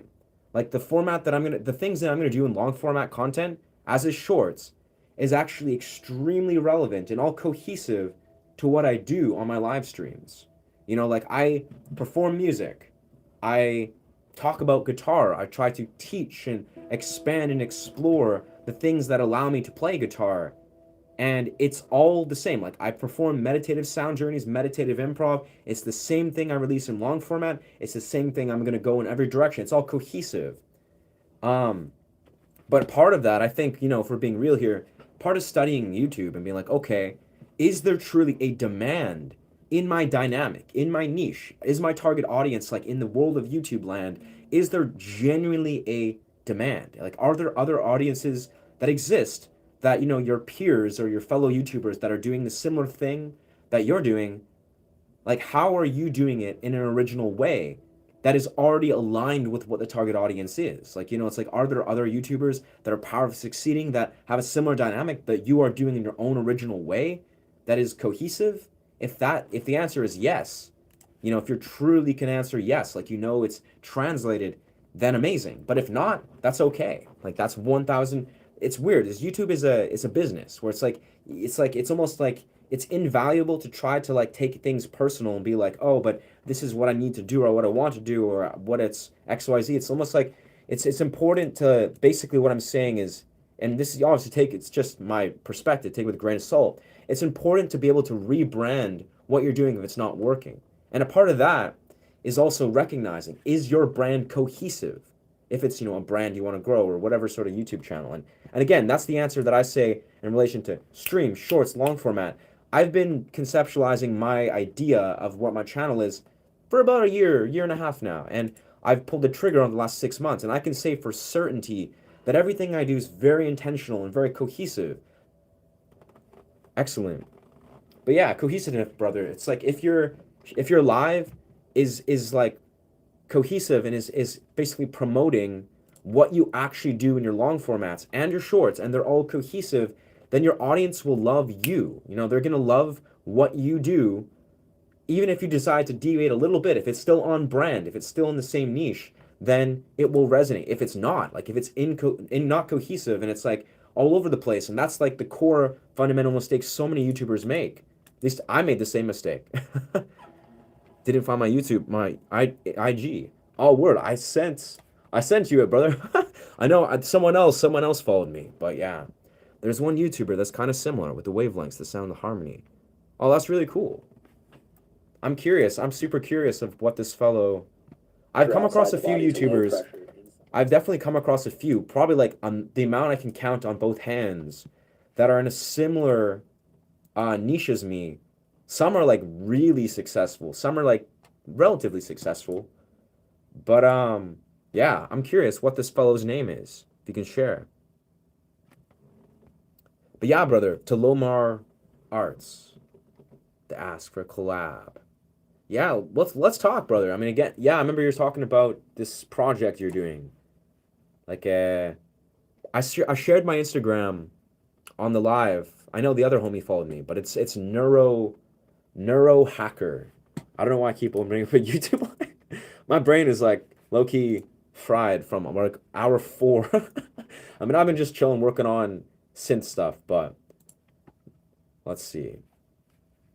But yeah, brother, it's neuro hacker. So it's like neurology, right?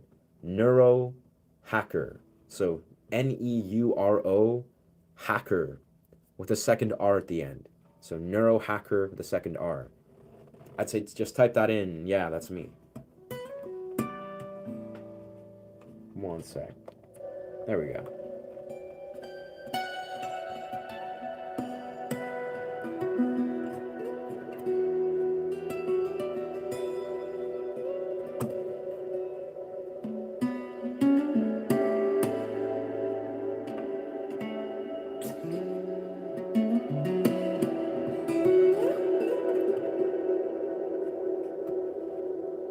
What a blessing, though. What a blessing these, like, synth stuff is. Word. Yeah, I got that. Works too, brother.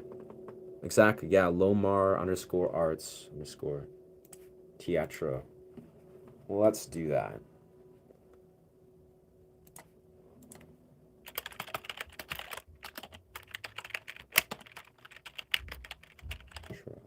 Okay, I think I got you.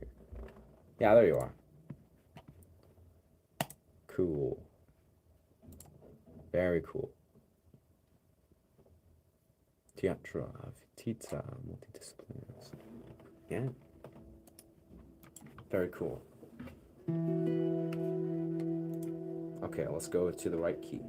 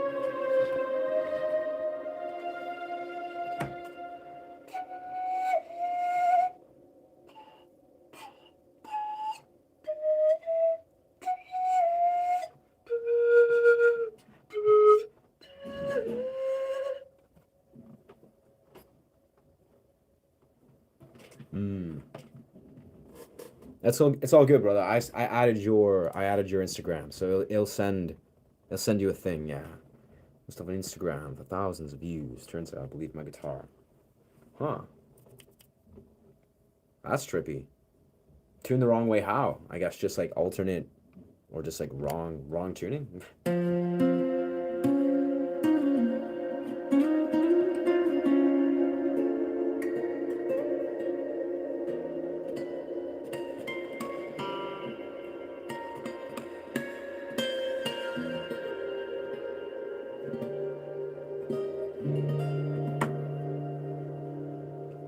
Down 2.5 step. Nah, that's not necessarily too bad. But I mean, I'll be honest. Like, unless unless people know something I don't know about Instagram, I personally feel like Instagram is not necessarily the move. Like, I'll be honest. Like, I mean, I've been studying various social medias, and again, maybe there's something I'm like very unfamiliar with. But from what I understand, like if we're talking about how to grow like a social media business, very, very low percentage chance that you can really become monetized or really achieve a whole lot just by focusing Instagram alone.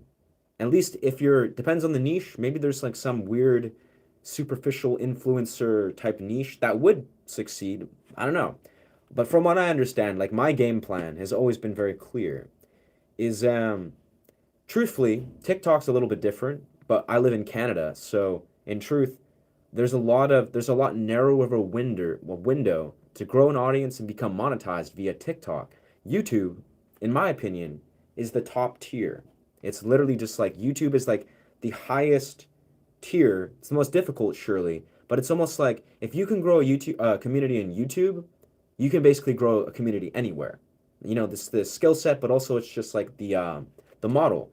It's not the same for everything else. Like if you can grow an audience in TikTok or Facebook or Instagram, it's not necessarily going to translate into somewhere like YouTube. Hell, infamously, you basically cannot translate most audiences unless you're like millions of followers deep and you have like an extraordinary rooting. You're not going to be able to translate a lot of other social media platforms into YouTube. And from what I understand, like I've tried to understand Facebook and Instagram's monetization model, it's not great. Like unless you're killing it on every metric, you are not going to be making much money from Instagram. But that's just that's just what I've learned. I could be wrong. I hope I'm wrong, but and my plan is simple. YouTube is the gold tier. Once you succeed in YouTube, you can translate that into so many other platforms, but it's not the other way around. There's very little chance you can just like get some views or get some sort of following on Instagram or something and then be like, okay, now I can grow everything else. It's just, it doesn't seem to work that way. That being said, if you're successful, like really successful in any one thing, like you've blown up and you're in the millions or hundreds of thousands, then of course you can do whatever you want. But I think it's like if we're talking about growing from zero to wherever, you gotta like stick to one platform that you understand how it's gonna grow and become monetized, or else it's just not gonna happen. Of course, take my advice with a grain of salt. This is just my own research. But I'm obviously not a successful YouTuber. I intend to though.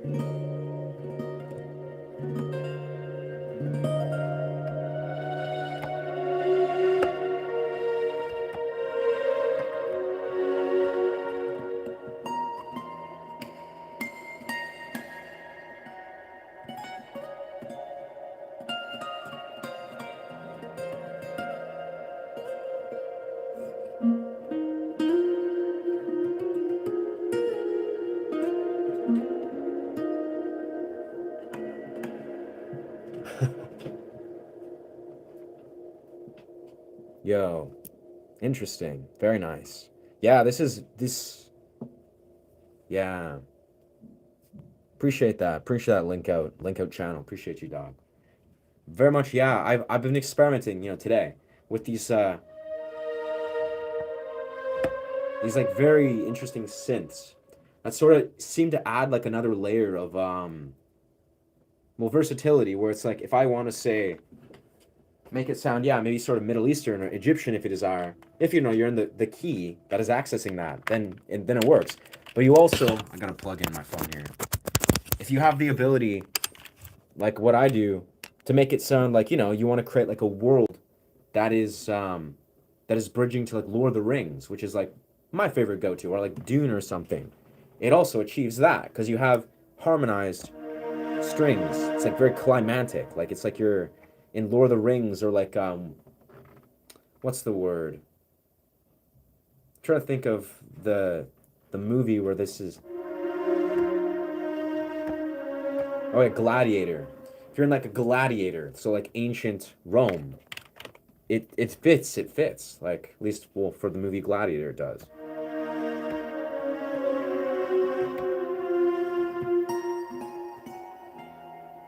Yeah, like ancient Rome energy,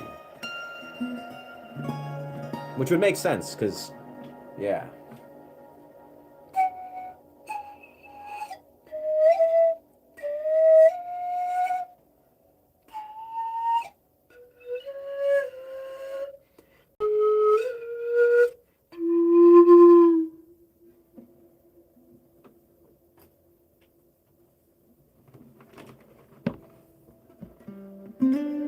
Oh, it's a different key.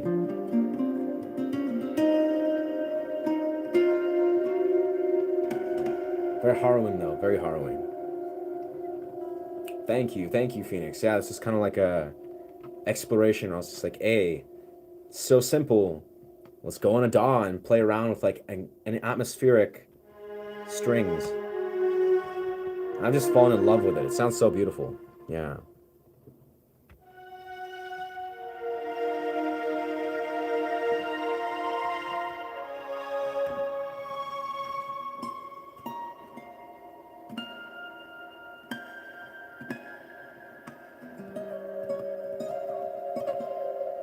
Also adds a little bit of a layer of challenge.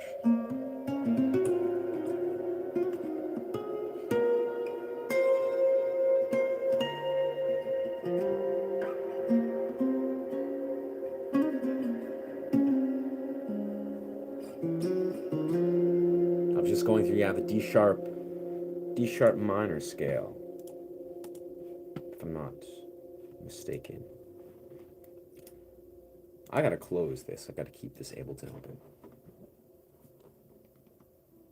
Yeah, absolutely, brother. My research for that, stuff that is well on YouTube doesn't have to do in Greenstream. Yeah, it's just like I really feel it's bizarre the way YouTube works. Is this is something I've thought about a lot, which is kind of like, it's obvious in some senses. YouTube has a high learning curve, particularly because YouTube, it's a search engine, but it's also like it's a larger, almost like brand oriented business. Obviously, you can get sponsored in every single platform imaginable, but it's almost like YouTube is the most professional. Like this is just the way it is. It's yeah, it's meant for professionals, right? So that's also a really important thing to kind of consider is like all these other platforms, like TikTok is not professional. It's the opposite. They desire a casual, everyday influencer. Instagram is kind of like in between. Facebook is pretty much the same, but with another layer. But it, has like a different context of businesses. But it also, wants people to be influencers. YouTube, you can be an influencer, but it's more for professional businesses. So that's why it's like even the algorithm of how the way YouTube promotes your business is oriented in a way that it's supposed to be cohesive to like businesses, to search engines, to like very structured sort of things. And again, this is just my open sort of thoughts about it, but it just makes sense where like all these other platforms, they're not particularly supposed to be professional, but this is also why YouTube being the most professional, why it's has the most ability to make the most money, has the most brand deals, the most sponsorships. Like it's just the highest tier. So understanding that, it's like basically, it's like it's important to have a cohesive brand. If you're on Instagram or something or any other sort of thing, I don't think it's as important, but I'm sure it is important. But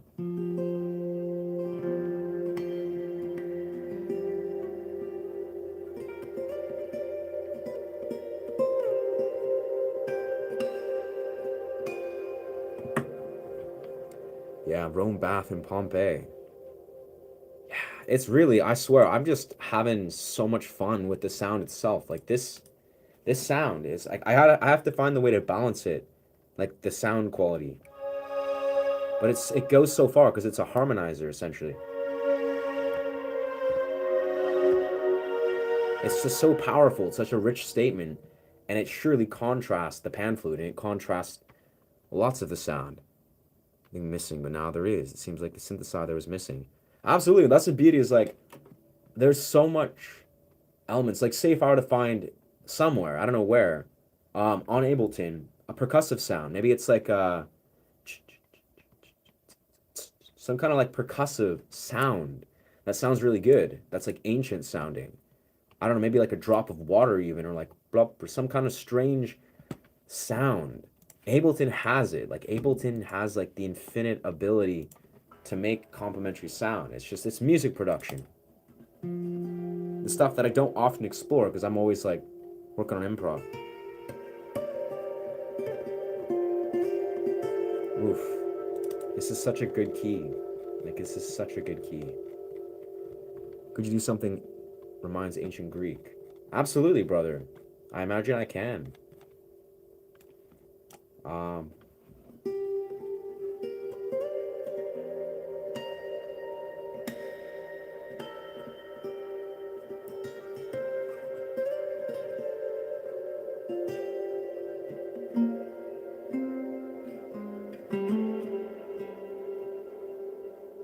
ancient Greek. Yeah, I just think of what I was kind of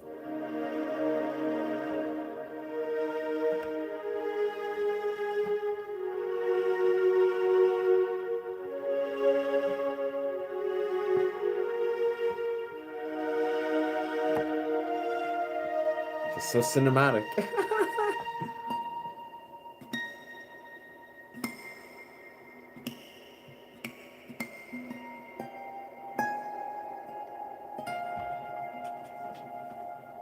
Then I can imagine obviously.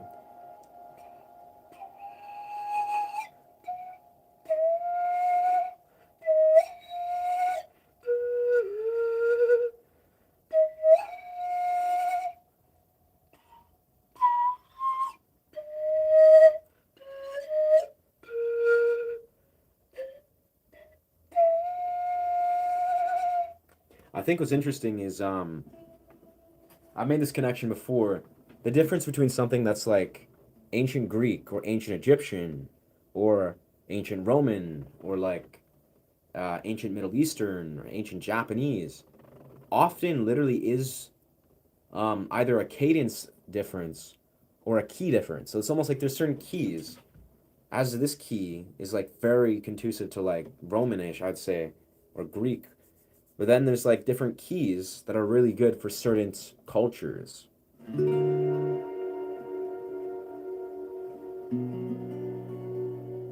Like, you know, there's obviously keys that are good for like Spanish.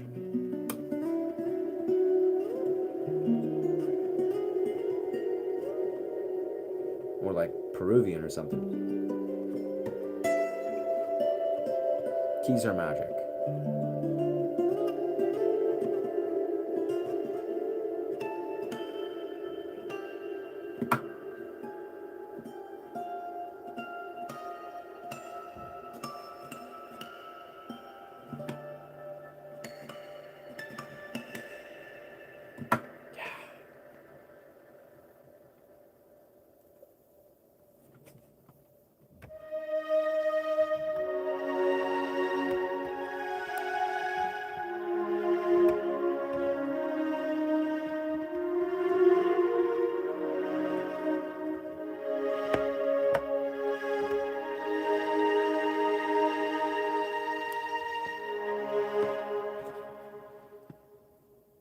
I almost wonder, there has to be some sort of function.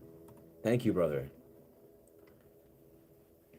That's wicked. Yeah, this beautiful, beautiful, the beauty of synthesizers. I almost wonder if there's a function of like, thank you, brother. Thank you, Jonathan. I know there has to be a function where I can loop. Almost like you know how there's loop stations, like physical loop stations. I feel like there's got to be like some sort of like plugin or external device that allows me to create like a loop station on Ableton you know, beyond just like creating and just looping it live time. It's like there's gotta be a way to like really easily access a sort of virtual loop station. I think that's what I would benefit a lot from, because then I could just like bang, hit that, let that play. Because the thing is, I'm really good at like improvising in real time, but surely when I have to like take a moment and then exit the instrument and replay it, I can do it. And obviously, it's that's nothing wrong with that, but it almost like loses the immediacy, like improvised magic. That's what I think loop stations really create.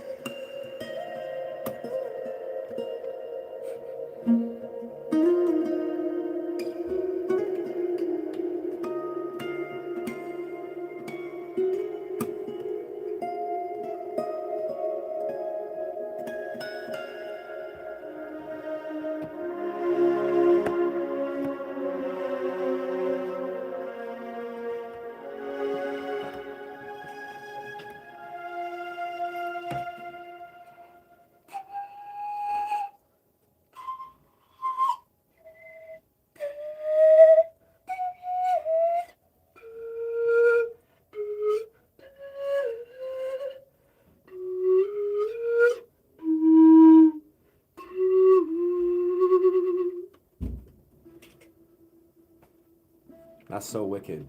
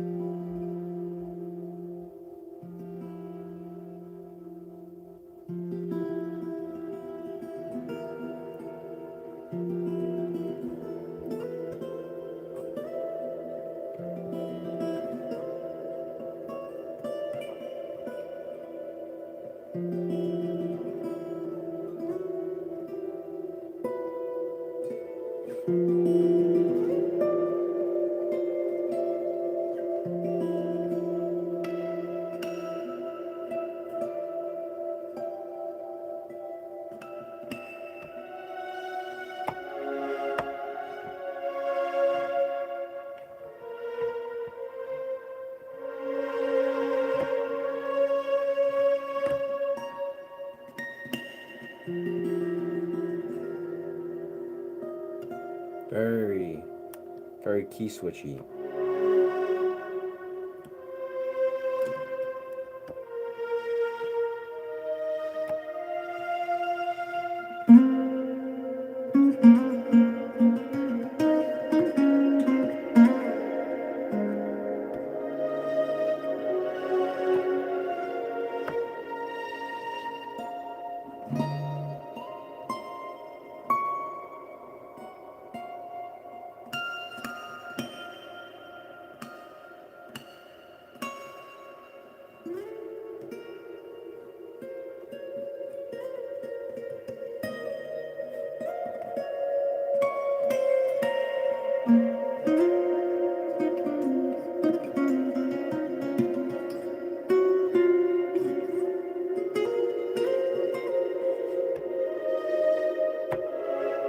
Ah.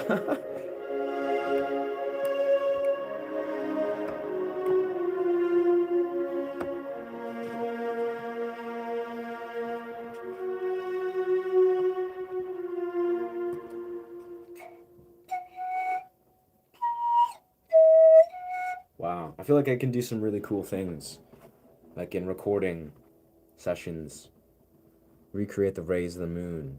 It's powerful, brother. I swear, I feel very good about this. particular synth, because I've explored synths before, surely, and I have a couple of them up. But this one's like really good, where I feel like I could like truly create like really powerful harmonies, like the way, very much like it's like the synth in the lower realms and the specific parts where it like becomes like really rich in those lows. That can work so well with the scale of the guitar, and the lows and the highs, and then at certain moments the pan flute, the pan flute can like really complement where it comes in. It's just beautiful. It's almost like, I'll be perfectly honest, it's almost very similar to what I do with the Picasso bow musically, but the Picasso bow is very limited, where this synth is basically doing the same thing the Picasso bow can do, but it's richer. It has various harmonies, strings, and can also complement the Picasso bow. That's the wrong scale.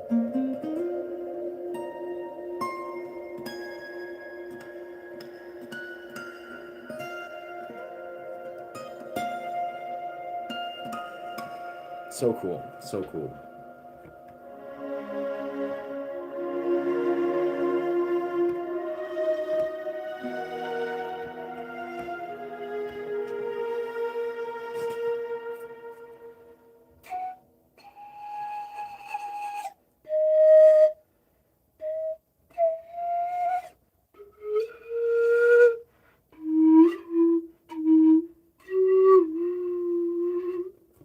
Very nice. Very nice. Cool. All right, I think this is the time. It's this has been an experimental stream. I'm just focusing a lot of exploring these synths here. But yes, I think I'm going to. Can you imagine how you imagine Venice? Ah, Venice would work so well with this. Yeah, in truth, like this is like, yeah, this is like, in my opinion, one of the best captures of strings, via synth.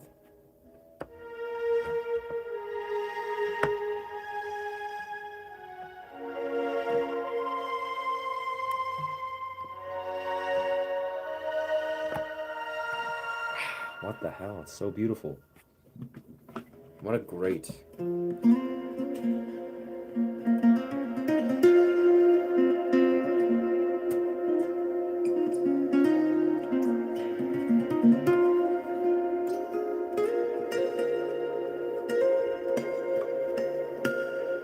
Wow, I think I've got to start recording. This is like really beautiful.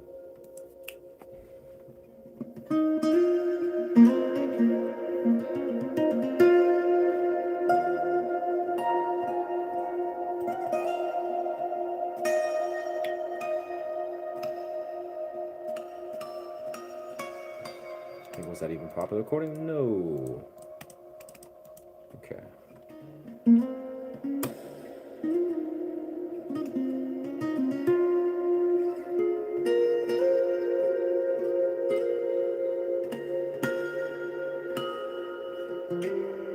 Yeah, I'll come back to that. But I think it's the complementary parts. It seems, but I haven't. The music is just very expansive, absolutely. Okay, let's see how I can do this. I'm gonna start here. Okay, maybe just close some of these windows. So grand piano, don't need that. Don't need the audio. Don't need that audio. All these audio windows. These audio windows. Huh.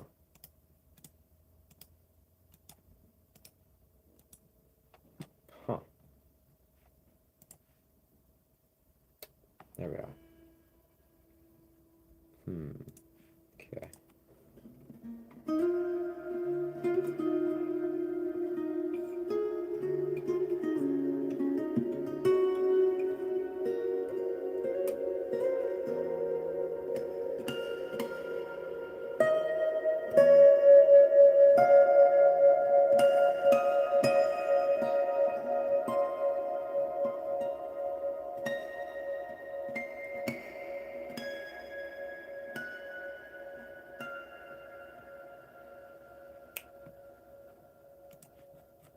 Then we're going into this.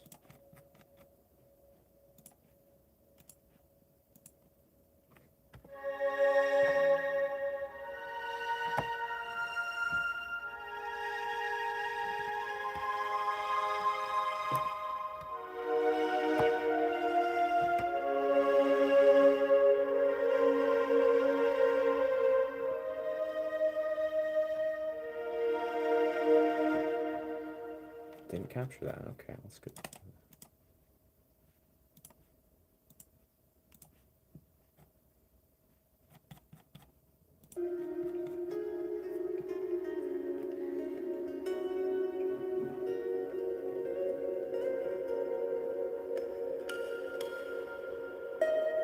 Interesting.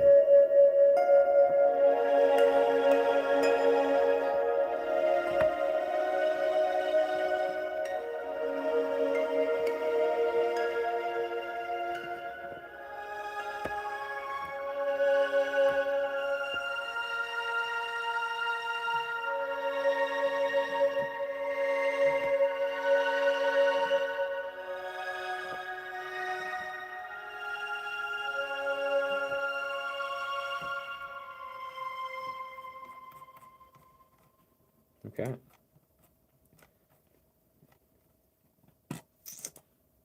Then I imagine.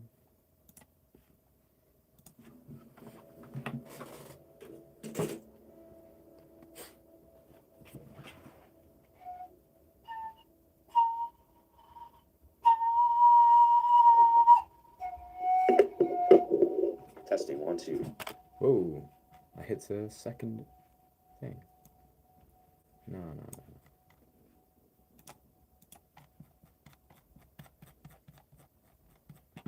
Let's see how that sounds.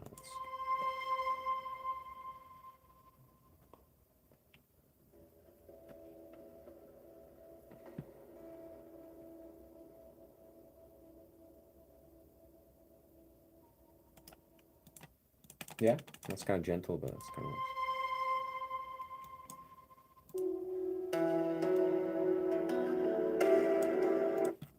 Huh. No, it just works so well. That's awesome. What's going on? What's going on? Feel soon I'm probably going to exit the stream because I have some stuff to throw together, but I think I'm also just going to do some recording outside of the stream world. It seems like everything's flowing very well, though. Like, it feels like this dynamic is just... can do no wrong. No, really. Just got to do some finer recording elements. Including the pan flute.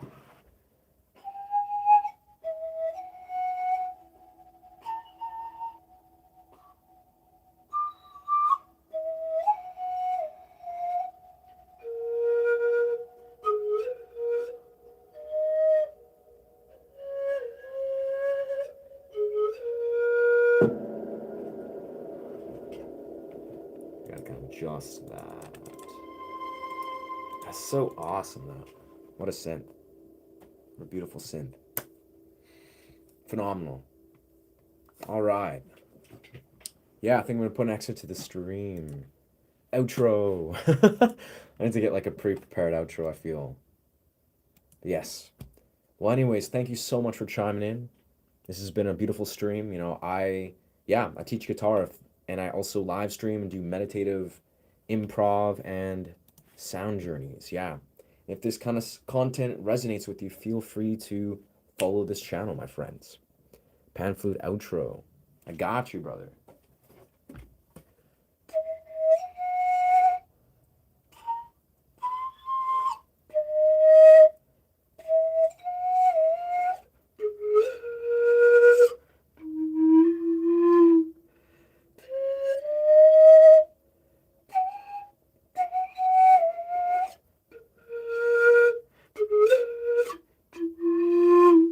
Kind of messed the scale a little bit, but that's what happens when you're playing in alternate tunings. Yeah. It's been 4.5 hours. That's the truth, yeah. I was just experimenting. Yeah. I am not political at all. Yeah. But yes, sir. Yeah, this is the exit. This is the outro, baby. Cool, cool. Yeah, appreciate you, Doc. Yeah, let's talk about musical, yeah, dimensions. Phenomenal. Thank you so much for chiming in. Yeah, deeply appreciate the support. And yeah, again, if this content resonates with you, music should be political. I disagree. I think it should be revolutionist,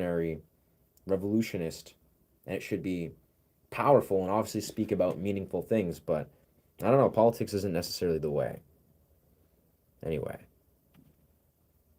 pirate ships. What an incredible what an incredible collection, I must say. Yeah. Yes. Thank you so much for chiming in. Much love. Bless. Ashe.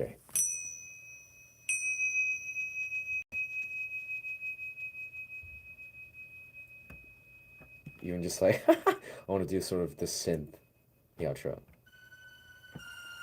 Oh, that's not the right synth.